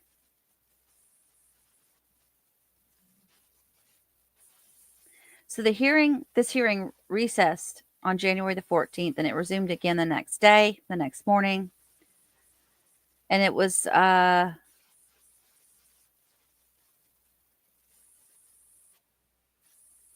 were scheduling motions, hearings. Hang on. I'm trying to get to the meat of this.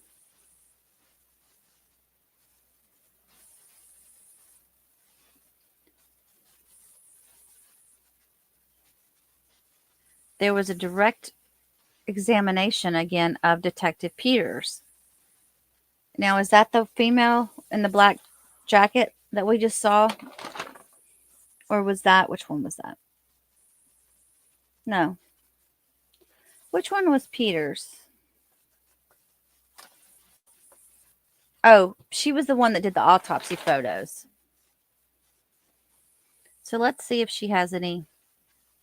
No, if there's anything in here in her testimony that really is good to stand out. Of course, we didn't really hear a whole lot from her, that just the facts. Nothing. This is more about, I guess, the crime scene, what she observed. Yeah, she was the forensic.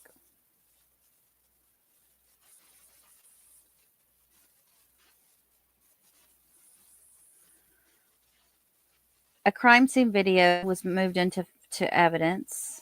See, I got to look at this other testimony, you guys, because I feel like we're missing something here.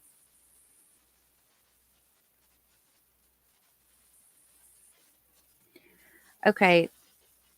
She said, did you come across a text message on the defendant's phone in which his mother, Kathy Griffin, had texted him regarding basically if he didn't come home by 10 a.m., that she was going to release ring video recordings of him confessing to unaliving his father to a number of people?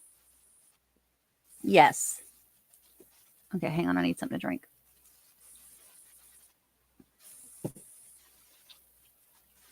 She said, did you also see a similar message on Susan Detman's phone? And that's the grandmother. That Kathy had also texted to her mom talking about the same subject matter, that being that she was going to release video evidence of the defendant confessing to unaliving his father in Oklahoma. She said, yes, I did. And did both of those text messages also include material related to her father, Robert Willantas, who was going to provide recorded conversations with the defendant that pertaining to the defendant confessing to unaliving his father in Oklahoma? Yes, okay.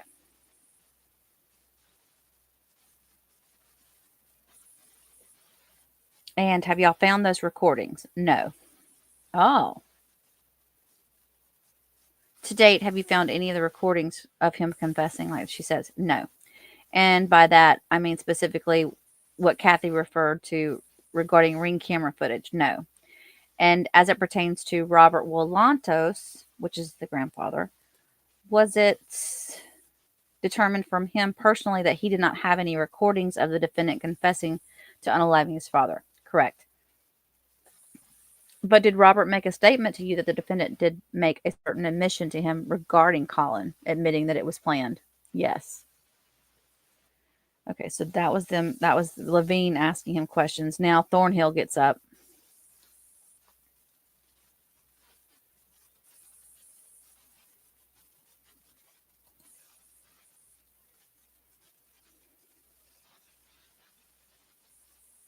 They're putting all this evidence, and remember, this is an evidentiary hearing, so I'm having to skip over the part where they're talking about putting evidence into play and everything.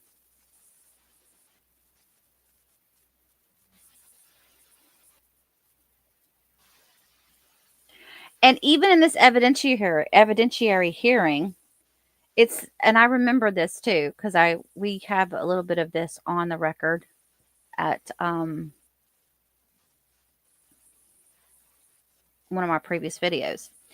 And Collin, again, before playing his 911 call, she asked if they could please if he could go back, because he didn't want to hear it, if he could go back to his holding cell so he didn't have to listen to the 911 call.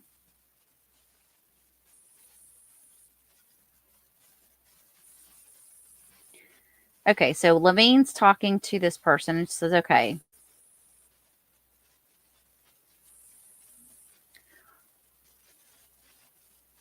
She said the CSI said, well, while I was on scene, I made contact with the defendant's grandmother, conducted an investigation, got a history lesson on the defendant's family, where he came from, as well as a history on the mom.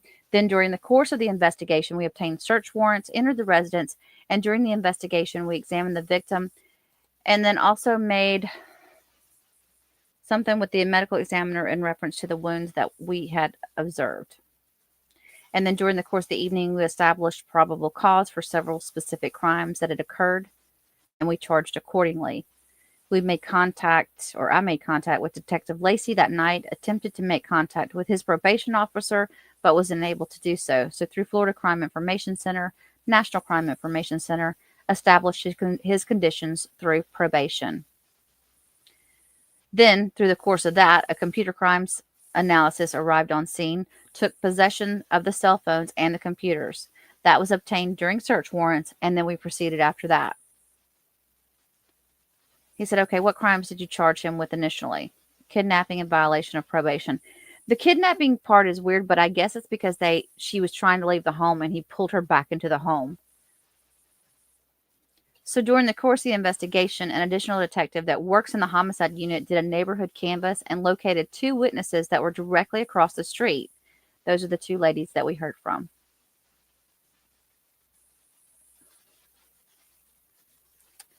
What were they able to tell you for the investigation to continue? She said, I described to him the wound that was located and explained to him the scene, and he also explained to me that type of wound and the depth is not consistent with somebody doing that to themselves. So they're saying, based upon that wound, where it was, it was definitely done by Collin. The obvious neck wounds, there were additional multiple bruises on different parts of her body as well, right? There were. She had lacerations on her right hand in between her thumb and her index finger. She had what appeared to be a drag, scrape, or a wound on her knee, as well as other small bruises.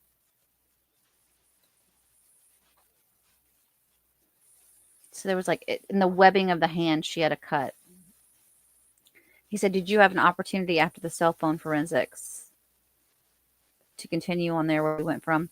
She said, so after the cell phone and computer, our computer crimes detective took possession of all the electronics. They conducted a forensic download of both the defendant's phone, the computer, and Susan Detman's phone. We could not get into the mother's phone, and we ended up sending that off to Homeland Security. And then he asked about a computer provided that was not the victim's computer. Yes. Did her son Christopher provide that? Yes. Did he think that might have some important evidence on it? He did. Then what was the status of that investigation on the computer? Crimes detective advised that they needed specific passwords or access into the computer, and we could not get into it. Therefore, I placed it in our property and evidence section. And he was trying to figure out if they would be able to get it open. I think it's interesting that Christopher got involved. Maybe he will be one of the ones that has a voice for his mom. She said the end result was that we could not get into the computer. And they still, when this was happening, they still had not gotten into her phone yet, but now we know they have.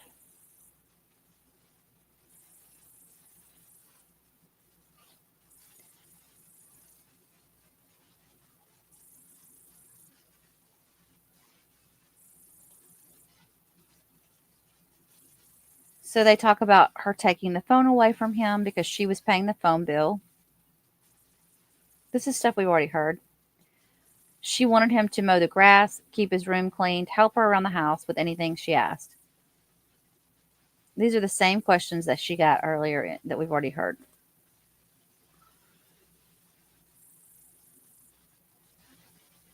After you've reviewed that, what went through your mind? A lot of similarities based upon what happened in Oklahoma Oh. Now, I didn't catch this. She says a lot of similarities based upon what happened in Oklahoma and the interviews I conducted, finding out about Collin's history with his father and similarities with Collin's history with his mother. And he said, well, what are those similarities? The fact that they're abusive, the fact that he didn't want to stay at that location, he wanted to go to another location, the fact that these individuals, his mother and father, attacked him aggressively with weapons, and at the end result, they both are perished.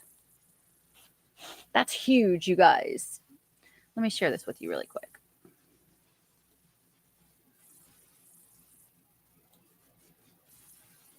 Oh, I could just do this. Oh no, I can't even do that. I'm very limited to what I can do here. But this is the part right here.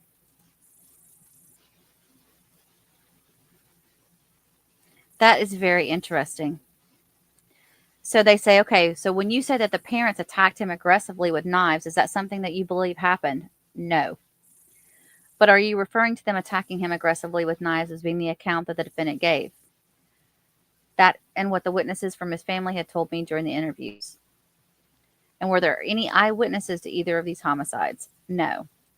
Now, as you continue your investigation, when you found those text messages that you testified about earlier, what did you make of those text messages? I established motive off of those text messages. I observed that them to threaten to tell individuals as well as Oklahoma that the murder of the father was planned. Let me reread that because I established motive off of those text messages. I observed them to threaten to tell individuals as well as Oklahoma that the murder of his father was planned. Okay, so she's talking about the mom.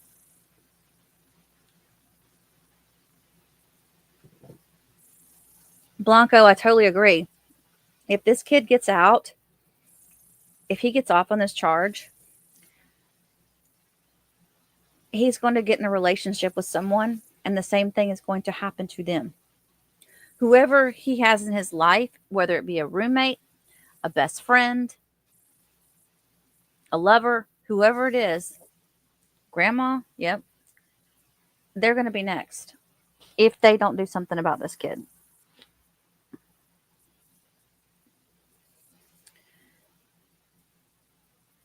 Does it appear that his mom was the first and only person to actually threaten to bring up the truth about that? Yes. Did Kathy and her son Collin have issues between each other on both sides of the equation? Yes.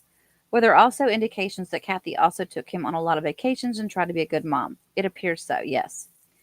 During the phone downloads, did you find a number of photographs of the defendant and his mother together appearing to be happy on vacation? Yes, I did. And for the record, I'm going to show you what will be marked as State Exhibit 19. It's a composite. Okay, let me get a second page.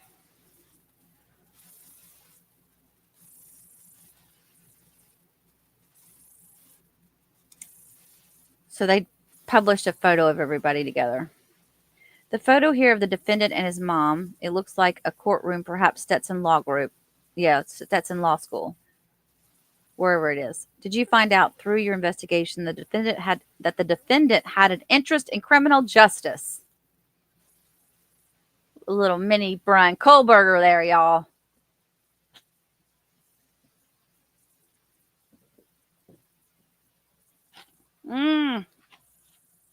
Well, here's the thing. If he gets out now, he's 18. Let's just play this out, Blanco. If he gets out now, he doesn't have to be in anybody's home. Ow, hang on. My cord got caught. He doesn't have to be at his grandmother's because he's no longer a minor. So if he wants to go take care of himself and get a job and all that good stuff, pay his bills, then let him do it. But there's still going to be somebody in his life who's not going to get along with, because if it's not his way, then he thinks that he can do this. He can get away with this.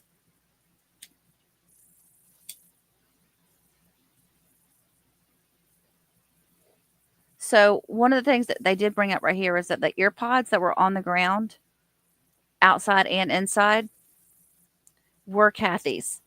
Because in one of the photos, you can see her wearing those ear pods. Is it possible then they like to go to cruise together? Is that correct? Yes. Kathy sent a text message to her son that appeared to you to be a motive for him unaliving his mom. Is that correct? And then they put that text up. Let's see.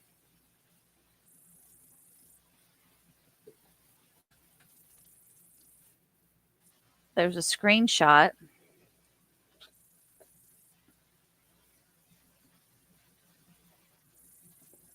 But they don't say what it says. Hang on. They don't say what it says. He does think he already got away with it. You're absolutely right.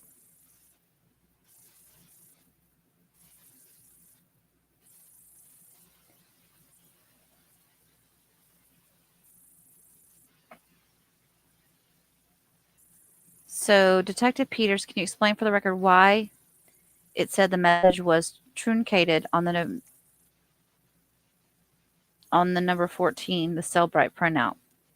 Due to the fact of the length of the cell phone, Cellbrite, the program that we use to download the cell phones, shortened them up. Do you have a copy? Actually, I have a copy here. Okay. Can we please tell us what the copy said? It said it's a fair statement that is a lot of text from Kathy and Collin to kind of shows her state of mind and what the issues were between the two of them.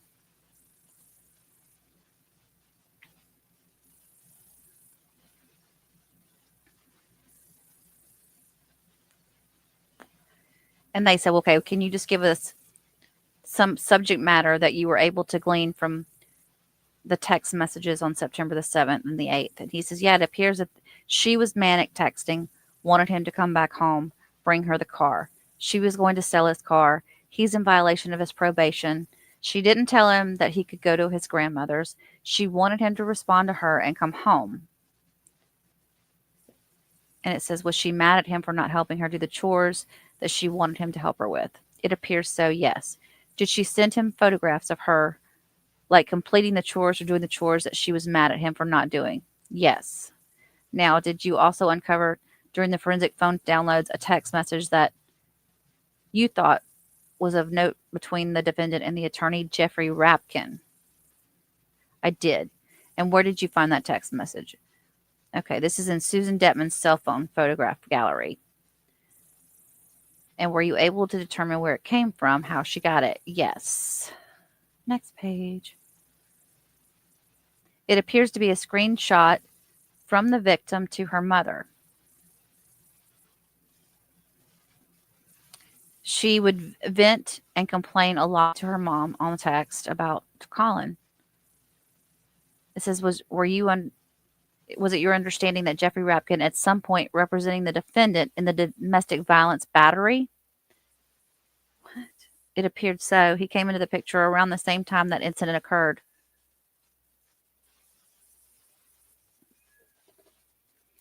And you also represented him in some capacity, the mom or the grandmother, with the family law related stuff as it pertained to the defendant. I'm confused about what this attorney was doing. He requested to not be their counsel any further.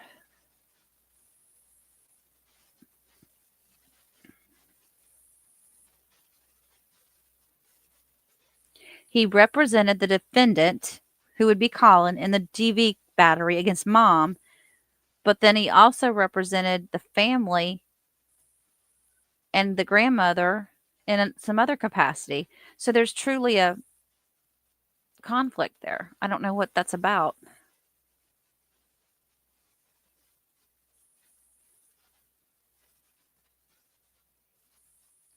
So then he shows the detective something. He says he found it in Susan Detman's photo gallery. I guess they're still looking at the same screenshot, it looks like. It's Jeffrey Rapkin's attorney information, like a business card is what it was. Okay. It was in Grandma's phone gallery. He was Collin's attorney. He represented him, and Susan Detman hired him to represent Collin in the domestic violence battery. He continued to represent him throughout the host of issues, including custody issues.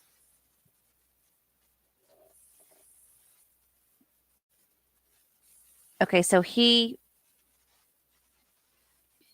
but this was in Florida, right? I'm trying to figure this out. Was this in Florida? Was this in Oklahoma? And on that information that Susan had, she could contact Mr. Rapkin by phone, right? Yeah, okay. And would you later, during your investigation, see text messages between, and at least between Susan and Jeffrey Rapkin, as well as between the defendant and Rapkin?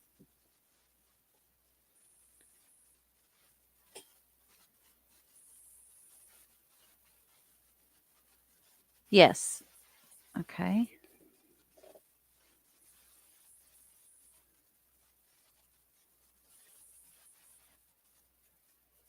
And then Thornhill objected to this being read out.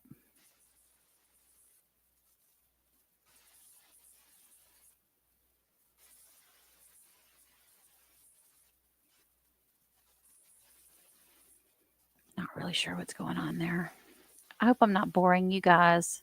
I'm trying to keep this on topic here.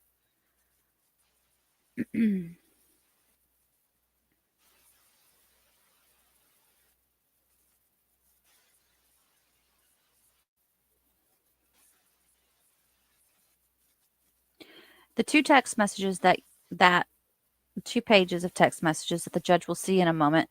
What are they? What's the date and time of the 2 text messages that were stamped? It was February 19th of 2024. They appear to be back to back within 8 seconds of each other. What was your understanding? There would be times when the defendant would also use his grandmother's phone or phone his grandmother provided. Okay. So he was contacting his attorney using grandmother's phone. It appears so. There was conversations in Susan Detman's text messages where Collin was talking to Mr. Rapkin and indicated that it was Collin himself speaking on her phone. But isn't this attorney-client privilege?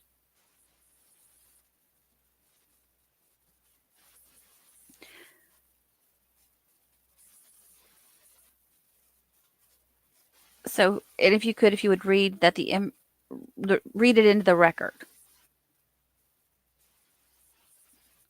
And it says, make no mistake, you are my client. I work for you. I am your employee.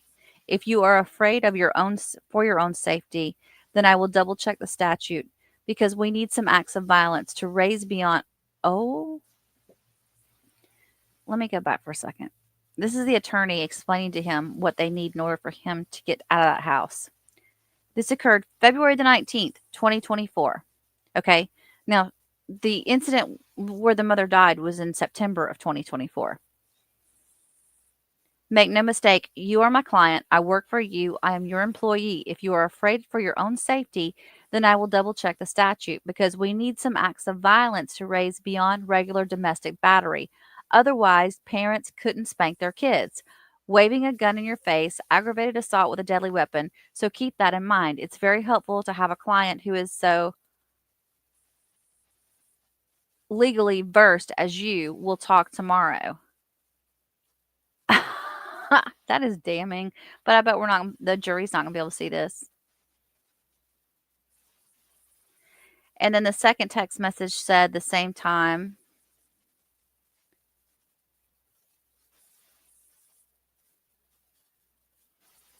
It says, if she does the whole run up on the house with a gun and she was a threat, I could legally speaking give her the old knife meets throat treatment from behind. This is important for what I'll do if she rolls up.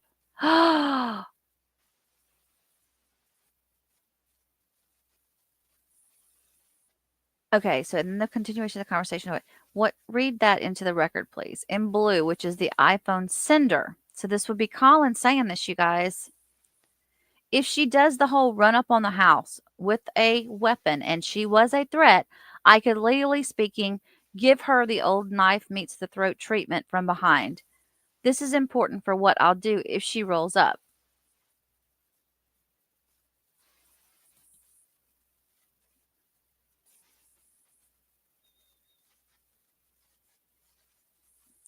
So she's saying, he said, okay, just to clarify, this was what the defendant was saying to Jeffrey Rapkin, his attorney. She said, yes. And then how does Rapkin respond? Rapkin responds, not from behind, Collin. I can tell you exactly how to handle that. When I'm going to do it tomorrow, it will be okay. I know what to do.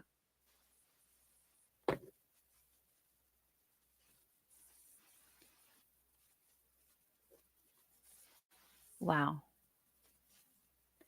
And then so Levine says, so when you read the defendant's text message about giving his mom the old knife meets the throat treatment from behind, how was that relevant to the case? And the answer was, it was ironically similar to her injury. Is there any reason why if his mom would come at him with a gun that he would be in a position to get behind her and give her the old knife meets the neck treatment? Objection. Sustained. So, yeah. All right. Were you able to review the autopsy photographs? Oh, are they going to say that he did this from behind her? Hang on.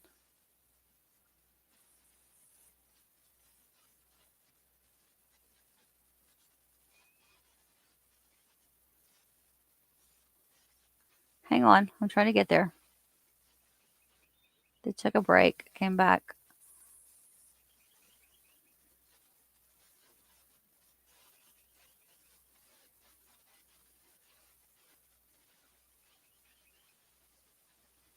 All right, so Detective Peters, let's talk about that text that was admitted as State's Exhibit. I think it was 21. That was just one among many texts between, or should I say, from Kathy to Collin in the hours between noon to September 7th and on to 4 o'clock of September 8th.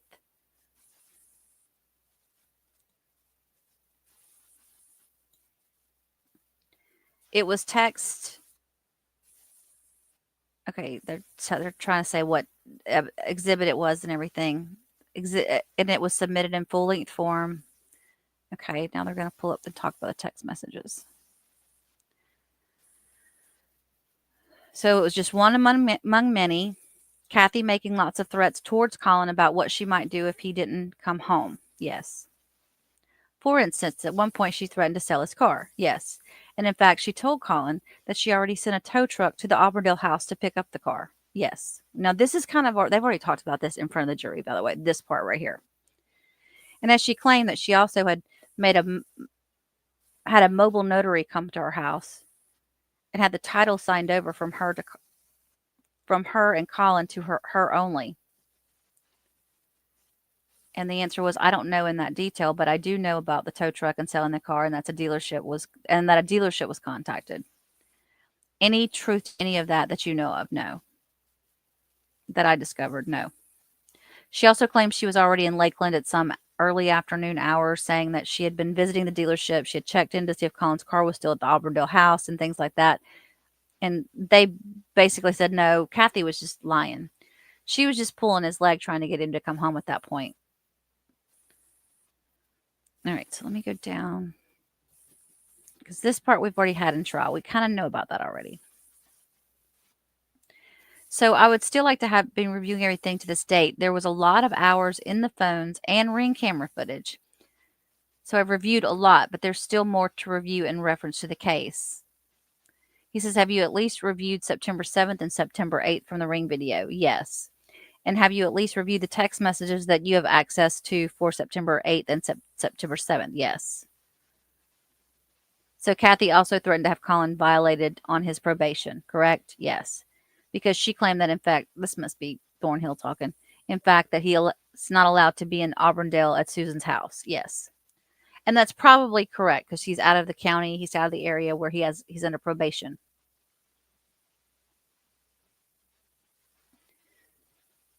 Okay, so Kathy even says that he has to let Monica know. Monica is his juvenile probation officer. Correct. So because it was a weekend, she wasn't going to be answering her work phone. Correct. So you're not aware that both Susan and Kathy were allowed to house Collin at any point? Only through text message conversations. And you're aware that Kathy claimed that it's only acceptable under that 751 plan for Collin to be with Susan or at her house if Kathy is medically incapable of or incompetent. She says that's actually in this. It's in the text.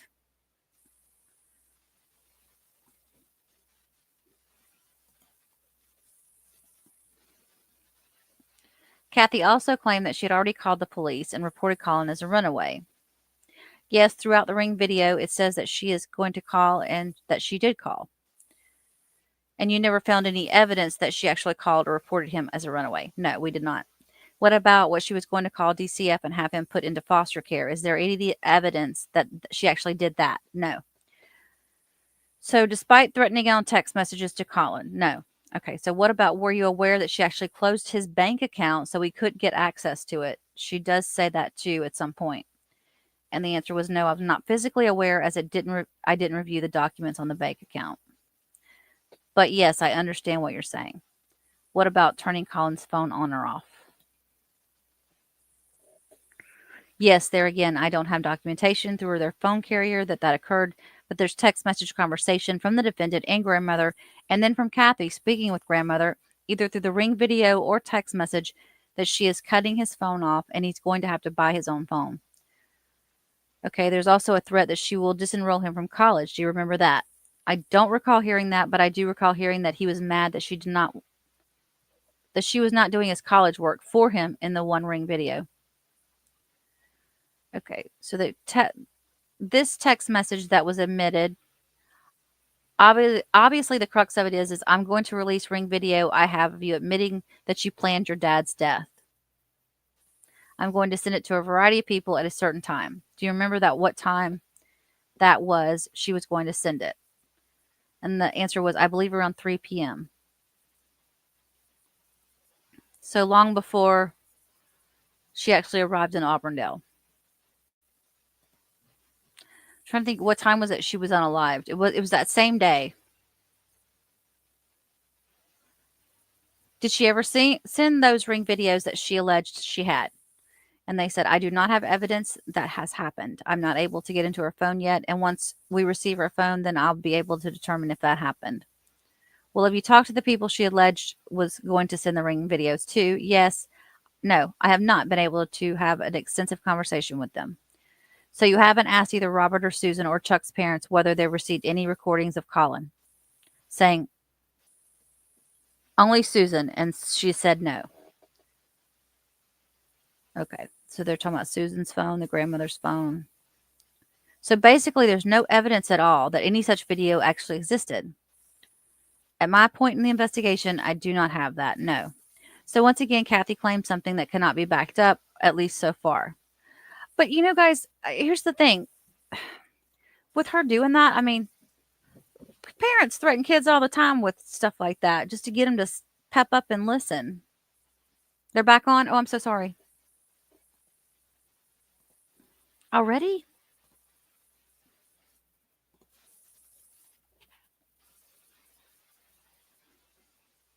I didn't hear them.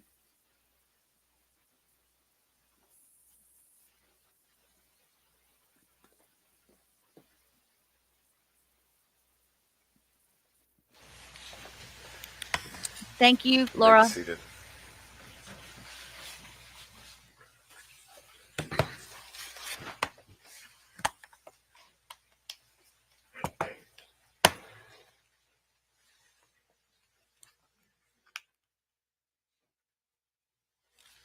All right, we're back on the record. Mr. Griffith is present with both lawyers. Mr. Levine is here for the state. Anything before we bring in the jury?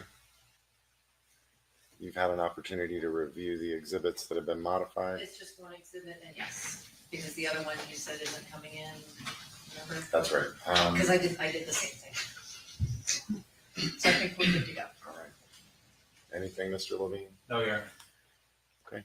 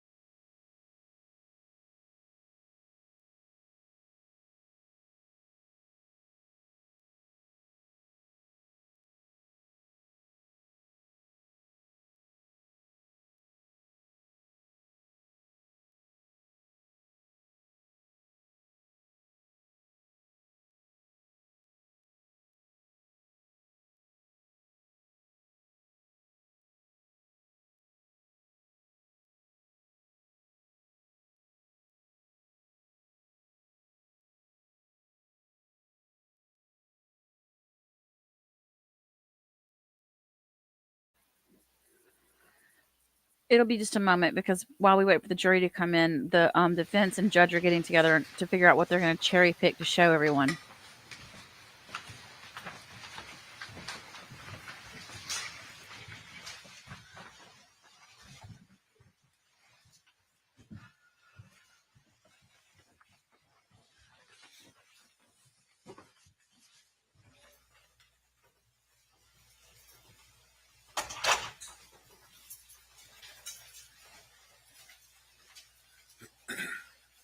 You may be seated.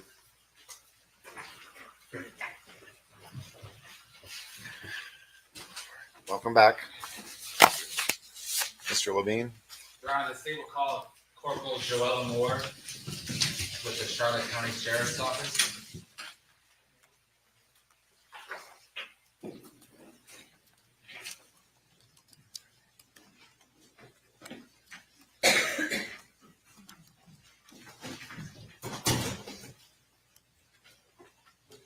Step right here, raise your right hand, we'll vote for you.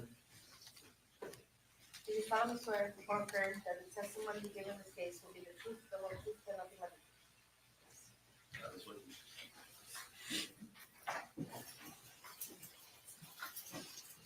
What was that? Have a signature, right? Thank you. Good afternoon. Good afternoon.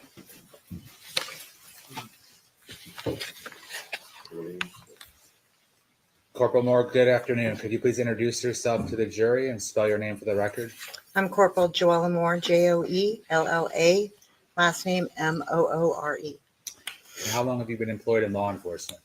I've been in law enforcement 24 years. I've been with Charlotte County Sheriff's Office a little shy of 23 years. And what are some of the different units that you've worked in law enforcement? I worked in corrections as a correction deputy. I worked road patrol. I was a school resource officer. I worked our street crimes unit. Then I was promoted, and I went back to road patrol. Currently, I'm a corporal over our juvenile unit, and I also worked intel as a juvenile intervention detective. So tell the jury a little bit about your kind of specialty or specialized knowledge about interacting with juveniles as it pertains to criminal justice system and in life in general. So the majority of my adult life has been working with at-risk kids. Prior to law enforcement, I worked in Oregon under the Special Education Department, working with at-risk kids, severely emotionally disturbed, ages 13 to 18. I moved here to Florida to take care of my grandparents and came into law enforcement. Quickly ended up as a school resource officer. Like I had said, did that for the majority of my career at Charlotte County. And then went to the juvenile intervention detective, which works with the most at-risk kids. And currently now I'm back overseeing the juvenile unit where I started. Now, how was it that you first became acquainted with Collin Griffith and his mom, Kathy Griffith? We were in a transition as I got promoted to the juvenile, from the juvenile intervention detective position to corporal for road patrol. I worked with our new juvenile intervention detective, Detective Zenoniani, and Corporal Rentis. So we were still in the transition of, they would ask me questions about kids and some resources that we have that they may not have had knowledge to. And Collin came up in that. Did the defendant appear to be comfortable talking to you and to Lacey and Rentis? Yes. Now, did you have an opportunity to respond to the Griffith household in Port Charlotte, November 13th of 2023? Yes, in sir. relationship to the domestic violence battery investigation? Yes, sir. Now, did you and your fellow deputies have body cam footage? Yes. Body cam on so that it produced footage? Yes, sir. And is one of the deputies that also responded with you at different times, Deputy Jankowski? Yes, sir. I was his supervisor. And I understand he has a SUV, is that correct? Or he did back when this happened, law enforcement vehicle? Yes, sir. And in the back, is there something called an in-car camera? Yes, sir. And does that basically record video and audio of whoever's in the back seat of a car? Yes, sir.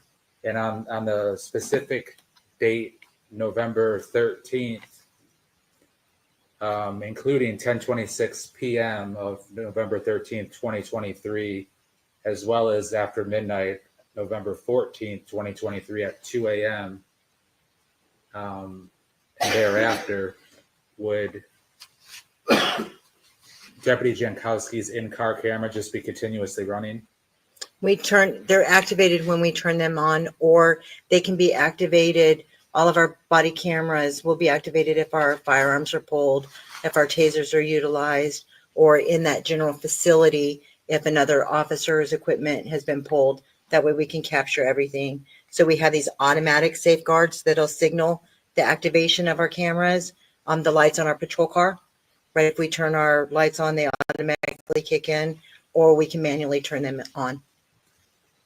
At some point during the night, was the defendant arrested for TV battery on his mom? Yes, sir. And at some point during the night, was he put in the back of Jankowski's vehicle? Yes, sir. And did Jankowski's in-car video capture the defendant talking in the backseat of the car? Yes, sir. Now, there's been a name mentioned, Corporal Rentis, who's now Sergeant Rentis. What was his relationship to the defendant? He had a close relationship with the defendant and the family, and would frequently speak to him or have communications if they were having trouble to try to resolve or give resources to the family. And on the in-car camera, is the defendant have access to a cell phone on his lap? Yes, sir. And describe to the jury how that came about. I had received a phone call from Corporal Rentis, who was actively on the phone with the defendant. Rentis had told me that there was some type of disturbance over at the house. So I responded over there, notified Central that I had just received a phone call from Corporal Rentis. At the time, he's since been promoted. I'll refer to him as Corporal Rentis so it doesn't get confusing. And so we responded over there, and Corporal Rentis maintained phone contact with Colton. At certain times, would you appear at the side of Jankowski's SUV and interact with the defendant? Yes, sir. So whenever we have a person in the back of our patrol car, we monitor them, keep them within ear and eye, so we can hear what's going on and see them in case there's some type of an emergency or if they need assistance. So we don't have to stand necessarily right there all the time, be able to hear them if they need assistance. And in terms of the state exhibits 191, 192, and 193, all being in-car videos from Jankowski on November 14th. Actually, it looks like they're all from the early morning hours of November 14th. Have you had an opportunity at some time to watch the in-car camera footage? Yes, sir. Your Honor, this time the state would move State Exhibit 191, 192, and 193 into evidence. Any objection?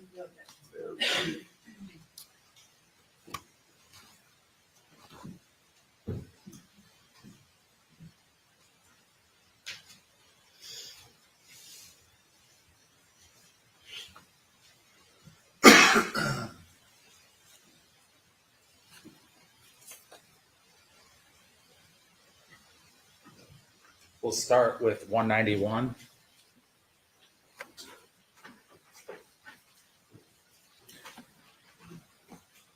And before, as we get that queued up, was there some subject matter in which the defendant was talking about kind of two different personas, Collin 1 and Collin 2? Yes, sir.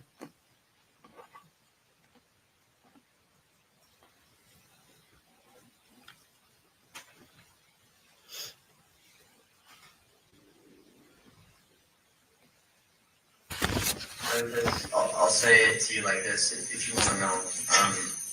Collin 1 is, I guess, he's who just wants to survive, help people, and do good things in the world. And Collin 2 is the one that protects Collin 1 in situations where he can't escaped from, and Collin too was the one that killed someone. But you're talking to Collin one. Talking to Collin one. The one who just wants to help people and just wants to.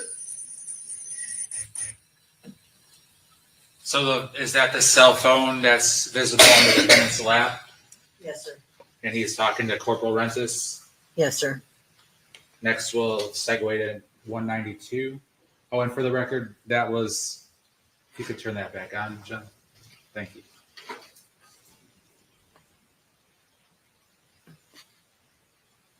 So we can see the time and the date.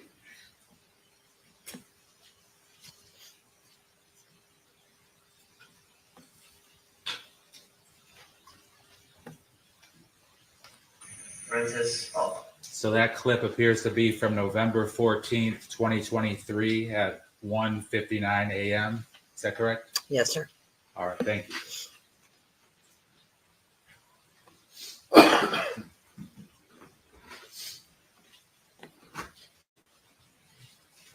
The state will next publish 192.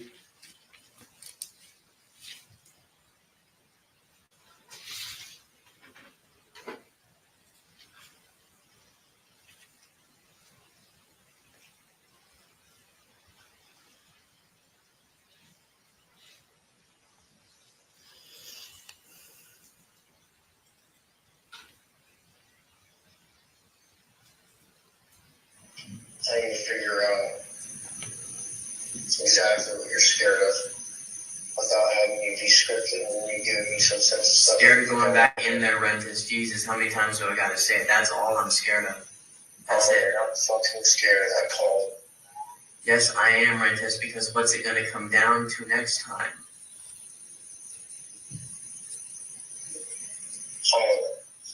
I don't think you're a pussy. I think that you are capable of killing your mother, but I don't think that you will. No, why would I let you get to that?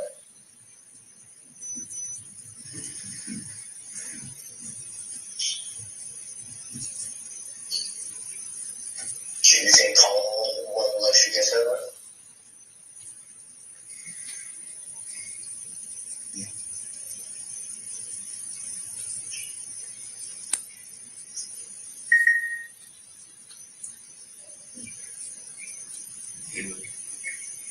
I can't hear you, sorry.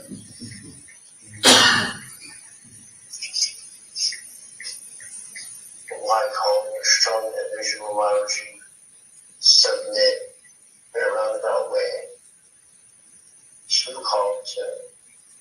When we talk about, it's the strongest version of me. Did you hear Corporal Moore, the defendant, saying, yeah, he would, as it pertains to Collin 1, allowing him to kill his mom? I did, sir. And that is on November 14th, 2023 at about 2:21 in the morning. Yes, sir. And for the final clip will be State Exhibit 193.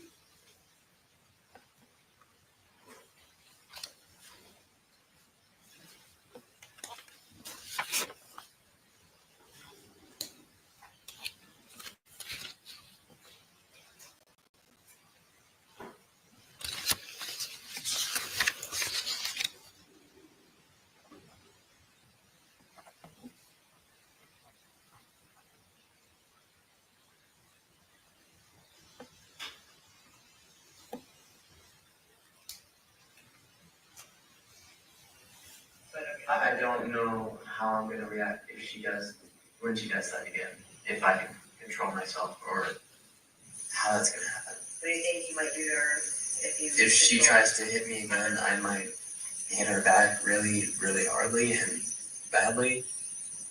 You're gonna hurt? Yeah. Okay. For the record, that was not November 14th, 2023 at 3:22 a.m. Yes, sir. So at the end of that investigation, is it a fair statement the defendant was arrested?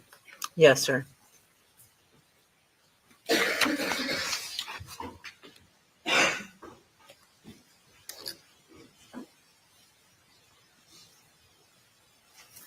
Corporal Moore. I don't have any further questions for you.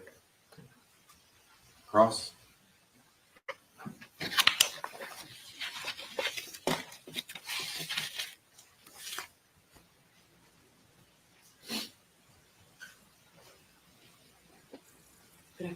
Good afternoon. Corporal Moore, every time that Collin said, either in your presence or on the camera footage that you've reviewed, that he might hurt his mom or he was afraid he would hurt his mom, he prefaced that statement by saying, if she hits me, or if she comes at me, or if she attacks me, I'm afraid I'll hurt her. Correct? Yes, ma'am. So he never said, I just want to kill my mom for no reason whatsoever. No, ma'am.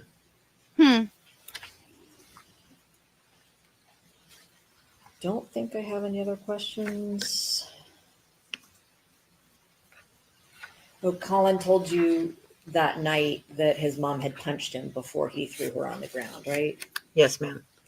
Oh, so that makes it okay that he hits his mom. Okay. Is the witness released? Yes, sir. Yes, sir. Thank you. Thank you, Your Honor. I surely hope there's some moms on this jury. Moms of teenage sons. Or bratty teenagers who are going to come back and say, Your Honor, the state calls Deputy Joseph Jankowski of the Charlotte County Sheriff's Office. We're already at 8 witnesses.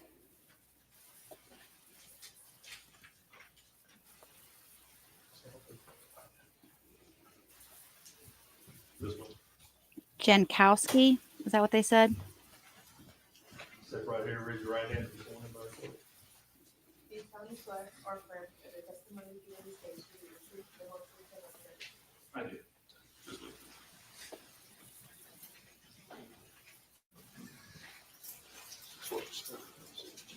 Thank you. Good afternoon. Good afternoon.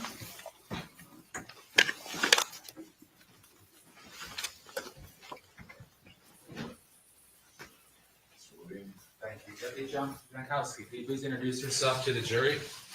I'm Deputy Jankowski with the Charlotte County Sheriff's Office.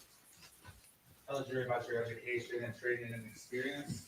So I went to the police academy. I've done multiple specialty classes like speed and measurement, as well as narcotics and dangerous drugs. I'm a pit instructor for the Charlotte County Sheriff's Office. I currently work on the road patrol. So you call 911 in my area, I'm the one showing up. I want to direct your attention specifically to this case as it pertains to the defendant. Did you have an opportunity to respond to address in Port Charlotte as part of a domestic violence battery investigation? I did. And at the time, were you a field training officer of another one of the deputies who was present? I was. And who were you supervising? I was training Deputy Shark. And were you basically overseeing him and allowing him to do his part of the investigation? Correct. What was your role in the investigation? So I was overseeing, so he was in his final phases of training. So I let him do his investigation. I'm there to guide him if he has questions or to help him along if he gets stuck in a certain situation. Now, while you were doing that, did you have your body cam going? I did.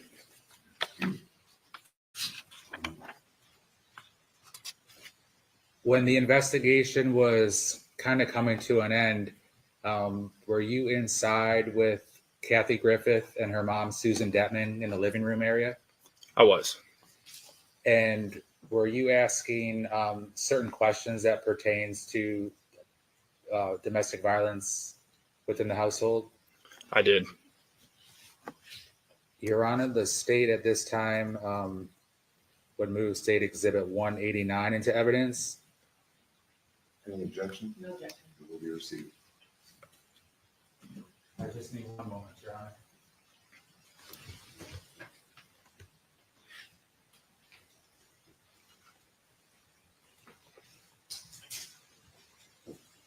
They were there for a long time because that first recording was 2 a.m. and then the next one was at 3:22 a.m.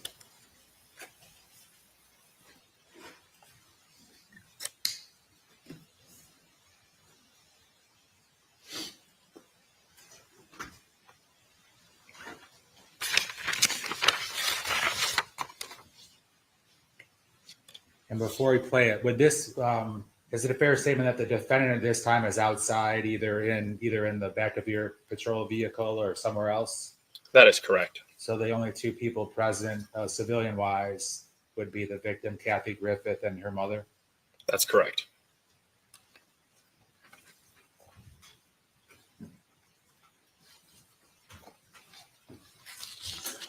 A couple of quick yes or no questions I almost forgot before we go. And do you think he's capable of killing you? Yes. Does he have access to a firearm? No. And all right, any other questions before we leave? Okay. All right. Well, thank you for your time. So when you ask, Do you think he's capable of killing you? Was her response yes? Yes, it was.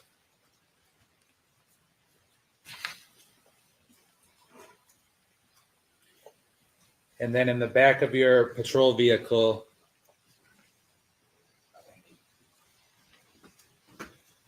and for the record, that was from around November 13th, 2023 at 10:26 p.m. Excuse me, at 10:20 p.m. This next video, 190 from the back of your vehicle, will be at November 13th, the same day at 10:26 p.m. That's not in evidence yet. Oh, I'm sorry. You're right, Your Honor. Let me ask you a couple of questions about that.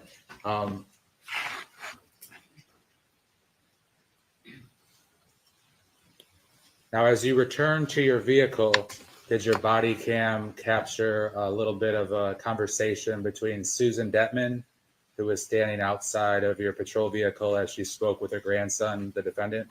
It did. Oh, good. This is good. Your Honor, at this time, the state would move State Exhibit 190 into evidence. No objection. It will be received. Perfect. And with the court's permission, we'll play it for the jury. Thank you.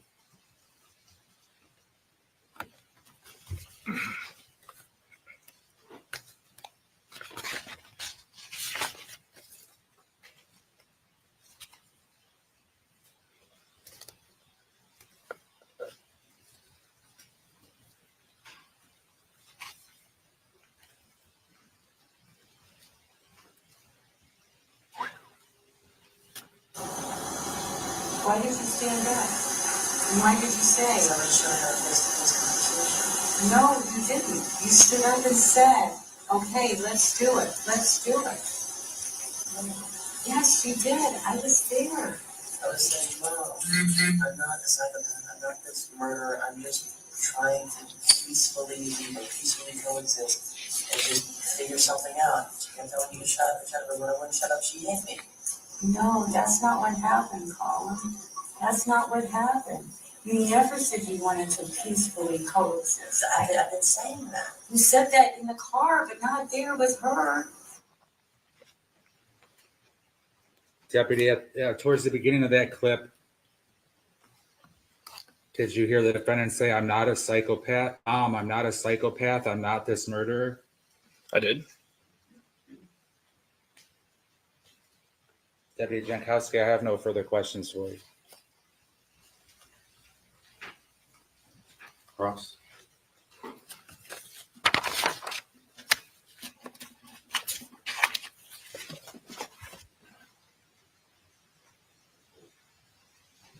afternoon, Deputy Jankowski. Good afternoon. Collin was in the back of, was that your car or was that somebody else's car? That was my car. For over 5 hours that night, wasn't he? I don't know the exact time frame. That doesn't sound right. Well, one of the camera clips we've seen was from like 10 p.m. on the 13th. And then the last one from your car was 2:30 or so on the 14th, 2:30 a.m. So sorry, 4.5 hours. Does that sound about right? I couldn't say for sure. It sounds like a long period of time for someone that was arrested for battery to sit in the back of a car for 4 hours to me. Is it fair to say that this investigation took a long time?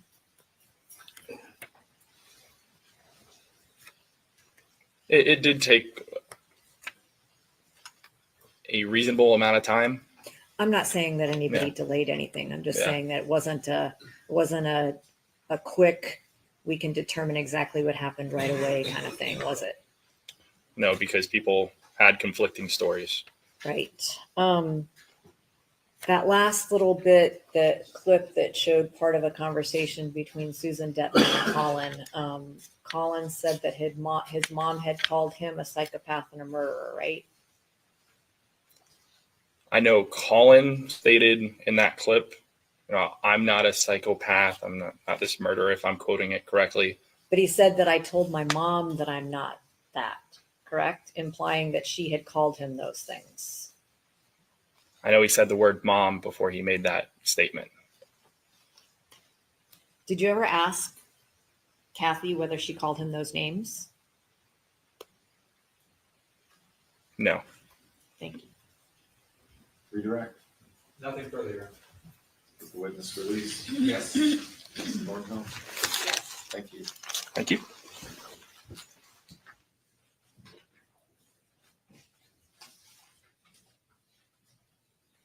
Next witness.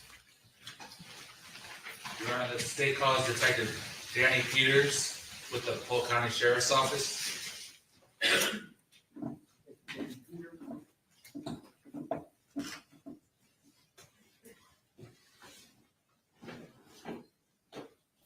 That was the body cam, piece of the body cam that I felt was really, really important that the jury hear. So I'm so glad they were at least allowed to let that piece in.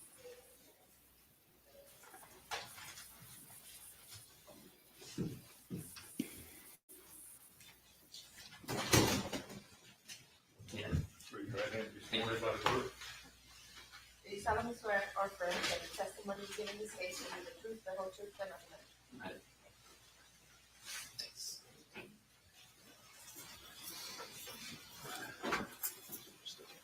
Thank you.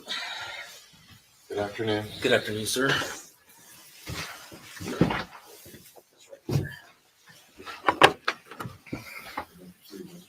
All right, thank you. Could you please introduce yourself to the jury? Yes, Danny Peters, Danny Peters, detective with the Polk County Sheriff's Office. And what division do you work in? I'm with the homicide division. In this case, are you the case agent, the lead detective? I am. Tell the jury about your education, training, and experience. In 2010, I went to the Basic Law Enforcement Academy. Upon graduation, I was hired by the Polk County Sheriff's Office, where I've spent 14 years, most of them in investigations, and led me to this point. Now, when you investigated this case, had you been in the homicide division for a certain period of time? Just several years. And have you investigated countless homicides? Yes. How did you first get called out to this case? We were notified by supervision to respond to a death investigation. And do you recall approximately what time you arrived on scene? 7:25 approximately. And was that actually to the crime scene, the residence? Yes, sir. And that's in Polk County? Yes. Describe to the jury kind of your mentality as a homicide detective when you get to a scene. What's it like? Well, initially when you get to a scene, it's a little chaotic. You make contact with deputies on scene and you learn what they responded to and what they heard upon their arrival. Now, about how many detectives might be working a case, like this case particular? How many detectives were working at the same time you were? Or was it multiple detectives? Multiple detectives. We had more than 5. And do each one of you kind of have multiple things that you're investigating? Yes, we have different tasks when we're on scene. And then how do you get updates from each other to see where the investigation is at or where it's headed? So through the course of the investigation, we tend to come together and brief each other in reference to what we've learned, any evidence we've obtained. We call each other on our cell phones and explain where we're at and what we're doing. What's the crime scene / forensic investigator's role at a scene? They're to arrive and preserve evidence for us, document evidence. And I take it they were present the night of? Yes, sir. And do they kind of work on their own, or are you as the lead detective telling them what to do or what to look for? How does that work? No, so as a detective, I give them direction in reference to stuff that I'm looking for or things that I need, as well as the other detectives on scene also give them instructions. So when you show up on scene, do you know where the defendant was? From what I was told, the defendant was in the back of a patrol car. So is it a fair statement you were not interacting with him at that time, but rather were then surveying the scene? Correct. Describe to the jury what you did. So upon arriving, I made contact with the initial deputy who briefed me of what he encountered upon arriving. And then once I learned that information, we made contact with the medical examiner to explain exactly what it was that we had on scene. And the grandmother arrived on scene, and then we began to do our interviews. Did you have an opportunity to actually speak and interview the grandmother, Susan Detman, that evening? I did. And was that a one-time thing, or did you interview her any additional times after the night of September 8th? Yeah, I interviewed her again after the initial night we were on scene, yes. Now, and she was / is the owner of that house, correct? Yes. Did you have an opportunity to go inside the house to see what was going on inside? I did. And was Kathy's body still there when you were there? It was. Now, you mentioned that you spoke to the medical examiner. In this case, did you speak to Dr. Garavan? Yes, it was Dr. Garavan that was the on-call medical examiner, yes. And explain to the jury about why you called him and what you were hoping to learn from. So I explained to him the manner in which we found the decedent and the severity of her injuries.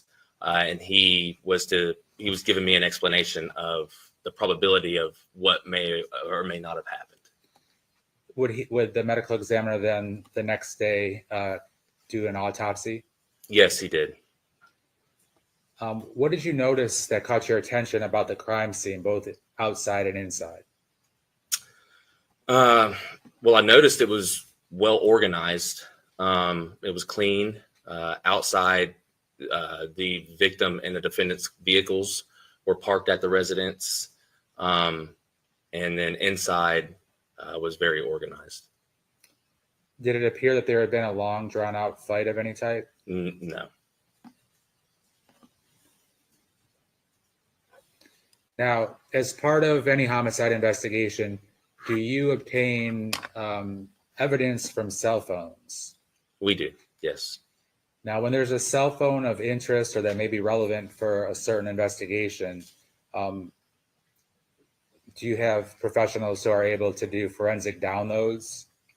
We do. We have detectives that work for the Polk County Sheriff's Office that handle the downloads for us, yes. Tell the jury a little bit about what they do to accomplish that. So they use programs such as Cellbrite to hook the phones or devices up that we take into our possession. And then once they hook these devices up, it starts to download the data off of those devices. And then they are able to attach it to like a USB or a CD and provide it to us. And then we are able to see what's on that device. Sometimes are there limitations to what can be obtained from a cell phone? Yes. Sometimes are you guys able to get basically a full copy for copy, meaning whatever was on the cell phone, you can get all the information off the cell phone? Yes. Sometimes are you able to only get partial information from a cell phone? Yes. And does that basically just have to do with technology or some type of impediment to getting further information from a cell phone? Yes. It depends on whether or not the program has downloaded or has reached a certain spec for that phone or computer. Now, can a similar logistics be taken care of on a computer as well, downloading information off of a computer? Yes. Now, in this particular case, did you obtain cell phones from a cell phone from the defendant? Yes. You or somebody from your agency, of course? Yes. I had another detective on scene with me that was able to get that cell phone. And the defendant's cell phone came from his car, is that correct? His car, yes. And were you able to obtain the victim's cell phone, Kathy's cell phone? Yes, we were. And was that from the island in the kitchen? It was in the kitchen, yes. And then were you able to obtain the grandmother, Susan Detman's cell phone? Yes. And did she basically consent or allow that to happen? Yes, she provided full consent to search her cell phone, written permission as well. Now, were you able to get information / the downloads from Susan's phone? Yes. What about from the defendant's phone? Yes, I was. And what about from Kathy's phone? Catherine's phone, not so much. It was a newer type phone that the program was not able to do a full download. So we sent that cell phone off to Homeland Security, where they have more advanced equipment, and they are in the process as we speak of attempting to download that cell phone for us. At some time during your investigation, did somebody bring you Kathy's computer? Yes. Personal computer. Yes. And who brought you that? That was her oldest son, Christopher. And is that also the defendant's older brother? Yes. Do you recall approximately how many years older Christopher is than his brother, the defendant? A couple, maybe 4, I believe. Now, as it pertains to this case, it was Christopher Griffith, not totally irrelevant, but was he kind of had nothing to do with this case? Yeah, he didn't have anything to do up to that point. Now, when you obtained the computer through him bringing his mom's computer in, did you have your people attempt to get a download from the computer? Yes. And what happened? We were not able to access the computer. Do you know why? Based upon the passwords or the protection it had on the computer, wouldn't allow us to do a full download. Sometimes our computers and/or cell phones difficult or impossible to get into. Yes. Sometimes does it have to do with whether you have a password or what make of the technology it is? Yes. So even though you weren't able to get into Kathy's phone, is it a fair statement that you were able to see a lot of her activity through the defendant's phone and Susan's phone? Yeah, I was able to see all activity that she had through the defendant's phone and her mother's phone. Yes. So, for instance, if Kathy texted her son or texted her mom, you'd be able to read those text messages as if you had Kathy's phone, correct? Correct. And any photographs sent back and forth or call logs or things of that nature, you'd be able to see on other people's phones that communicated with her? Yes. So was that helpful? Yes, it was.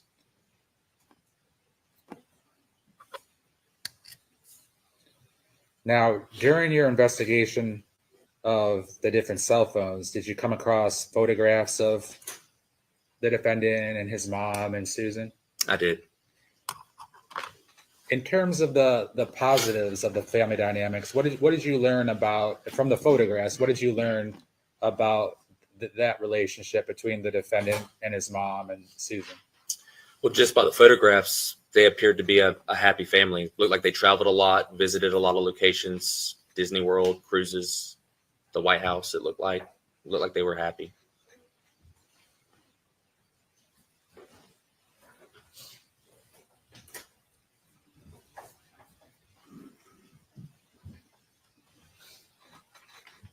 Detective Peters, did you have an opportunity to see a series of photographs in the form of, we'll start with 171, 171A, and 171B? Yes. And what about photographs 172 through 178 and 178A through 178I? Yes. Your Honor, at this time, the state would move those mentioned exhibits into evidence. And with the court's permission, we'll publish those photographs. if we could go first to 171.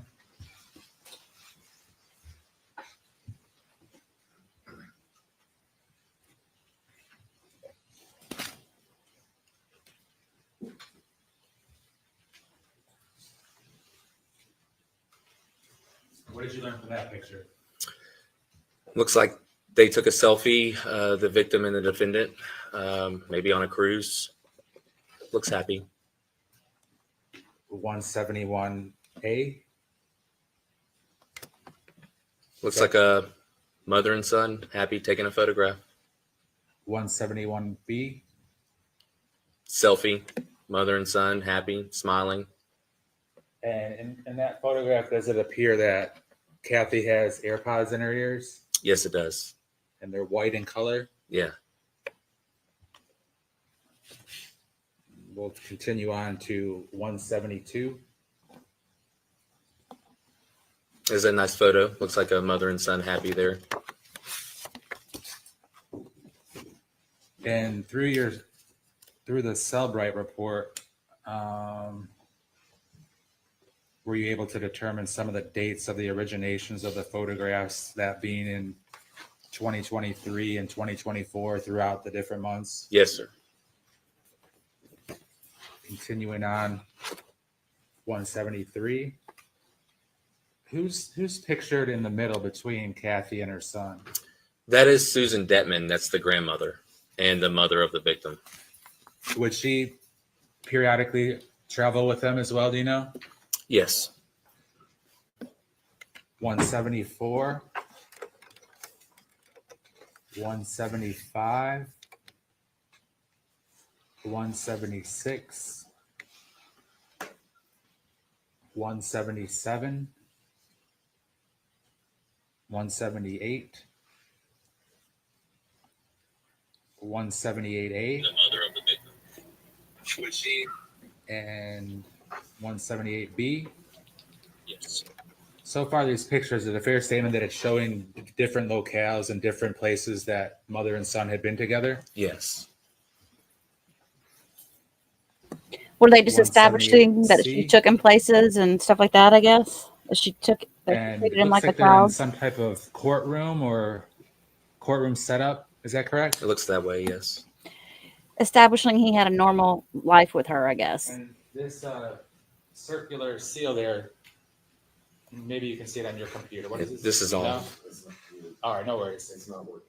Looks like it says, well, it does say Stetson University College of Law. And once again, when there's a third person in these photos, is that Susan? Yes. 178D. Does that look like it's at Disney or outside of Disney? Yes, it does. And for the purposes of the record, in a lot of these pictures, both the defendant and his mom appear smiling and happy. Is that correct? Yes. 178E. 178F. 178G. Where does that look like it's taken? Looks like it's taken at the Capitol in Washington. 178 next. H. And then 178I. All right, thank you, John.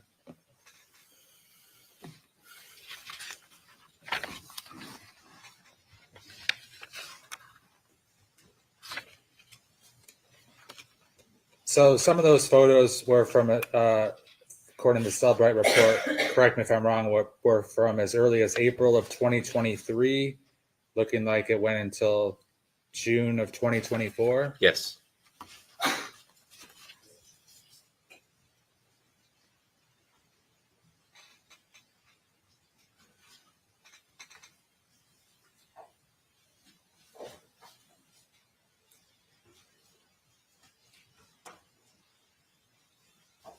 Now, Detective Peters, did you find out that Kathy had Ring video capabilities inside her residence? I did.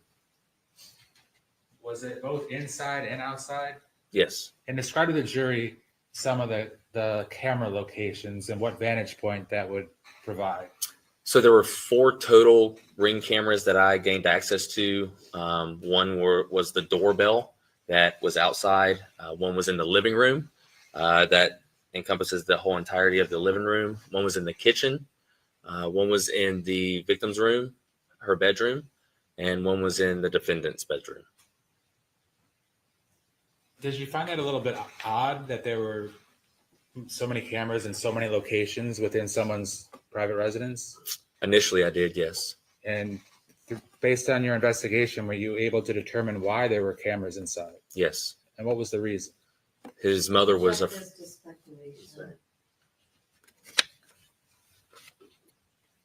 Are you, without answering the question, but are you speculating, or do you know from your investigation? Judge, I'm gonna object. I think I know where this is going. Approach sidebar.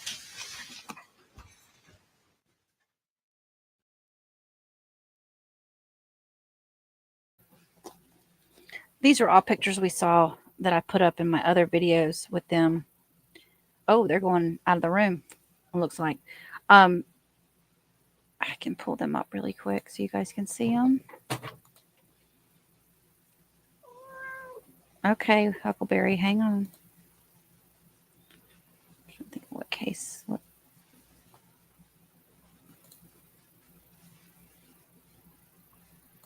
They're basically just stuff that she put on Instagram.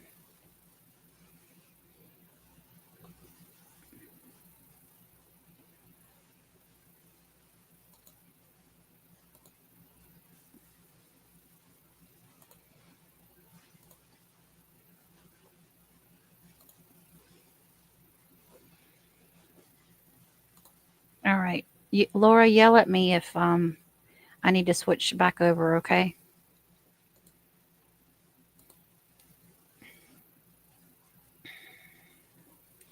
So you got the picture of him getting his car, the picture of them with in front of this flag thing. That was one of them. I hear him. Were you able to obtain Ring camera footage from the interior of the house? I was. And is that like a consistent 24/7 recording, or is it something else? It looked like it was based on movement, and a lot of the times and the stamps were based upon movement. So is there plenty of times when people are doing nothing of significance, such as moving around the house or just having regular conversations, things of that nature? Oh, yeah. A lot of the times it was like that. If the jury, if during this trial I put on every single minute of Ring camera footage in existence, would we be here for hundreds of hours? Yeah, days. All right. Now, was one of the rooms that you were able to get camera footage from, the camera set up somewhere in the kitchen? Yes. And would that point out to capture both the kitchen and then the living room that's behind the kitchen? Yes.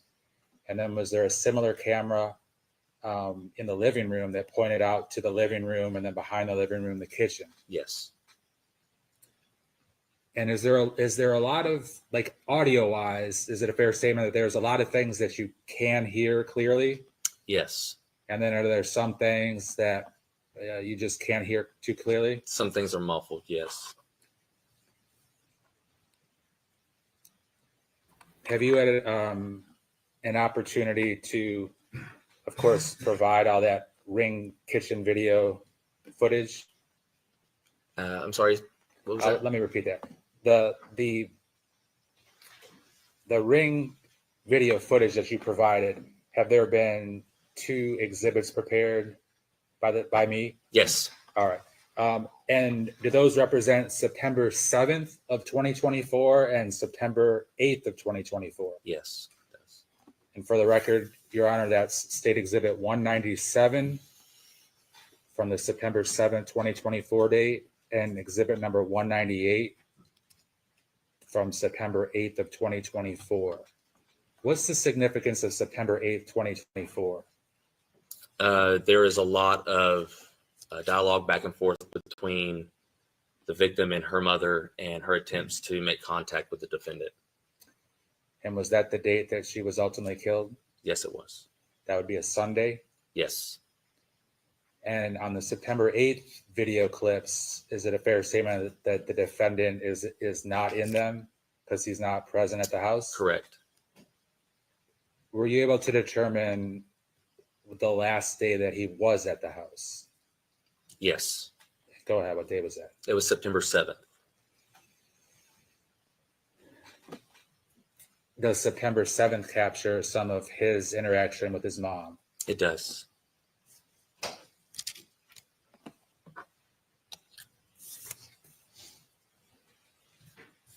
Are they going to read any text messages? Now, during your investigation, did you come into contact with the name Jeffrey Rapkin? I did. Yes. And who was that? He is the attorney for Collin. As it pertained to the DV battery case and maybe some family law logistics? Correct. I learned that he was appointed his attorney. They hired him for the domestic violence case from November of the previous year. And was there many conversations in text format between the defendant and Jeffrey Rapkin? Yes.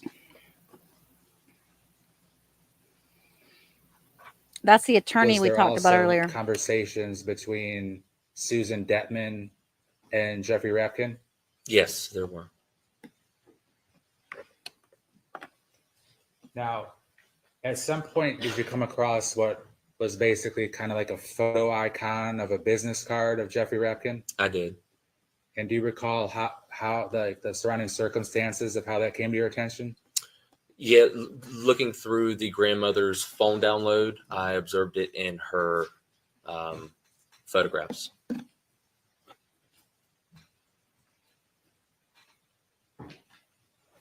See if y'all are paying attention during lunch. Y'all be caught up on this. Do you feel better? I read it.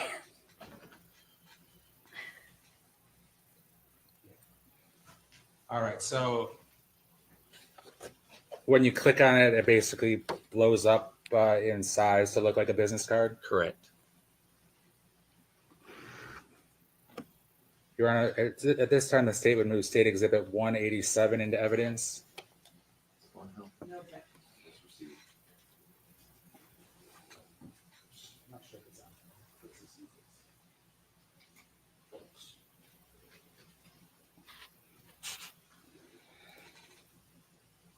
Now, based upon that, were you able to determine that the attorney was based out of Port Charlotte? Yes. And also Port Charlotte is the city where Kathy resided with her son? Yes. Also, were you able to figure out that the phone number 941-916-4096 was the cell phone number of Jeffrey Rapkin? Yes. And was that number the number that the defendant would communicate with via text message? Yes, it was.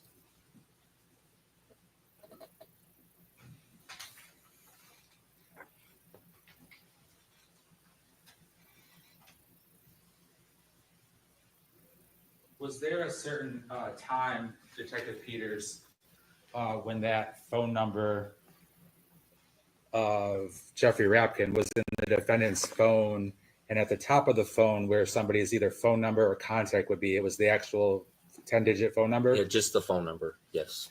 And then at a certain point, was that phone number saved into the defendant's phone so it said Jeff Rapkin or Jeffrey Rapkin? Yeah, it appears as if it was saved. The number was saved to a name. But either way, it was always the same phone number, that being Jeffrey Rapkin's phone number, correct? I believe so, yes.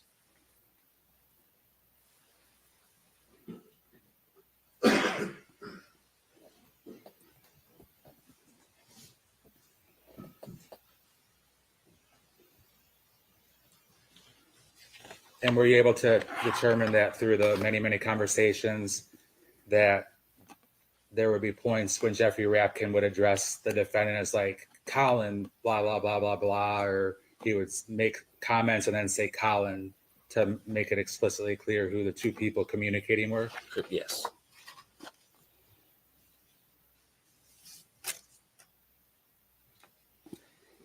Now, I want to talk a little bit about the relationship between Kathy Griffith and her son, Collin Griffith.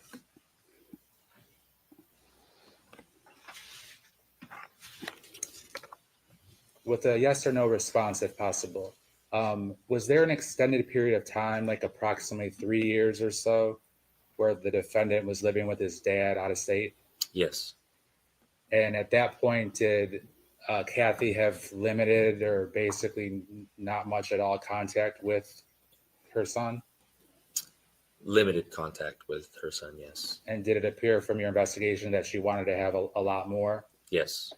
but that the defendant's father was difficult, to say the least? I don't have proof that the defendant's father was difficult. I have conversations between Collin and his mother while he lived in Oklahoma, and it did not appear as if it was a difficult situation to communicate with him, no. All right. Now, at a certain point, did the defendant come to live with his mom? Yes. Now, at that point, had she basically missed out, and the defendant had missed out on about 3 years of relationship, mother-son relationship? Yes. Did they live in the Port Charlotte house basically up until this incident happened? Yes. Now, were you able to determine that did the defendant have his own bedroom at his house? He did. And did it appear that he knew the defendant, that there were Ring cameras in the household? It did appear that way, yes. And tell the jury about the things that indicated that. When he would walk in a room where there was a camera, he would look directly into the camera. And the cameras themselves, are they like hidden in something? No, they're in plain view. What cell phone service did Kathy and Collin have? They had AT&T. And in order to have AT&T cell phone service, how old do you have to be? 18 years or older to purchase your own line or plan through AT&T. Judge, I'm gonna object to the foundation. I'm not sure how he has this information. Same if you lay the appropriate predicate. Now, how were you able to determine that Kathy had AT&T? We have analysts that work with us through the course of our investigation that are able to determine through their programs that they utilize, phone numbers that we give them that provide them with that information. And during the phone forensic investigation, are there various screenshots that Kathy sent to, at least to Susan, maybe to the defendant as well, that basically said AT&T.com phone records with call history? Yes. Yes. Now, in the Ring video footage, is it apparent sometimes that the defendant is walking around with his cell phone that his mom provided? Yes. And then that That's cell. what the statement about that his mom provided, there's been no evidence. Did his mom provide him a cell phone? Object as to knowledge, foundation. Well, he either knows or doesn't know. You're gonna lay the predicate. Okay. Are you aware from your investigation that the defendant's mom provided him a cell phone? Yes. Now, It's the same. It's the same. how, We had this discussion. could you explain how you determine that? Through the video, she has access to a cell phone and advised in numerous videos that she was cutting off his service. But Judge, that still doesn't approach. But Judge, you told me you wouldn't let him do that. But Judge, I already had all the bad evidence of him put out. How could you let me down? Grr. Just when I start to put something, well, let me try that. Just when I start something to eat.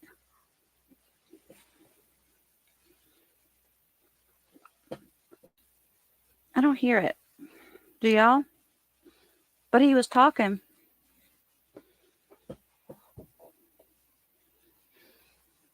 Thornhill is getting whiny. She's having a sugar crash.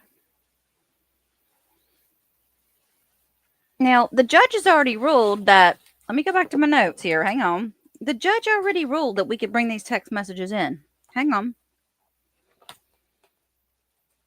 Where are my notes on that?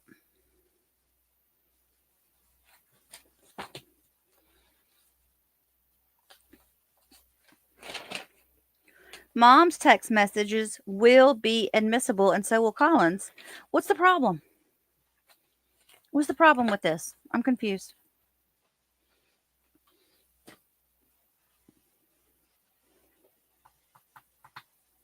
She needs a Snickers. I know, right? That detective, you guys, on another note, he's so cute. He's so cute. What's going on? They taking a break? Everybody standing up? Did they go back into his chambers again?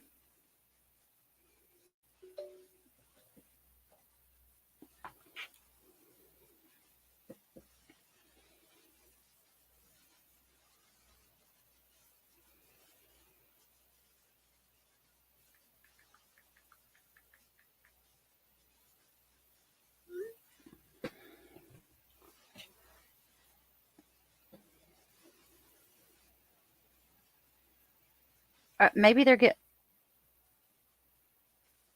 I want to see these text messages. And you guys, these are the text messages that I was talking about earlier in the lunch break.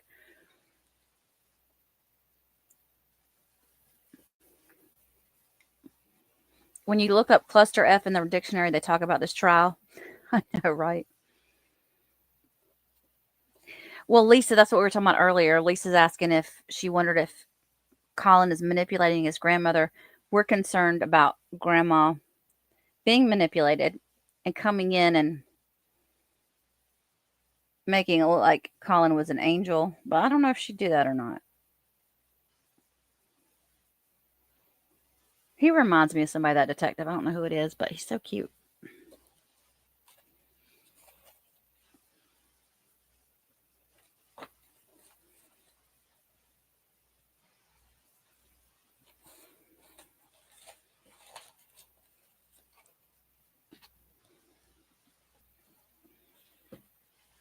You do it. I can do it too, Mark.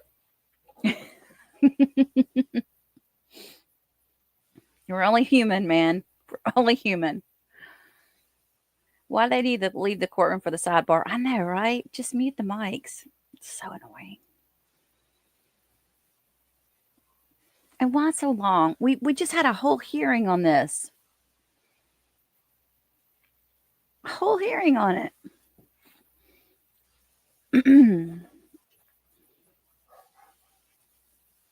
I have no notes about them saying anything, any restrictions on the text messages.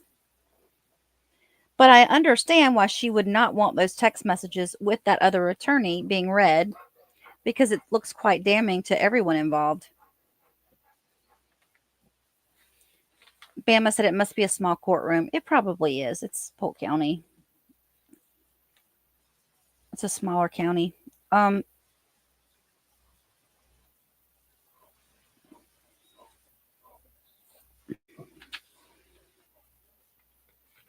Gosh, now I want to go back and listen to that hearing again. But I don't think what I was reading in those text messages, there was some stuff over whether or not the dad was even mentioned. I don't think it was his death was mentioned, but not who he was mentioned, I don't believe. Ladies and gentlemen, I'm going to ask you to step into the jury room for a few minutes while we get some electronic equipment fixed and I address the matter with the lawyers. All rise, please.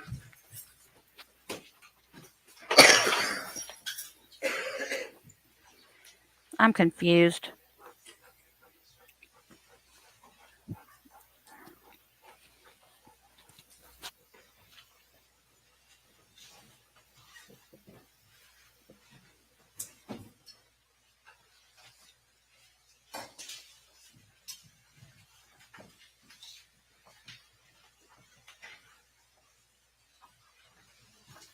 Mark, I don't have anything on me that quivers anymore, man. May be seated.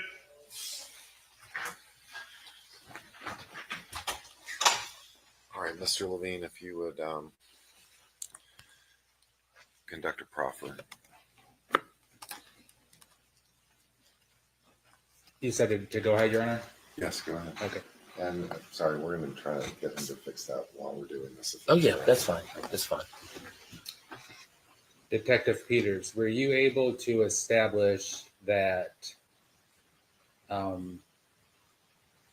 you were mentioning earlier about your analysts can pull up the phone number and then see the corresponding who the phone provider is. Is that correct? Yes.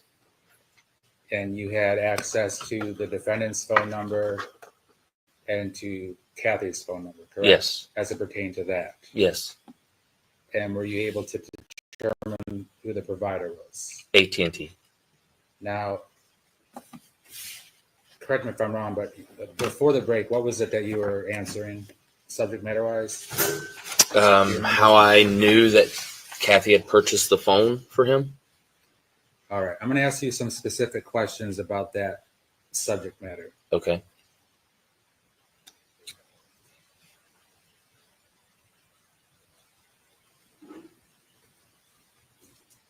Now, the judge has heard at a prior hearing earlier this month, but so the record's clear during this trial.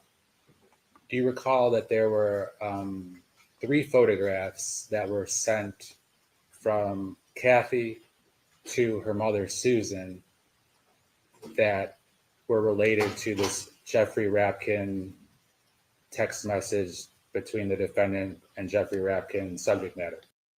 Through text message and perhaps other forms too, that she was going to be changing his phone service so he could only receive phone calls and text messages. Yes.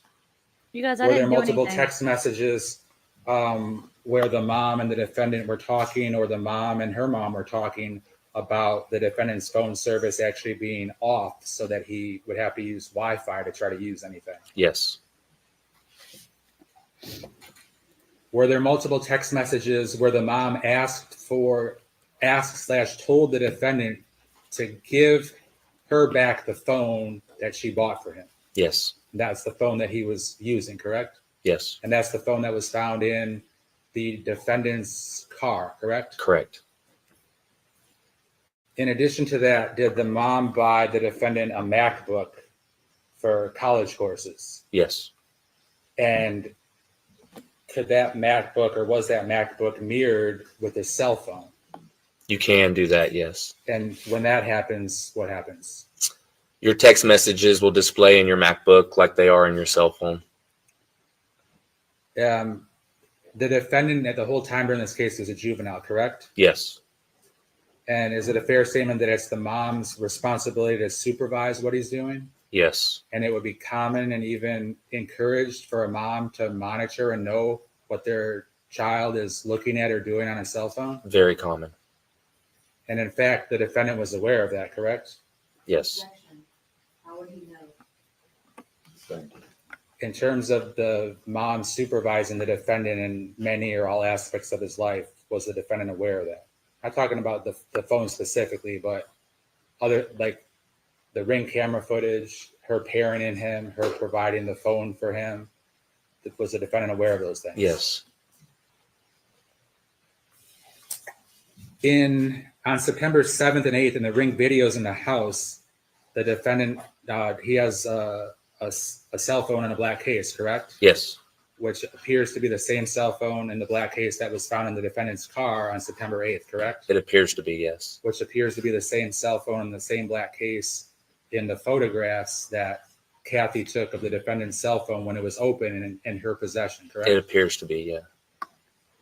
And that has to do with the old knife to the neck from behind text message, correct? Yes.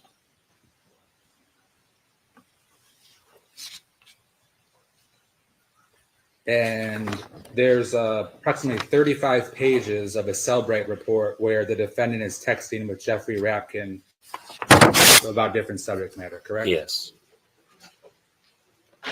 On pages 3 to 4 of that, the defendant texts to Jeffrey Rapkin, "This is Collin, I am 17, correct?" Yes. Yes. And did it appear that the mom actually had the ability and did turn off the defendant's phone and control the service? Yes.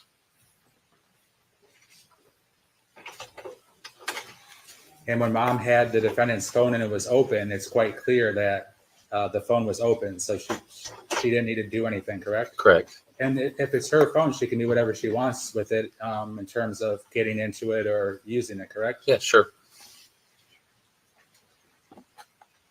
From the defendant's phone, did you find a conversation with his mom on September 7th, 2:15 p.m. when she said, "Please return my cell phone and MacBook that were purchased for your education"? Yes.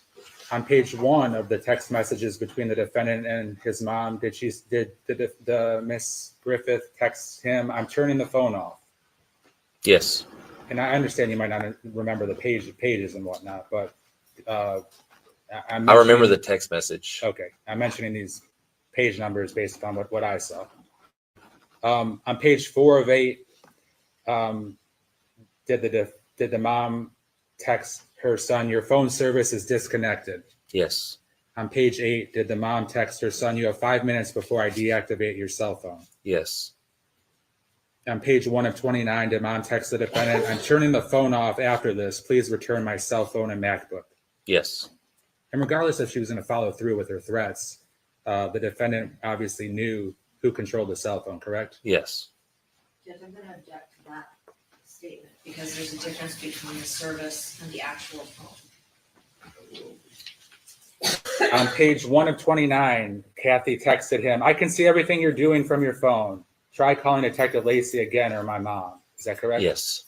On page 14 of 29, the mom again says, "Your phone service is being turned off." Correct? Yes. On page 5 of 29, the mom texts her son, "Close in your BOA account." I don't remember if it said BOA or Bank of America. BOA. Okay. Indicating that she had joint custody or joint control of his account since he was a minor, correct? Or access to it. Or what? Or access to it, yes. Access to it, okay. So that's another indication of something she had access to besides his phone? Yes. Page, I don't remember if I just said this, but page 14 of 29, your phone service is being turned off. Another statement She made. said that multiple times. Okay. Page 16 of 29, I'm still tracking you and your location, Collin. If I don't see your dot moving on a map towards home, and then whatever else she said. Yes. Indicating that she's able to track him through the phone that she so graciously provided. Yes. 17 of 29, you are reading each message I send. I keep seeing read next to each text I send. I'm shutting your service off. Yes. Page 18 of 29, I'm looking at your phone records, correct? Yes. Page 22 of 29, your call records with AT&T, you didn't even attempt to call Monique. Yes. And then is it a fair statement that Kathy attaches ATT.com screenshot of the records/phone calls for September 6th through September 8th of 2024 that the defendant was either making or not making? I do remember seeing that, yes. Page 24 of 29, continuing with the text message conversation between the mom and the defendant. And you are at her house on Wi-Fi because your service is disconnected. Do you remember that? Yes. Page 23 of the Cellbrite report from the conversation between now Kathy and Susan Detman, her mother. Do you recall Kathy saying, Collin's phone will not be turned back on given that he lost his phone privilege when he hung up on me? Yes. Coming in the home stretch. Page 29 to 30, the same Cellbrite report. Do you recall mom sending Susan Detman screenshots of the defendant playing video games, kidnapping and killing people? Yes. The mom was monitoring what the defendant was doing in various aspects of his life. Right. And is it a fair statement? Didn't she also text the defendant, I can see what you're doing playing the video games? Yes, she said it on the Ring camera as well. Okay, so that's captured there as well? Yes.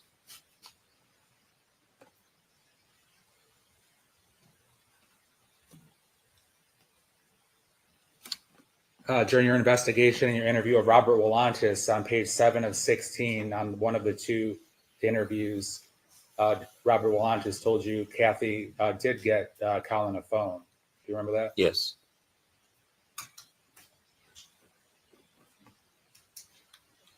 Page 3 of Amanda Friends' 6-page report, she annotated that the mom took the defendant's phone away, and the defendant also told his dad that his mom took his phone away. Yes. Page 3 of 6 of Amanda Friends, former DCF CPI investigators noted or commented that mom took Collin's phone away. Yeah. Is it true that the mom would take away the defendant's cell phone and AirPods as punishment for being disrespectful to her? It appeared that way, yeah. And from your review of Deputy Alexander Sharp from the Charlotte County Sheriff's Office, who he actually testified today, page 4 of 6 in his report, he indicated that the mom told Deputy Sharp she was telling defendant she will be making changes to his phone so that he will only be able to make phone calls and send/receive texts. Yes. Is there any other information or evidence that you have to show about the inquiry of that the mom provided the defendant his cell phone and the defendant was aware of the monitoring that pertains to, obviously the whole relevance of this is the defendant sending Jeffrey Rapkin the text about giving his mom the old knife to the neck from behind routine if she comes up with a gun or something like that. Right. Just everything we've gone over. Okay. Judge, I have nothing further for the proffer.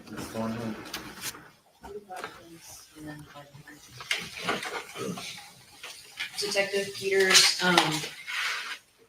let's start with the photo of the phone that appears to be the defendant's phone because it's an iPhone in a black case, right? Yes. But you didn't look at a serial number. That's not in the picture, right? Yeah, through the photograph? No, ma'am. Right, and there's no other distinguishing marks that indicate that it is the same phone that you collected later that belonged to Collin. Other than it's very similar in size and the case. You know how many of those kinds of phones have been sold? Countless. Yeah. Okay, so you also mentioned that the phone was obviously open when somebody took a picture of it. Yes. But you don't know how it got open, do you? No, ma'am. You don't know if Collin was asleep and mom crept in and took the phone from his room to take that picture, right? No, ma'am. And you don't know if it was password protected, but she somehow figured out his password against his wishes. I don't know that, no.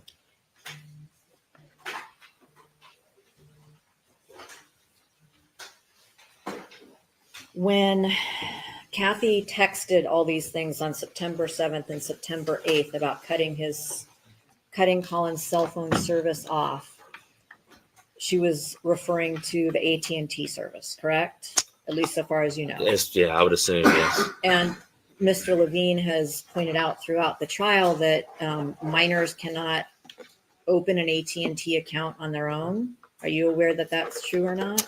From my understanding and experience, yes. Okay. But does Kathy opening an account for Collin prove that she had allowed access to every personal thing on the phone? I don't know the circumstances in that household. I can tell you I have the same service with my children, and I do have access to all of their stuff. Right. And you can agree that some families are more privacy oriented and some are not, right? I don't know. Based on age, I would say no. Do you know of any families whose parents don't go through their kids' text messages? No. Really? Yes, ma'am. Well, I'm going to testify right now that I never went through my son's text messages. At any rate. Well, you're not You testifying. said that the photo of the, actually, never mind about that. The text message from Kathy saying, give me the phone and MacBook that I bought for your education back. You have no idea where the funds for those things came from, do you? No.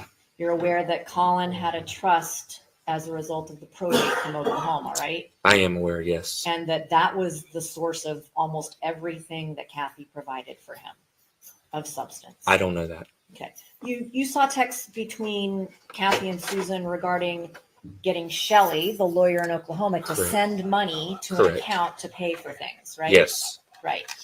Including for the computer that she was supposedly going to buy. They were talking about how much it costed and that they needed to get the money from Shelley. Yes, ma'am. So for all you know, that phone was bought with money from Collin's personal trust. I can't testify to that because I don't know how And that you're was purchased. and you're aware that Kathy made things up all the time. Sure. Yeah, Yes, including from the text messages around the same date and time that you were just discussing. Yes, ma'am. I don't have any other questions. Anything else? Mr. Yes, just so I can read text messages which Your Honor has seen at the prior hearing into the record. It's very short. And for the record, it will be, if Your Honor rules that. Why do I need to hear those again? What's that? You're talking about the actual text from Collin and Mr. Hopkins? Allegedly. Yes, Your Honor. I just want.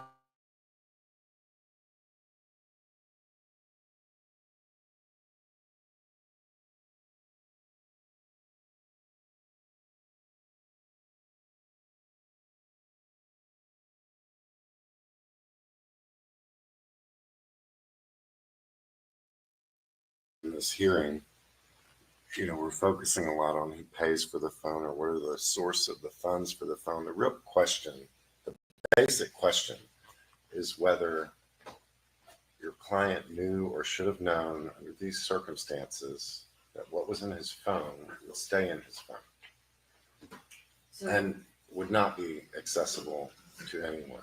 And what I'm looking at here is what appears to be, the Griffith household looked like a surveillance state to me, and she was definitely surveilling everything he did, not just actually, but constantly on his back about what he's doing, what he's not doing.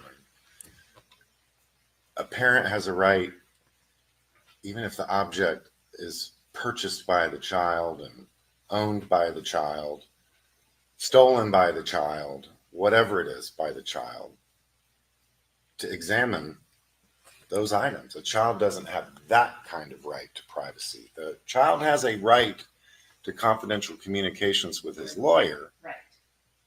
But under these circumstances, could I actually say, even if she hacked into his phone, I mean, knowing what he knows about his mother, that he had no reason to think she might go snooping in his phone, especially given the animosity is not the right word, but the tumultuous relationship that he had with her and the heavy hand that she had on his shoulder. Judge, I don't think there's been any proof one way or the other.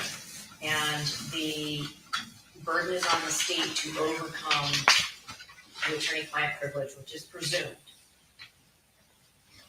And while I agree, Ring cameras in every room, there's still nothing other than these text messages from months later that are not between lawyers and clients saying, I'm watching what you're doing. And then after she said that, I don't remember if it was this time or another time, he blocked her to prevent her from looking. So that to me says I that, haven't heard that evidence. I thought I presented it at the hearing. Can you really block your parent and they can just take your phone? I mean, Except if he's with. what legal significance is a child blocking their parent when I it don't comes to the parent's right to inspect the contents of their child's possessions? But and I don't even concede that there is a right to inspect private communications. A parent? Does that? You don't think, I know you've chosen that route. I might be somewhere in the middle, because I do think it's important to let your child have some privacy, but it's also important to know what your child is doing. But the bottom line is, what matters is what the law says. Okay, I have to say something. Did either one of your child unalive one of their parents? Just wondering, because we're not talking about a normal child with a normal life, with a normal parenthood. Do you understand what I'm saying? You know what I'm saying? Oh,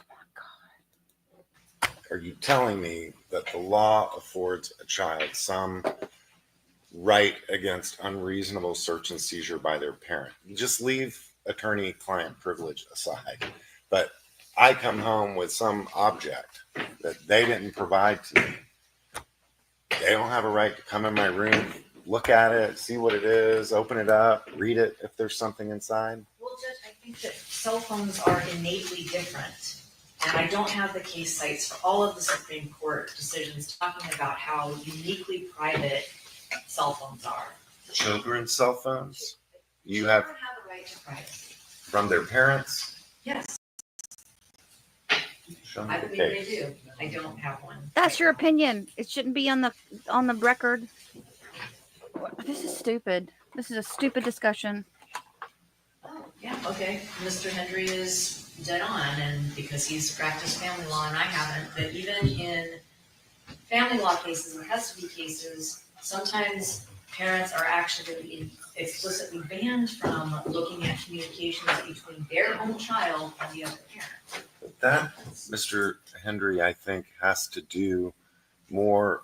I mean, at that point, a court has intervened because there's an issue that needs to be resolved regarding the best interests of a child. And those orders are typically not put in place unless you have parents who are interfering with the other parent's time sharing and rights to the child. So that's not so much You can't compare that.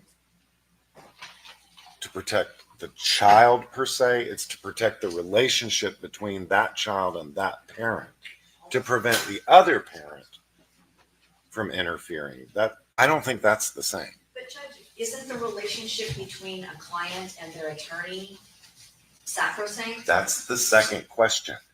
The first question, I mean, it's analogous to talking at the restaurant to your lawyer at a volume where someone else can hear. You knew or should have known someone else would hear that. It's today's version of that. If you're texting under circumstances where you knew or should have known someone else is going to read that. And that's where I think we differ. I don't think that Collin knew or should have known his mom would be reading messages between him and his lawyer. No. I think that has absolutely been shown in this case that that is exactly the type of person that she is. But you're telling me there's a case that says a child just blanket has this right to privacy as against their parent. Not a blanket right, Judge. We're talking about very specific circumstances where she is the alleged victim in the case. And this lawyer was hired by his grandmother to represent him in a case against his mother. So even if she is someone who looks in his phone now and then, Collin had every right to expect that the communications that were privileged between him and the lawyer that is representing against his mother, that those would be protected. And I don't know how much more simply I can say it. I think we're making a mockery of the attorney-client privilege if you allow this in, but I understand that that's your ruling. I don't think the state has established the ownership and control to the extent that she could invade, and he should expect that she could invade his. Well, I'm sort of receding from that because it's occurring to me during this hearing that I think parents have those rights as against their child, even if it's not their property. And even if she's the victim, so that's like saying. But that's a double-edged sword. I mean, you have to take this in the context in which it's arisen, which is he lived in a surveillance state with his mother. Therefore, he doesn't get to have. No, therefore he gets to walk down the block, take a jog, call his lawyer, where she can't hear it. That's what I'm saying. Okay, well, we obviously disagree. I don't think this is the same as speaking in a loud voice in a public restaurant. I think that there was an expectation of privacy and privilege that the state has not overcome. But I don't think there's much more argument to be made about it. Sorry. Under the circumstances where we're operating, where he has no right to make a phone call within his home but his mother also controls all of his assets and all of his belongings. How is he? I mean, we can set the hypothetical where he goes on a jog and makes a call, but if we're also conceding that mother has the access to turn off his account, how does he ever get a confidential communication if he's a child? If he's stuck inside of his home with his mother controlling every aspect of that life, and then we're to say, well, anything he does inside of that home cannot be confidential because he's in the home and he knows that it can't be confidential, then we just become, it's a circle where we're never allowing Mr. Griffith any privacy. And he would have to rely on his mother to take him to the office of Mr. Rapkin. He couldn't make a call in his room under these circumstances. She had a Ring camera in his room, which would be an invasion of privacy. But She was paying the I bill. didn't realize that there was a Ring camera in his room because I haven't gotten any footage from that. I thought we just had the kitchen and the living room. And the doorbell, sorry. It was clear from one of the body camera footage things that it says something you can tell she has a Ring doorbell. So, Mr. Levine, what I'm hearing is I'm looking at this in too narrow of a view that what is a child to do in the circumstance where confidential communications with their lawyer either happen at the whim of the parent or not. They don't judge. Your decision, and obviously you make the decision, but where you were headed and what you were saying makes complete sense. I haven't said a word over here. The more the defense just keeps talking doesn't mean they're making more of a point. You shouldn't change where it appears you were going to, because you're supported by the law, you're supported by the facts, the proffer, the law, and what you've been saying it justifies you allowing this to come in. But you're on this side of yourself. The first thing, he wasn't held as a prisoner. This guy went out all the time. He could go wherever he wanted to. He had his phone all the time. His mom, despite all these threats, very seldom did she ever cut his phone off or turn off his service. So he could do whatever he wanted to, whenever he wanted to. It's ironic because on the day when he ended up leaving the house, he was too lazy and disrespectful to do some simple chores because he wanted to go take his walk, which is exactly what he did. So he could have done that at any time.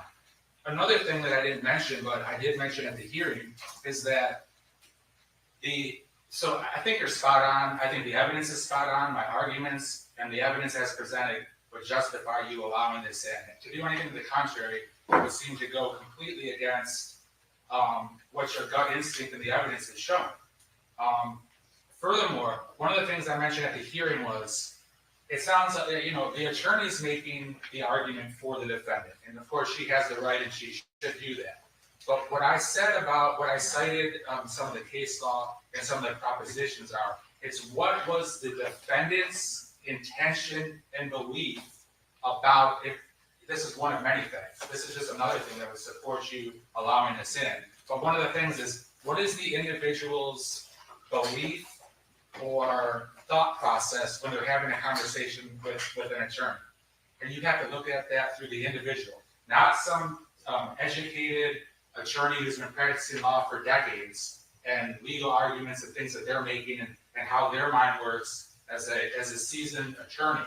But you have to look at it from the defendant, a 16-year-old who's talking about giving his mom the old knife to the neck from behind, which is how he killed her. When he's having a conversation with Jeffrey, he's not sitting there thinking, "Oh my God, this is definitely going to be protected as the attorney-client privilege. No one's ever going to see that." He could care less about that. What he was thinking was getting information from his attorney and what he might do in the future, which was he would be happy when he had the chance to kill his mom and set it up, just like he did the same thing with his dad.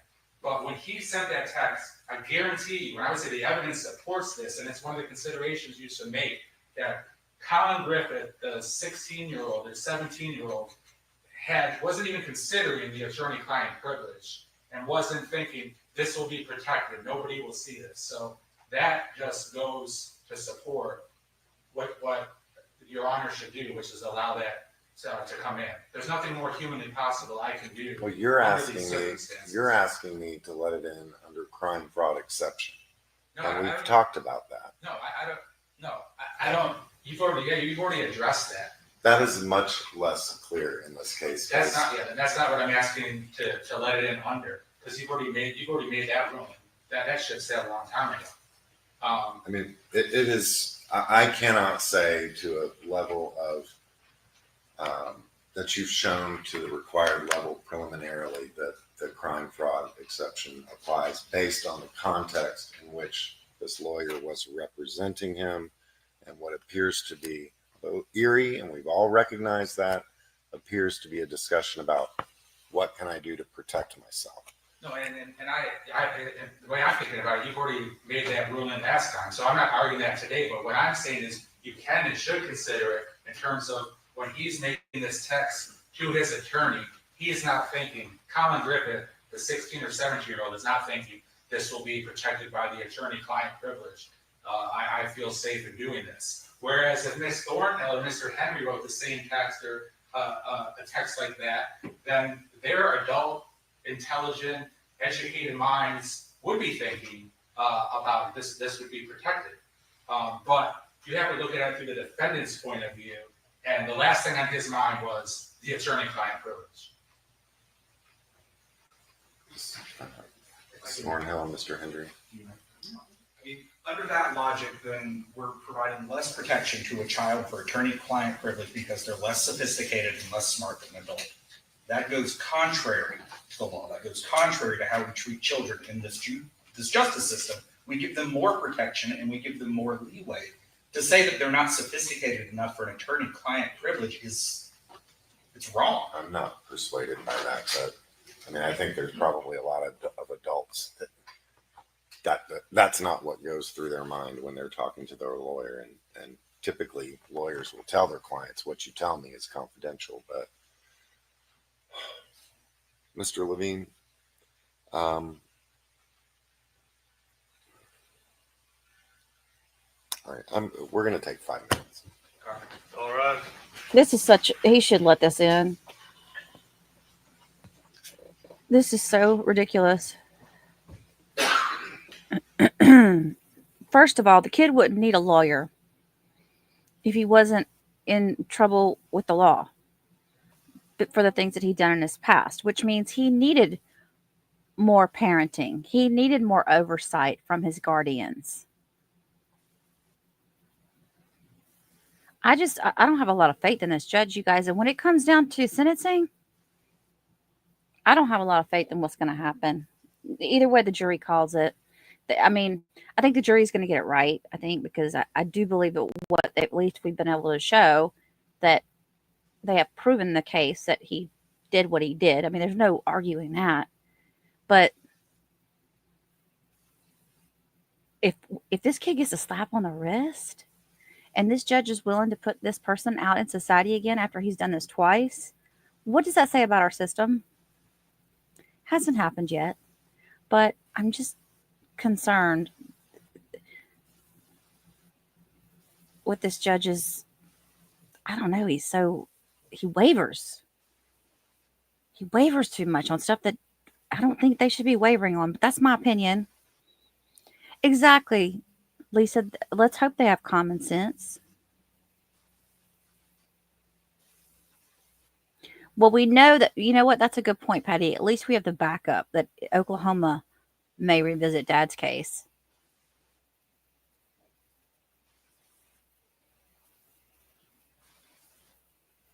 True Crime says, yes, given previous actions, she was within her rights. And like they said, he wasn't being held prisoner. No, he wasn't being abused or anything like that. If there was a case of that, when they got involved with the whole DFC thing, DCF, whatever they call it, they would have been more on the mom, and they weren't. They were more concerned about keeping him away from mom. What parent would not watch their child closer if they were accused of harming someone, let alone unaliving someone, and it being the other parent? And you know what? She might have also been worried about him doing something to himself. Exactly, Blanco. If he's put back out there, Marvin says, yeah, I think he's trying to be too fair. I get the whole attorney-client privilege thing, but it's already the problem I have with that is that you've already put it in the documents. It's out there. The public can see it, but the jury can't. Should never let us see it. Shelley and Blanco are both saying the same thing.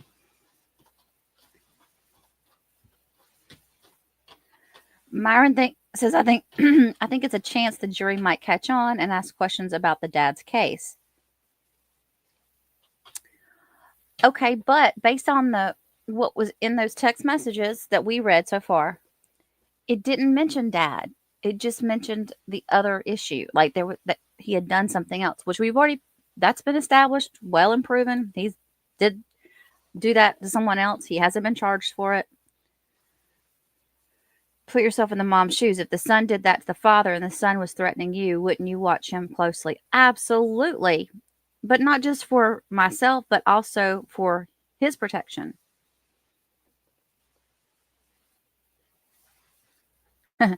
Ann says, but if you get 25 years like Sarah, wouldn't that be Florida law? Yeah,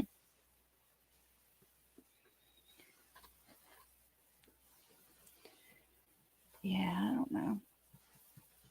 I can tell you that we got so invested in that Federer case where they had that boy in the garage, the adopted son in the garage, and it was just so clear. It was just, you guys, it was clear as day.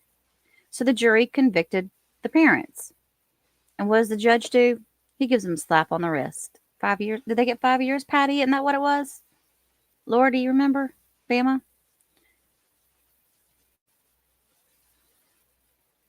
That's the other thing, too. And we live in a society where if he had done something, perfect example, thank you. If he had done something wrong, she could have gotten in trouble for it.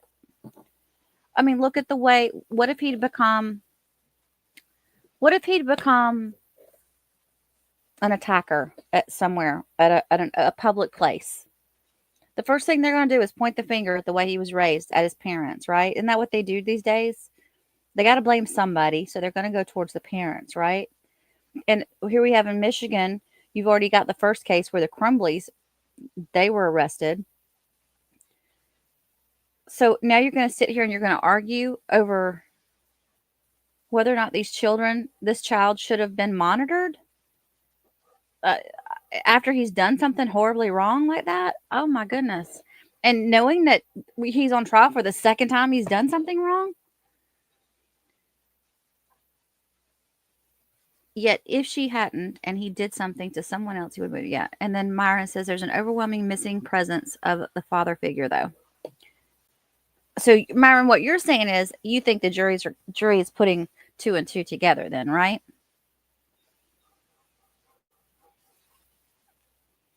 Yeah, so it was only 5 years. Thank you, guys, that the Federers got. Blanco. Mark knew he was outnumbered. That's why he's gone. You notice he hadn't texted anything in a while.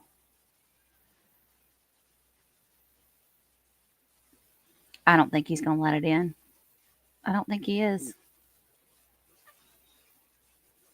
He's on probation for domestic violence.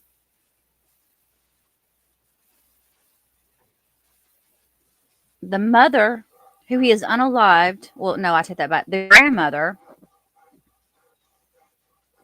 the person he unalived, her mother paid for that attorney or got that attorney for him to protect him. And now it's working against her with the death of her daughter. That just doesn't make sense.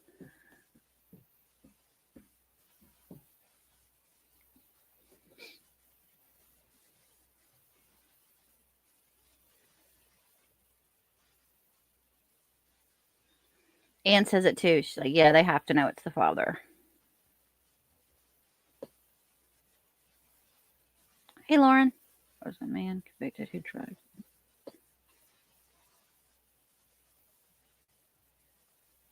Oh, are you talking about the one? I know you. Is that the one that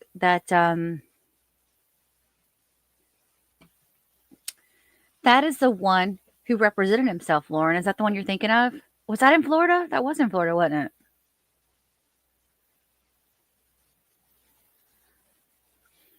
I don't know if I've ever seen the jury ask questions in Florida. And I thought maybe it was a judge thing, but I heard it was a state thing.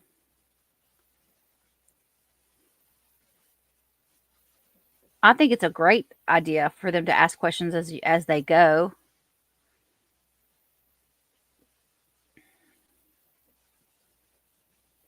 Meanwhile, the jury's sitting back there going, oh, really?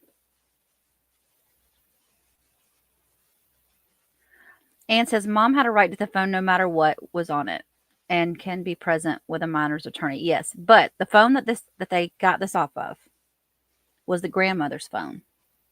This particular text messaging with the attorney, if that's what they're talking about, which I think it is.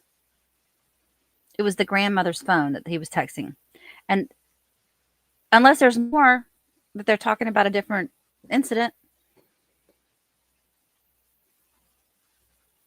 Did he have the same lawyers with his dad's case? I don't know if he ever got them because, well, his dad's case was in Oklahoma, so it was a different state, so probably not. You may be seated.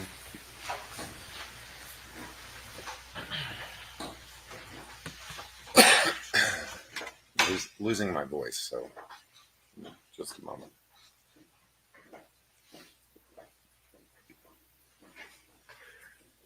All right, we're back on the record. Mr. Griffith is present with both of his lawyers.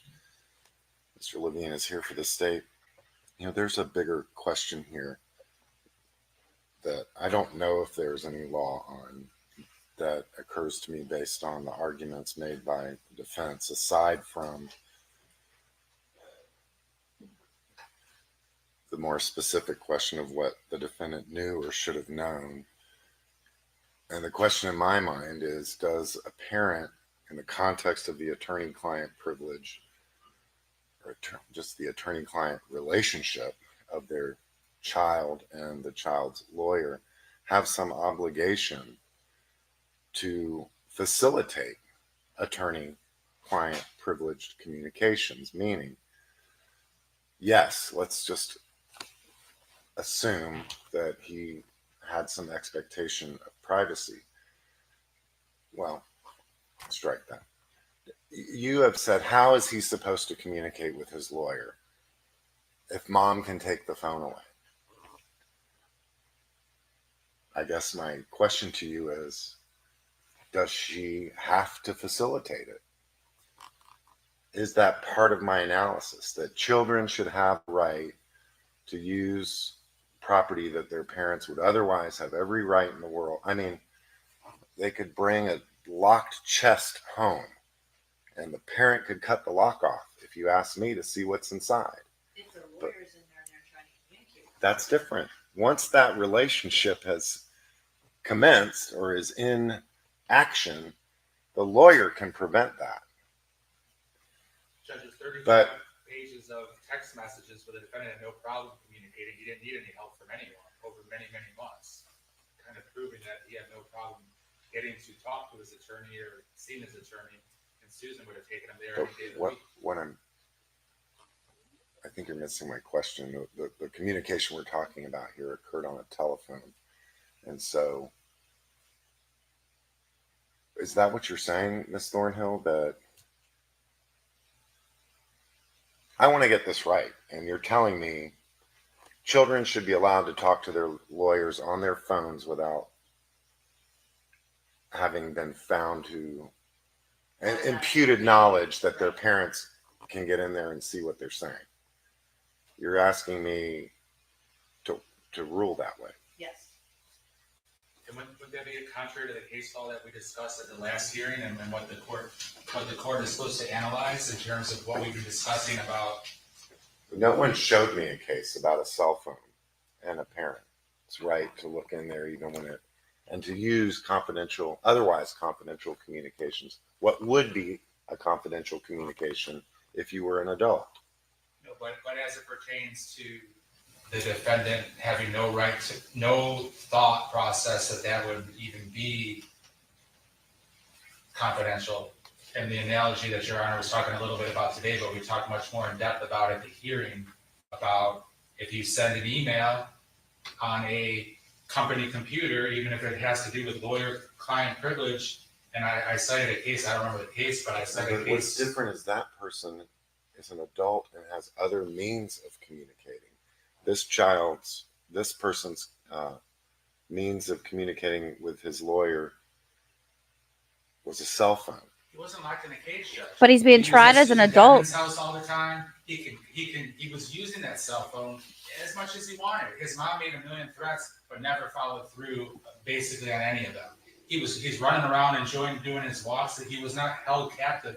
He had almost like an adult. He could do whatever he wanted to. He had a driver's license. Susan Detman would take him. he sent that message. All right, fair enough. I didn't remember that. Susan Detman could take him anywhere. And all, like what I was saying about the 35 pages of text messages, time-wise, like he had his phone and was using it anytime he wanted to. So it wasn't like he didn't have the opportunity. And I don't think that inquiry that Your Honor is talking about most recently changes it one way or another, unless there's some case, which none of us have seen a case that would support what the defense is arguing, case law-wise. So I think, I understand that question might be interesting to Your Honor, but that shouldn't change your mind. So you're going to try him as an adult, treat him like an I'm adult, thinking just but the not when it hypothetical comes to circumstance. Suppose the evidence. You have a child who has no other way to talk to their lawyer But you don't have to worry about that because that's not the other than situation. on a cell phone. Well, I think that's the starting point. What do you do in that situation? Does the parent have an obligation to provide a means of confidential communications with their lawyer? And it's clear that question could be interesting, and it's definitely interesting to you. I know you want to make the right decision, but that's not the situation that the defendant was in. And when you analyze that thought that you have, but under the defendant's situation, he's not in a situation like a hypothetical teenager might be. I appreciate that you think I think certain things are interesting but irrelevant. It's more than interesting to me. It is, I think, the fundamental starting point, and then we break it down from there.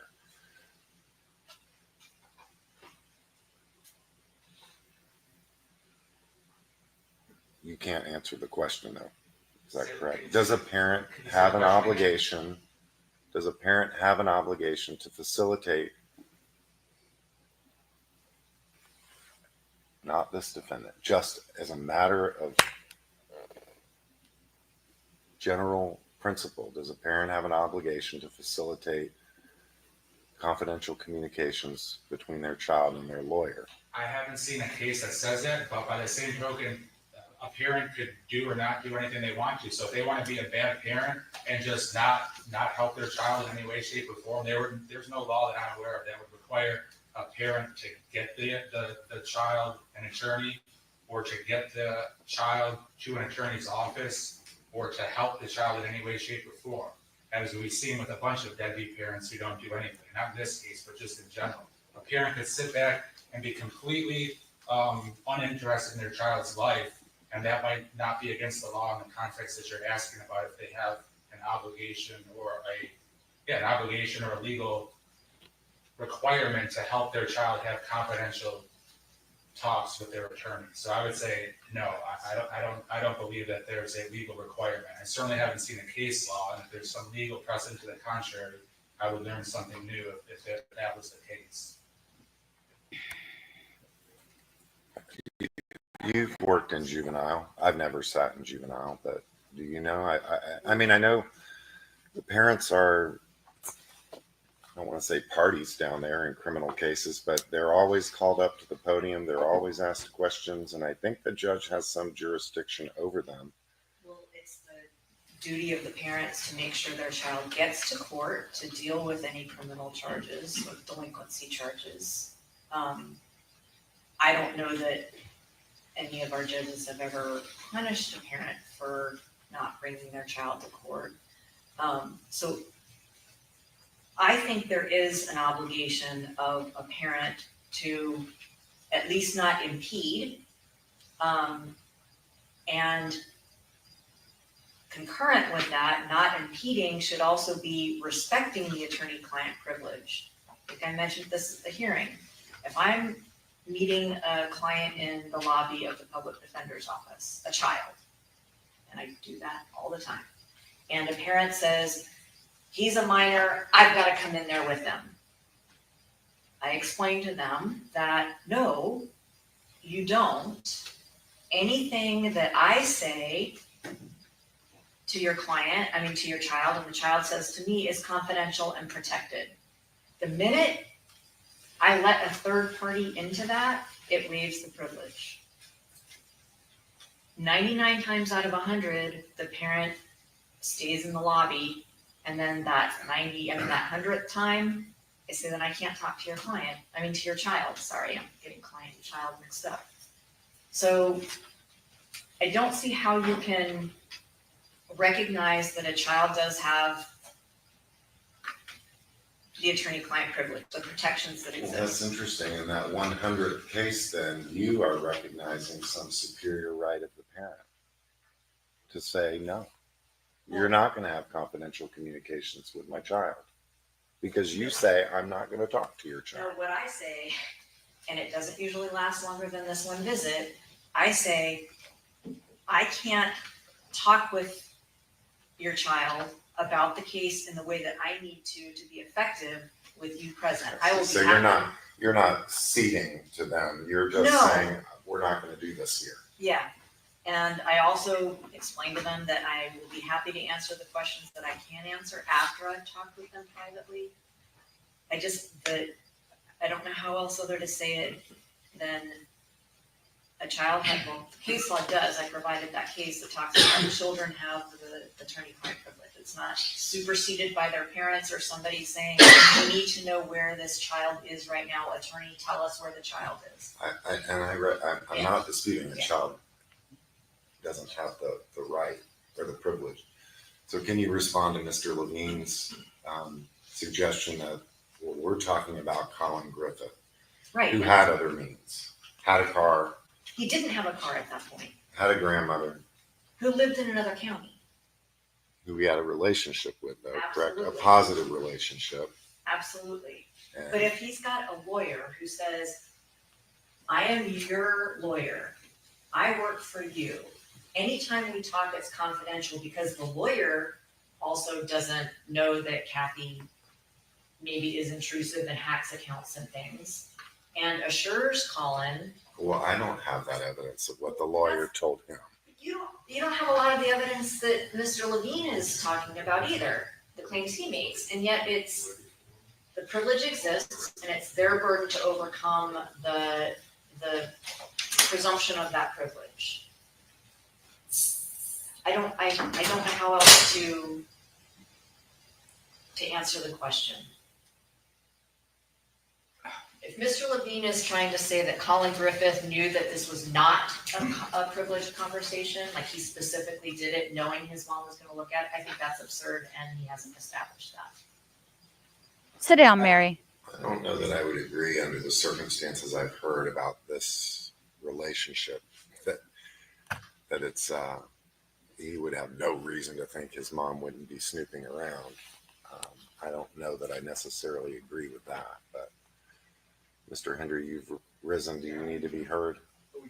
A thought occurs that if we're dealing in these hypotheticals, if there was not this screenshot, if they have Collin's phone, Collin is a child, mother has access to this phone, they've done a Cellbrite download of this phone, well, the message exists on the phone, he doesn't have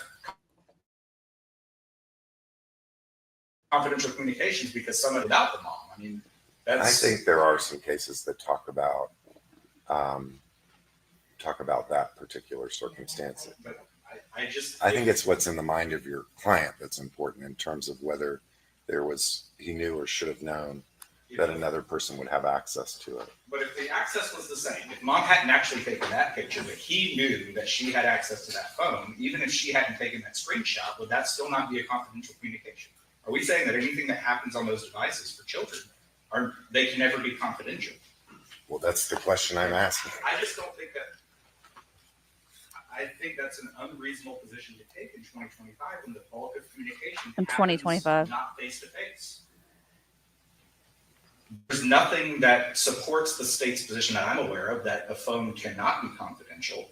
The only thing that seems to be unique in this case is that somebody took a screenshot of a device and then sent it to a third party who, if we didn't have this warrant, I mean, it's not like these things, it's not like Ms. Bettman's on the stand right now testifying to this. We are using a detective who accessed this through a Cellbrite download and a search warrant. It wasn't, well, I think it's beside the point, but it wasn't a search warrant, it was a consent to search from Susan Devon herself, but be that here nor there. But this is still, we are not in a situation where somebody was told something and then that person is on the stand saying, hey, I know this information. This is law enforcement gaining something from a search device. And I think that's different. And I think that this is still, to the extent that the child has, confidential communications, child has a right to privacy, but also there's parents' rights, and it's all kind of murky here. I don't think that this communication has been breached from Collin's perspective. And I don't know that Susan or Kathy have the right to breach that on Collin's behalf without him doing it. And that's the ultimate issue here is, did Collin give up his right by putting this communication on his device? Because he didn't give it to anybody else. But somebody went through that. The question I have is whether he knew or should have known that it wasn't going to be, whether he knew or should have known others would have access to it, AKA his mother. That is one of the hugest, of course, inquiries, which we've been talking mostly about. The other thing I mentioned, which I know you said you weren't impressed by, but you still have to consider what was the person's intent when they sent the message from that person's mind. And I would ask yourself, I would ask you to ask yourself, when Collin Griffith sent that text message, was he thinking this is a confidential communication between me and my attorney? And I would submit to you the answer is no. I would submit to you that the other inquiry that we've been talking about, that the evidence that I've presented is evidence to support you ruling this admissible, Your Honor. If your answer is no to the question about whether Collin thought that was a confidential text when he sent it, not now after his damning evidence, and he knows that, oh dang, it's going to be used against him, and his attorneys are obviously bright to know that they don't want this in. It's not how they feel now or how it might look, but when 16-year-old Collin sent that text message, there's no reason that he would be thinking about the attorney-client privilege and that this is protected. So I think those two inquiries are of paramount importance in your analysis. It's interesting that Mr. Levine talks about how 16-year-old Collin couldn't have been smart enough to figure out that this is a privileged communication when they turn around and also argue that he's got this mock trial paperwork that's somehow informing him about how to make this whole grand plan to lure his mother to Auburndale. So I think that's ridiculous. I think you start with the presumption that it's a privileged communication. The state has not overcome its burden to establish that Collin did know or should have known that he was not making a confidential communication because his mother might be able to someday look at it. All right, Mr. Levine, you're recalling this detective. Yes. Do we have to do this today? No, Because I want to No, we don't. make sure there's no cases on this issue and would ask a related issue, analogous issue, other than just the general proposition that a child has the right to the attorney-client privilege. I recognize that. But it is, as Mr. Hendry said, murky when you're talking about parents' rights and children's rights. And just the basic reality, I think that kids know their parents can look in their phones. Can, but should. But the question is, Or would a child say, okay, there are certain things that my parents should look at, like my internet activity, things like that, to make sure I'm not communicating with sex predators or buying drugs or things like that. But when Kathy sees that it's between Collin and his lawyer, why is she looking at that anyway? Because she realizes he's going to kill her, and he's talking about how he's going to kill her. I'm not sure.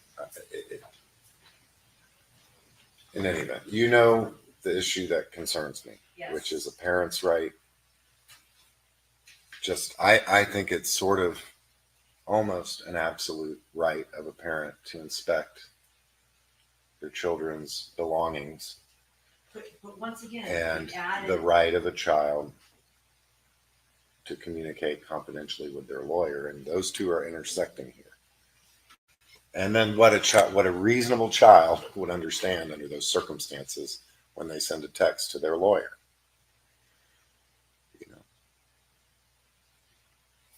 I can't believe that question hasn't been presented to a court before. I did a lot of research before we even came to the hearing on this.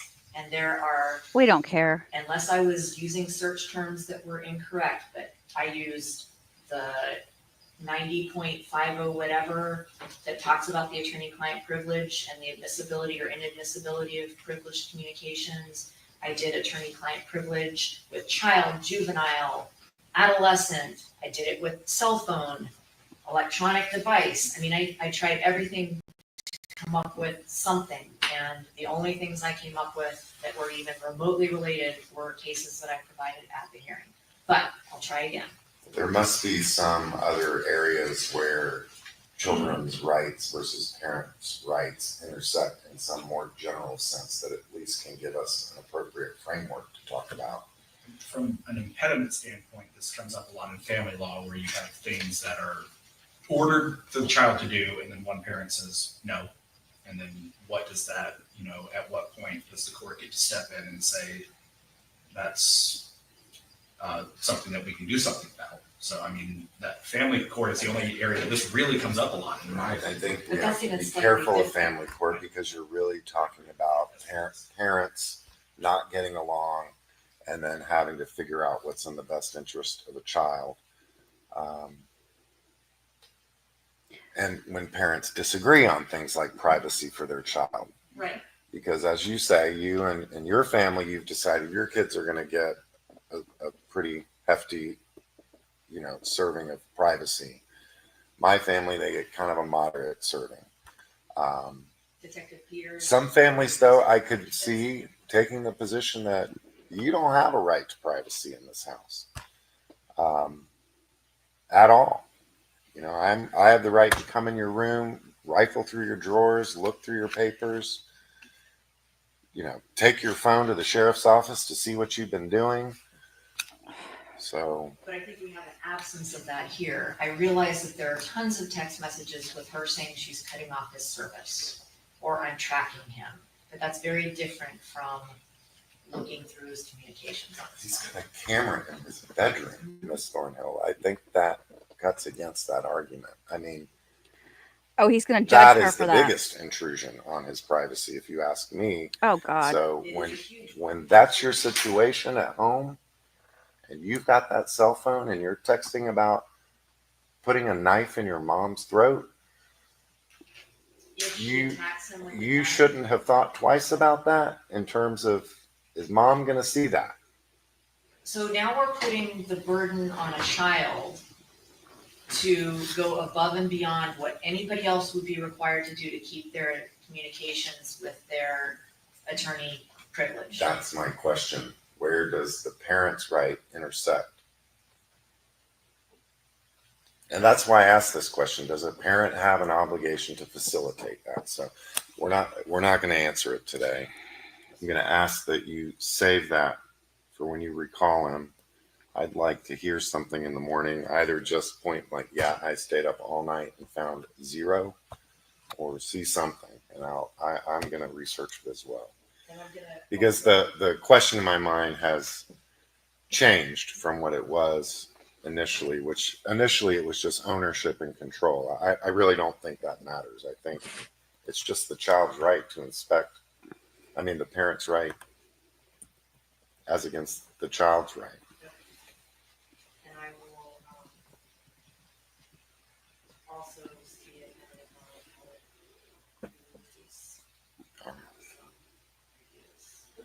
All right. Because I will recognize my limits in my research skills. You have some other line of questioning for the detective for the rest of the day, though? Well, Judge, and another thing that would go into would be the ring videos, but then those are kind of time consuming. So I don't know if you want to stop now, but I think logistically it would make sense to stop now. How much footage is there? I was Time wise? It's long. So more than an hour and 15 minutes?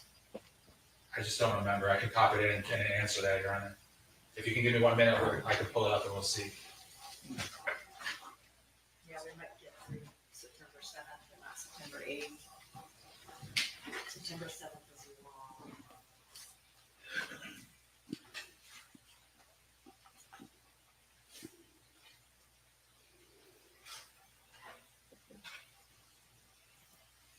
Meanwhile, where's the poor jury at in all this?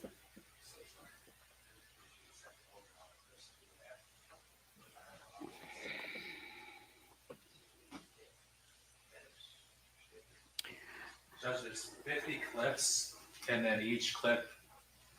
It's between 30 seconds and 2 minutes. I mean, we've spent a lot of time doing this. I'd like to sort of catch up a little bit if it's not going to seriously interfere with how you're presenting your case. I'd like to fill up a little more time this afternoon. Whatever Your Honor wants. All right. Does anyone need just a quick bathroom break, anything like that? Madam Court Reporter? I'm good, thank you, Your All right. Let's have the jury.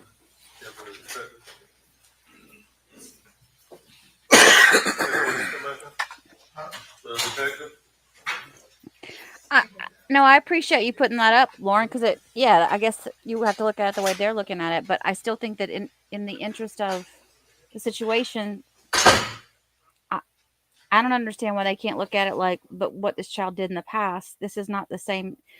This is to me, this is not a regular child going on trial. This is a child that's already done something. He's on trial for doing now. He's already done it before.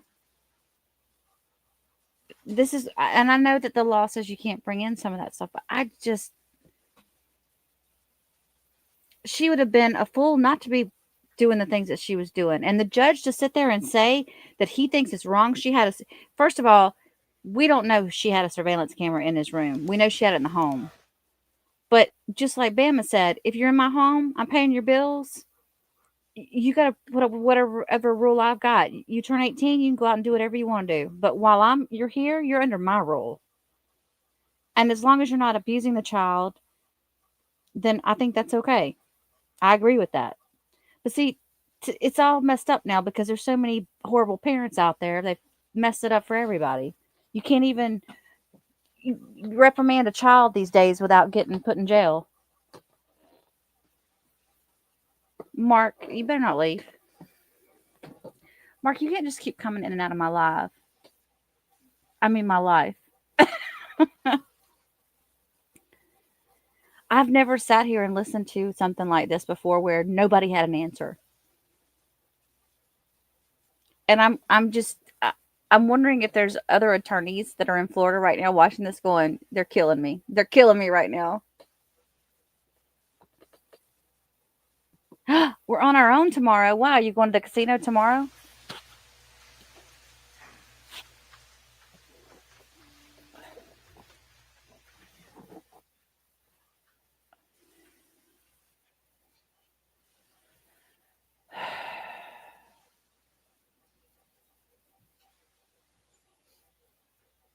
I'm going to go tomorrow night, I think.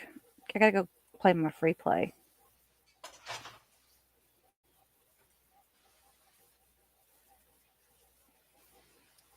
Please be seated.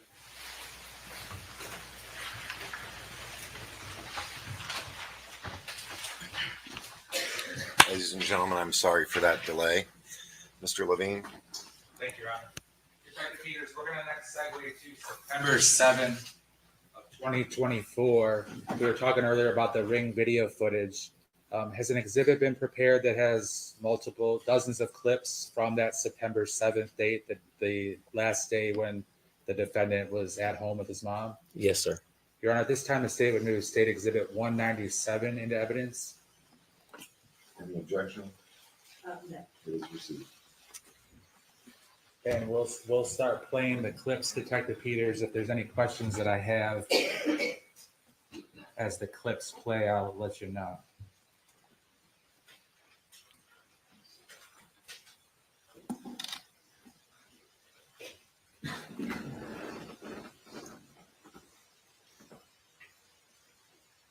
Starting with number 1.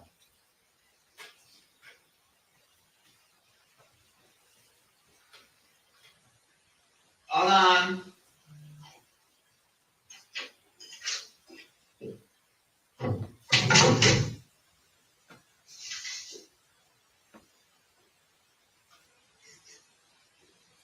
Detective Peters, in clip 1, did it appear the defendant was coming home from his job at Domino's Pizza? It did. Clip 2.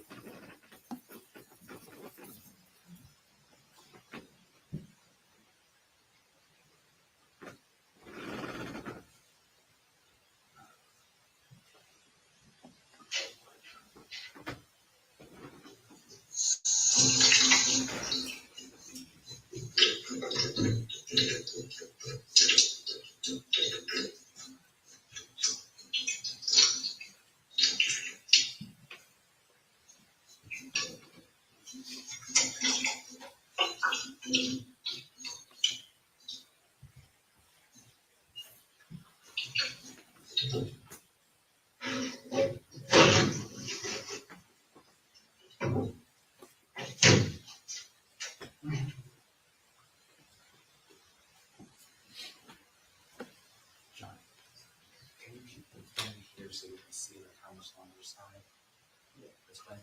We're gonna go to clip 3.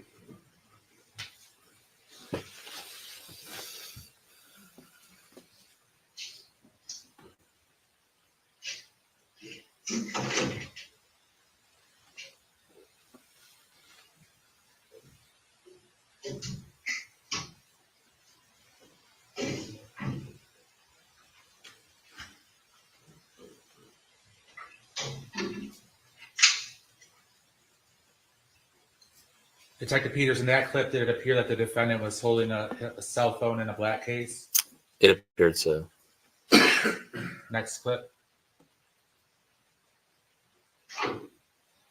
Did you not eat your food that I paid good money for? Oh, did you eat it? Okay, good job.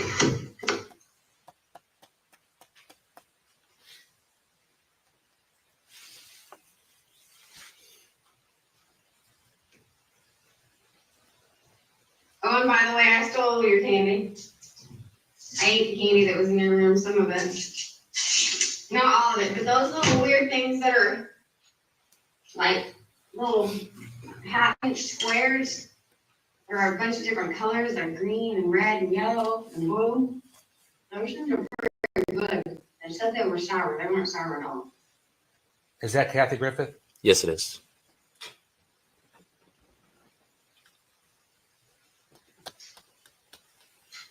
Oh, and Collin, you have to definitely go out there and be back in it longer than ever.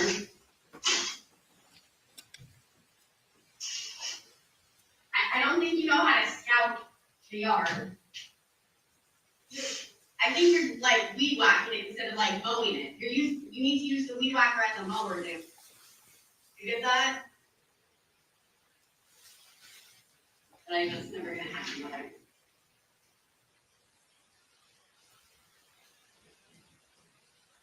Was that her wanting her son to weed whack the backyard? It was.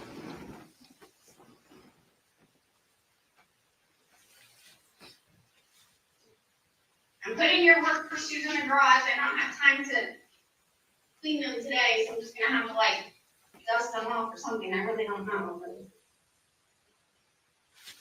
I'll wash them. Did it appear that his mom would do his laundry and clean his work clothes and shoes? It appeared so, yes.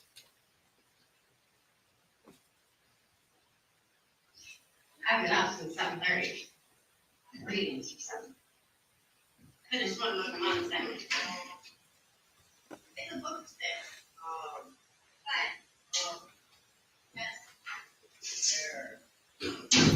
Hold on, I have to let the dog back in. I have to start the laundry sometime soon, but I can't start it until I have the clothes room ready. Yes? Are we canceling Saturday? Has Saturday not started yet? Yes? Do I need to start the clock back over? What? Hold on, I have to put this stuff away.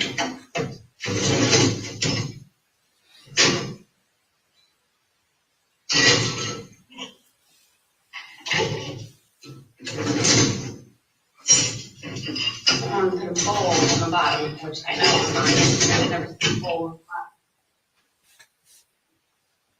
bottom.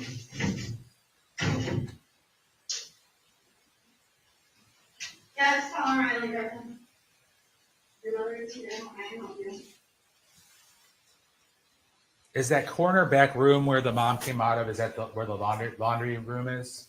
Yeah, so straight ahead appears to be where the laundry room or the room where you can even exit the home.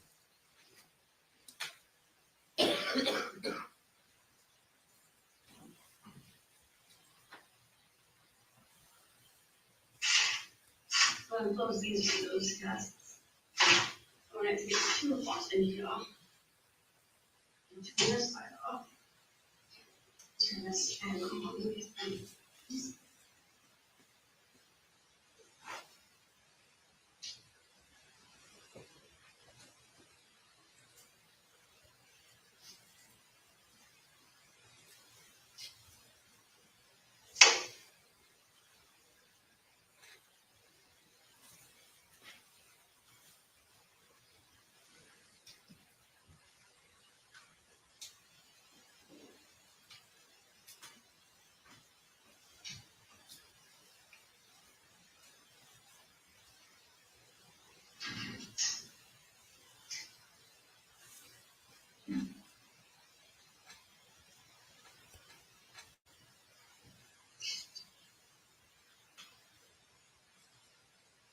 Did it appear that the mom did a lot of cleaning and laundry? It did appear that, yeah.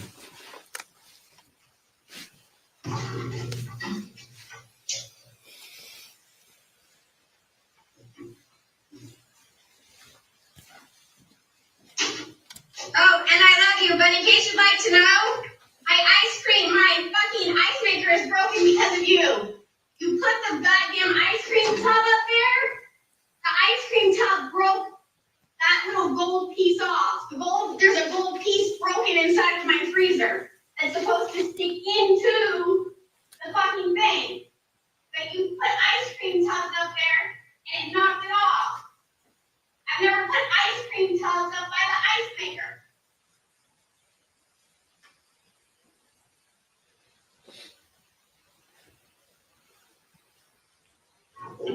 Why is the prosecution playing this?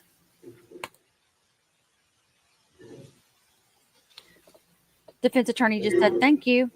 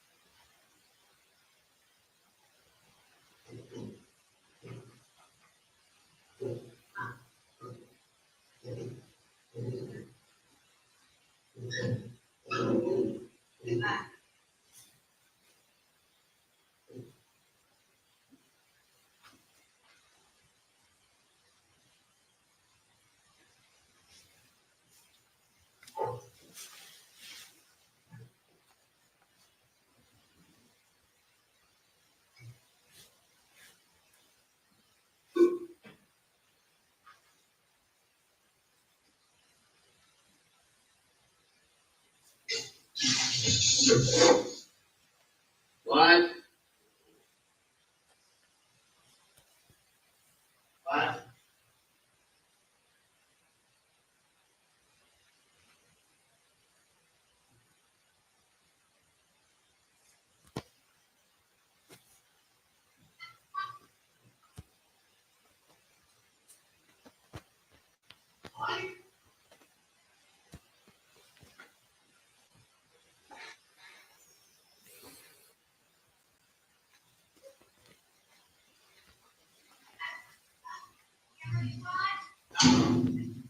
It's working from anywhere. It's not compatible. No, it's not. They said it's not. I forgot to say.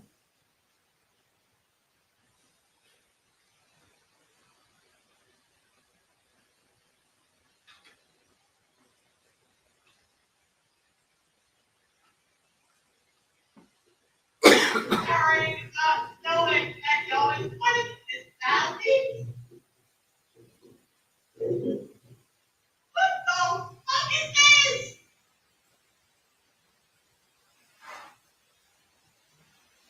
Oh, it just worked.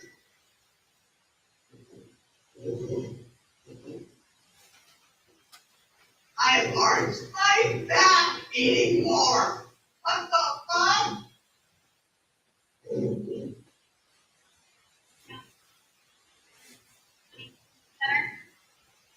I said those are pulling out dinner. I was going to come out of girl get braille. Braille? I'll get it. No. Oh. I'm the light. Hey, it's okay. I'm busy. I'll just sit there, okay?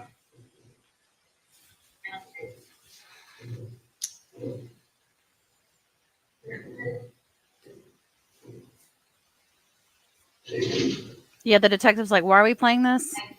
Like, right on.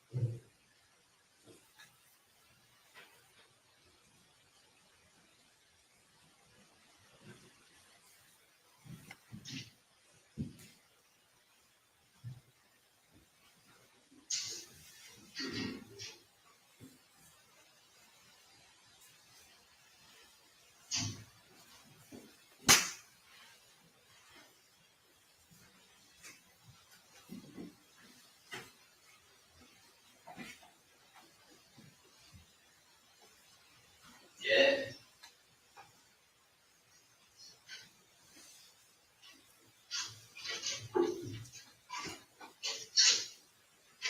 I'm acting surprised that I speak on fast as well. I was going to tell you I found out that so your coins. Yeah. Listen, I used that my father actually. Those are working for $200. 4 of them.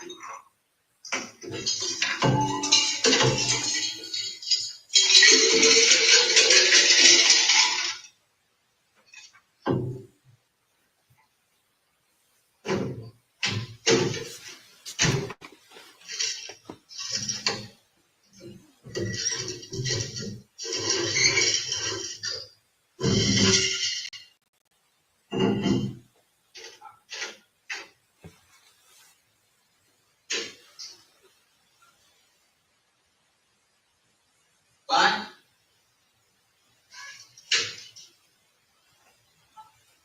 What do you need? That's gonna take until I go home.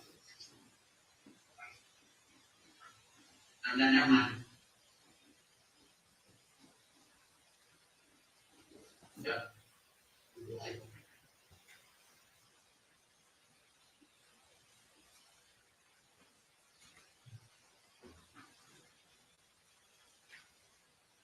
You think we got an hour right now? No, we can take 20 hours. It's not gonna take that long.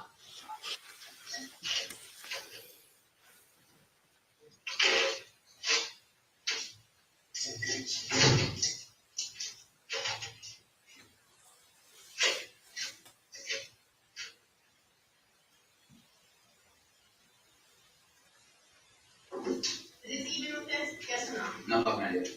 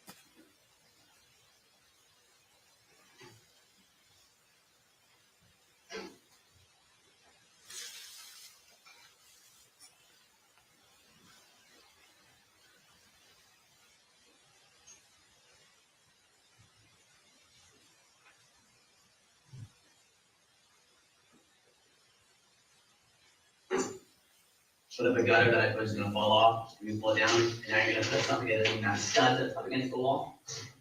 No studs. Not fall off and rip the wall with it.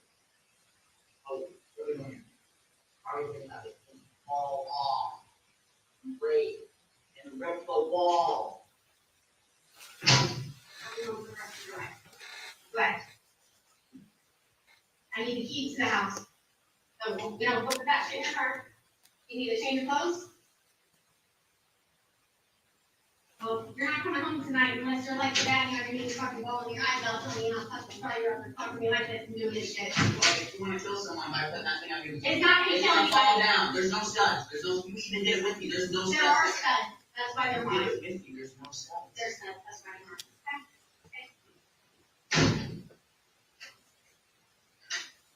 Put the keys here.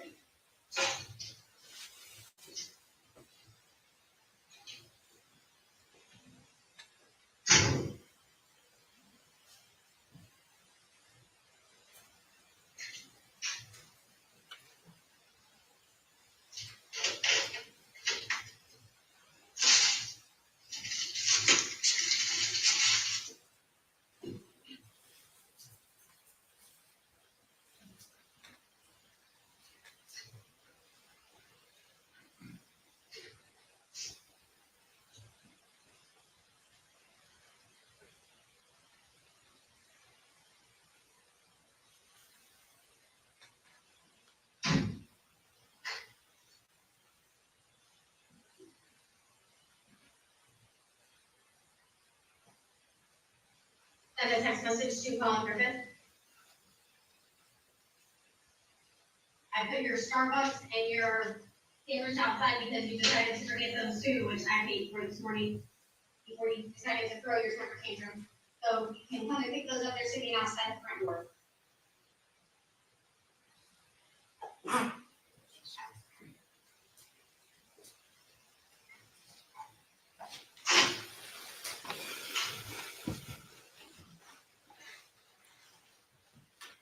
Detective Peters, what was the subject matter of the argument between Kathy and her son?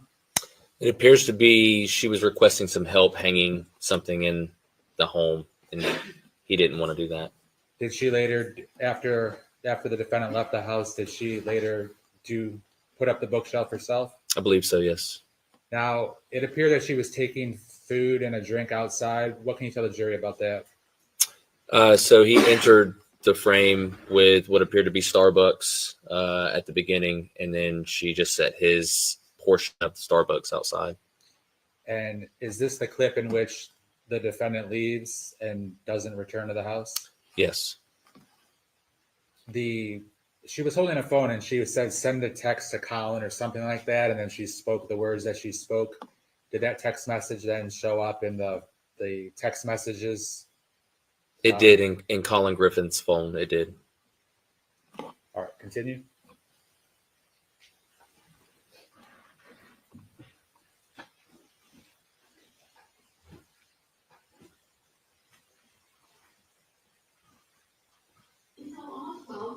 Gets up. I started going through his room. It was a complete and total fucking mess. He had shit everywhere. Okay? He didn't even go to sleep last night until 1 o'clock in the morning. I was asleep by 8. I was fucking out. I took my gummies. I was asleep before he even got home. I had dinner for him waiting that I had bought for him at a fucking Mexican restaurant that delivered. And he still decides that this morning when I was like, hey, we need to get this last bookshelf up so I can get everything going. He said, no, Mom. That's just gonna fall on somebody's head and kill them. I'm not gonna help you do that. And I was like, Collin, I told you for the past week that we were gonna get this done. And he was like, no, I need to go on my walk. And now I'm not gonna be able to go on my walk because this is gonna take 2 hours to get done. And I'm thinking to myself, okay, well then maybe you shouldn't have slept in. Because I've been up since 7:30. Where have you been? I didn't say that to him. I looked at him and I said, Collin, you know what? You have a great life. The fact that you don't even do your own sheets, you don't even clean your own bathroom. All of the things that I've told him to do for a while, he doesn't fucking do. And he just looks at me, okay? And he wants to live on his own. And he thinks he's able to live on his own. Mom, I have cockroaches coming into my house because Collin leaves candy and food in his room. Just leaves it in his room. Out. No, and I told him that. I even said, because I showed you how I had everything in those little containers, those glass containers or the plastic ones that seal everything. I said, you can have candy in your room if this is this, because they can't get into that. And then like last night, there was an ant on the doorknob. He hadn't going from the house to the garage on that doorknob. I could tell, and then I looked, he hadn't closed the back door all the way, the back sliding glass door. And there were ants. He was like, Mom, everybody has ants in their house. I said, Mom, nobody has ants in their house. Nobody has cockroaches in their house. The first time you see them, you kill them, and then you start spraying your whole house with bug spray. Because once you see one Starbucks with his drinky drink, he was mad that I was making him go with me, like, stand here with me and hold a bookshelf while I mount it to a wall. And he didn't want to stand there and hold it. He said, no, this is going to take 2 or 3 hours. There's not any studs back there. I said, I've already shown you where the studs are. I marked them, Collin. I said, why else do you think I put 1, 2, 3, 4? There's 1, 2, 3, 4, 5, 6. There's 6 areas this thing is being bolted in, and it's not going to hold books. It's going to hold pictures. It's not going to fall on anybody's stuff.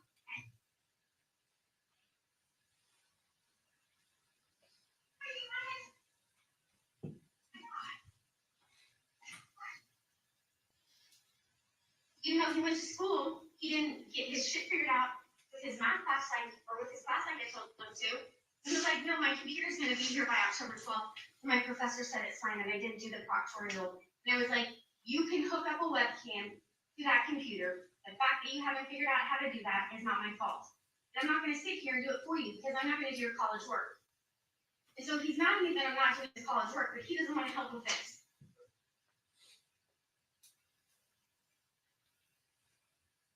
I'm not talking to anybody because I'll just get upset. No, he doesn't. I get 0 shit.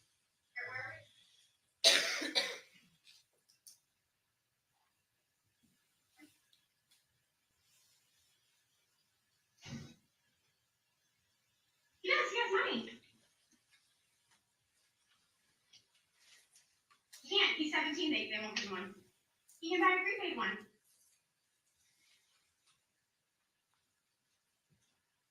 He knows how to do that. I love you. Okay, I love you, and I'm telling you right now, I already told Collin. I said, you leave, you do this, I'm cutting everybody off. So I'm changing my phone number. So I'm changing my phone number, I'm cutting everybody else off because I'm fucking sick and tired of this. This is bullshit. This is fucking bullshit. I try to let him sleep in, try to be the nice mom, try to do everything. Had my identity stolen. I've had all this shit going on. My own, and he can just fuck himself with his little AT&T phone and figure out what the fuck to do with life. He has a trust fund. He has a lawyer. He can figure that out. What's he gonna do? Call DCFS and say that I kicked him out? Okay. Fine. He has a car. He has a brand new car he's driving around. It's so bad with his son.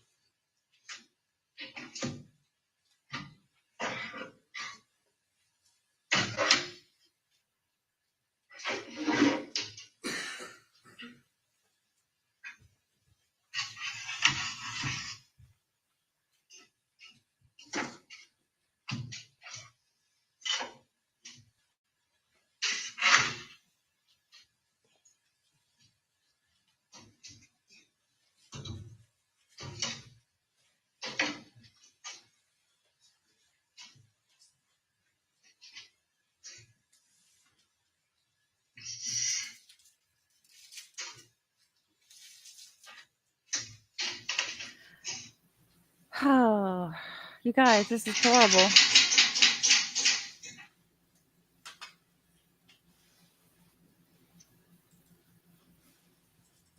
We're with the detective in his boredom, yes. He just checked his watch.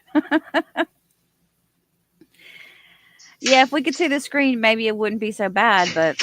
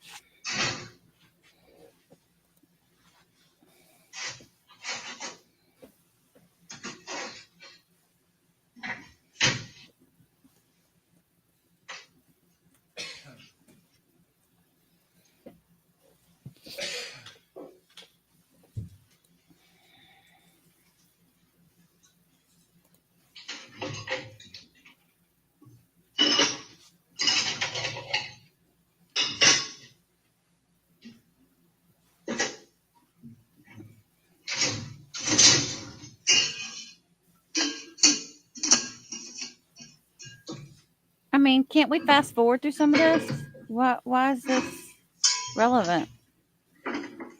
Collin's not even there anymore, is he?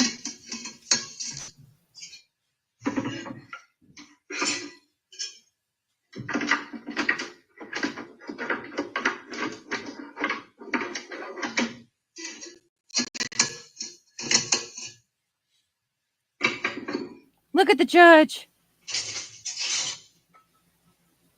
He's like, why are we doing this?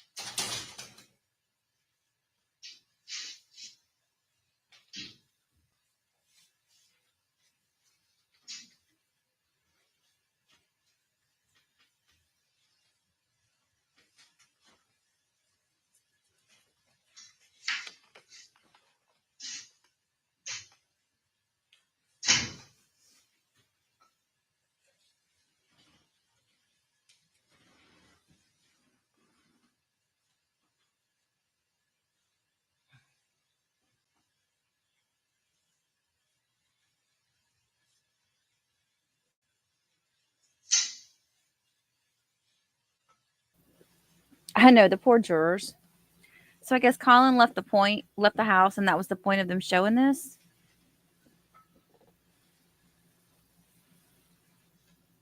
Hey, A Virgo. The son is he 18 now? But he was 17 when he did the crime.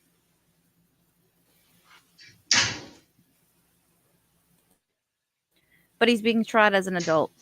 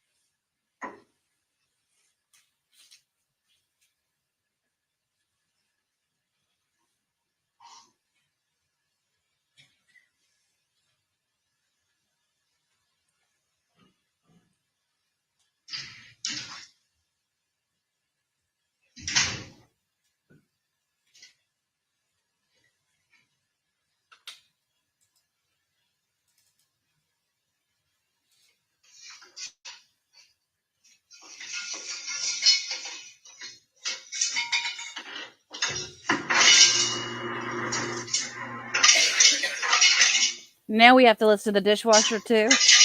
Good gracious. Look at him looking at the prosecutor like, dude, you gonna call this or what?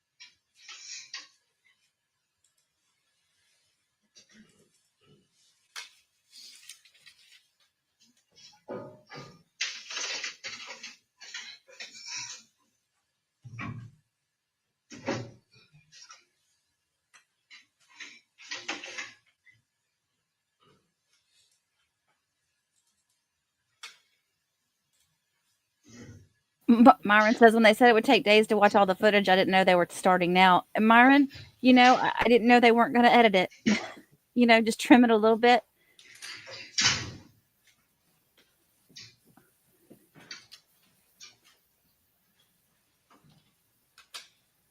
I mean, this is a bit much.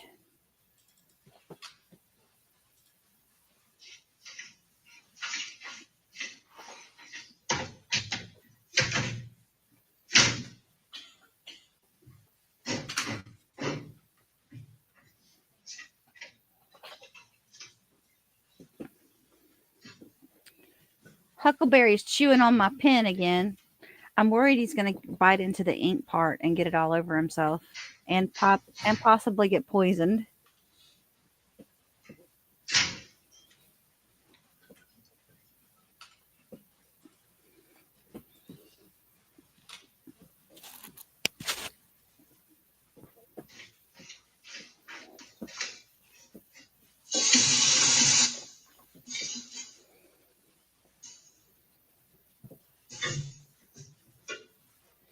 Y'all, I just want to apologize on behalf of Polk County for this video.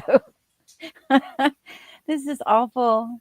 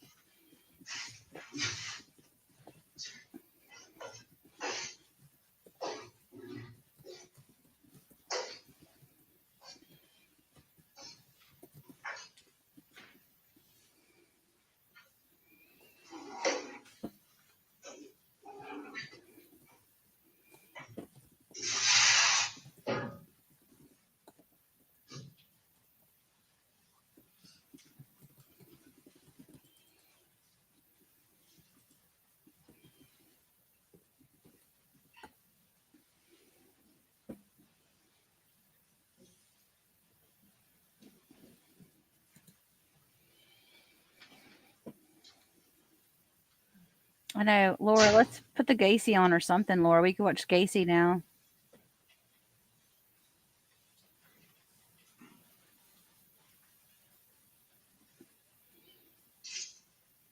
It sounds like she's just cleaning the house. She's doing stuff around the house.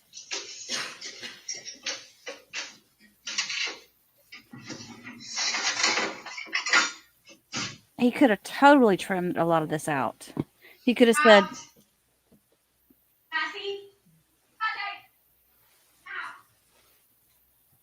"With the dog."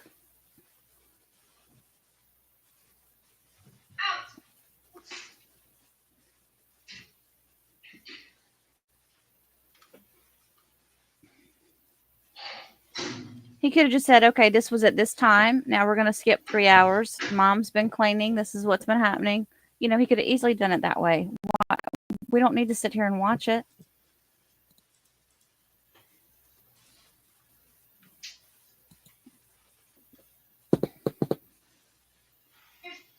Okay.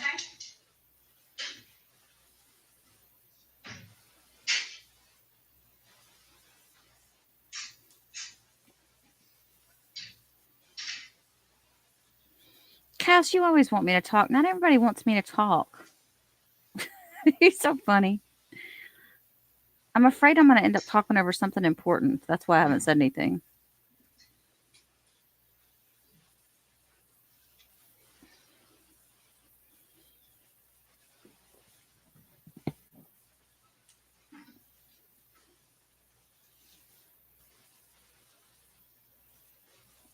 Mark.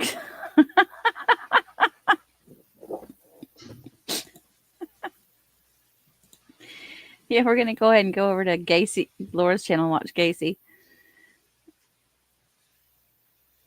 Yeah, like Lynn's saying, are they trying to show it's just like an ordinary day to her? She wasn't being evil or plotting against him. I mean, I get that. That could be where they're coming from on it, but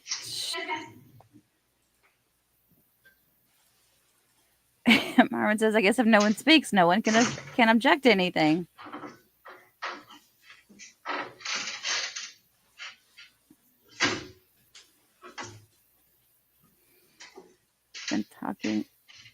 I've been talking nonstop, but no one is listening. Cass. Oh, I'm sorry. No.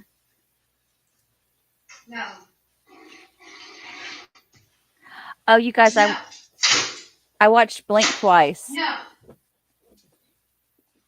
She's talking to the cat or the dog.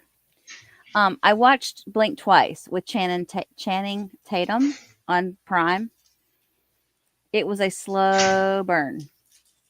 And I still don't. I was like, well, it was okay. It wasn't great. It wasn't as good as I was really hoping it would be.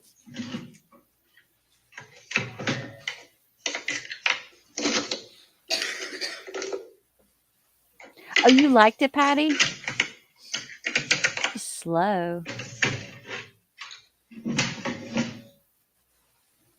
I guess that main character girl got on my nerves. I don't know.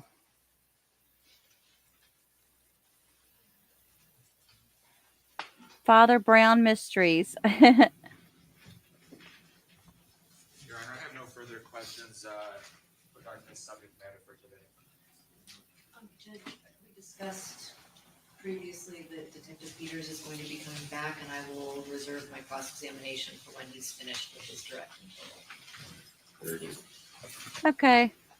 All right, ladies and gentlemen, we're going to end here for today. It's about 4:15. Please enough time to do shares. Thank you. Well, you need to wake them up before you can tell them that you're done, so they make sure they heard you, because they're probably all snoring at this point.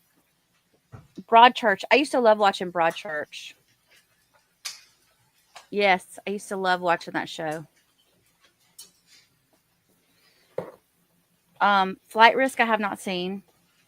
What was the other one I watched? Oh, my sister's mother-in-law watched the new one with Cameron Diaz. And what's his name? What's his name? Netflix or Hulu? Anything Jamie before we break Foxx. for the evening? Yes, sir. All right, I'll see you at 8:30. And she said that wasn't very good. Whatever, I forget the name of it, but it's about them being CAI agents or something, and they have kids or something like that.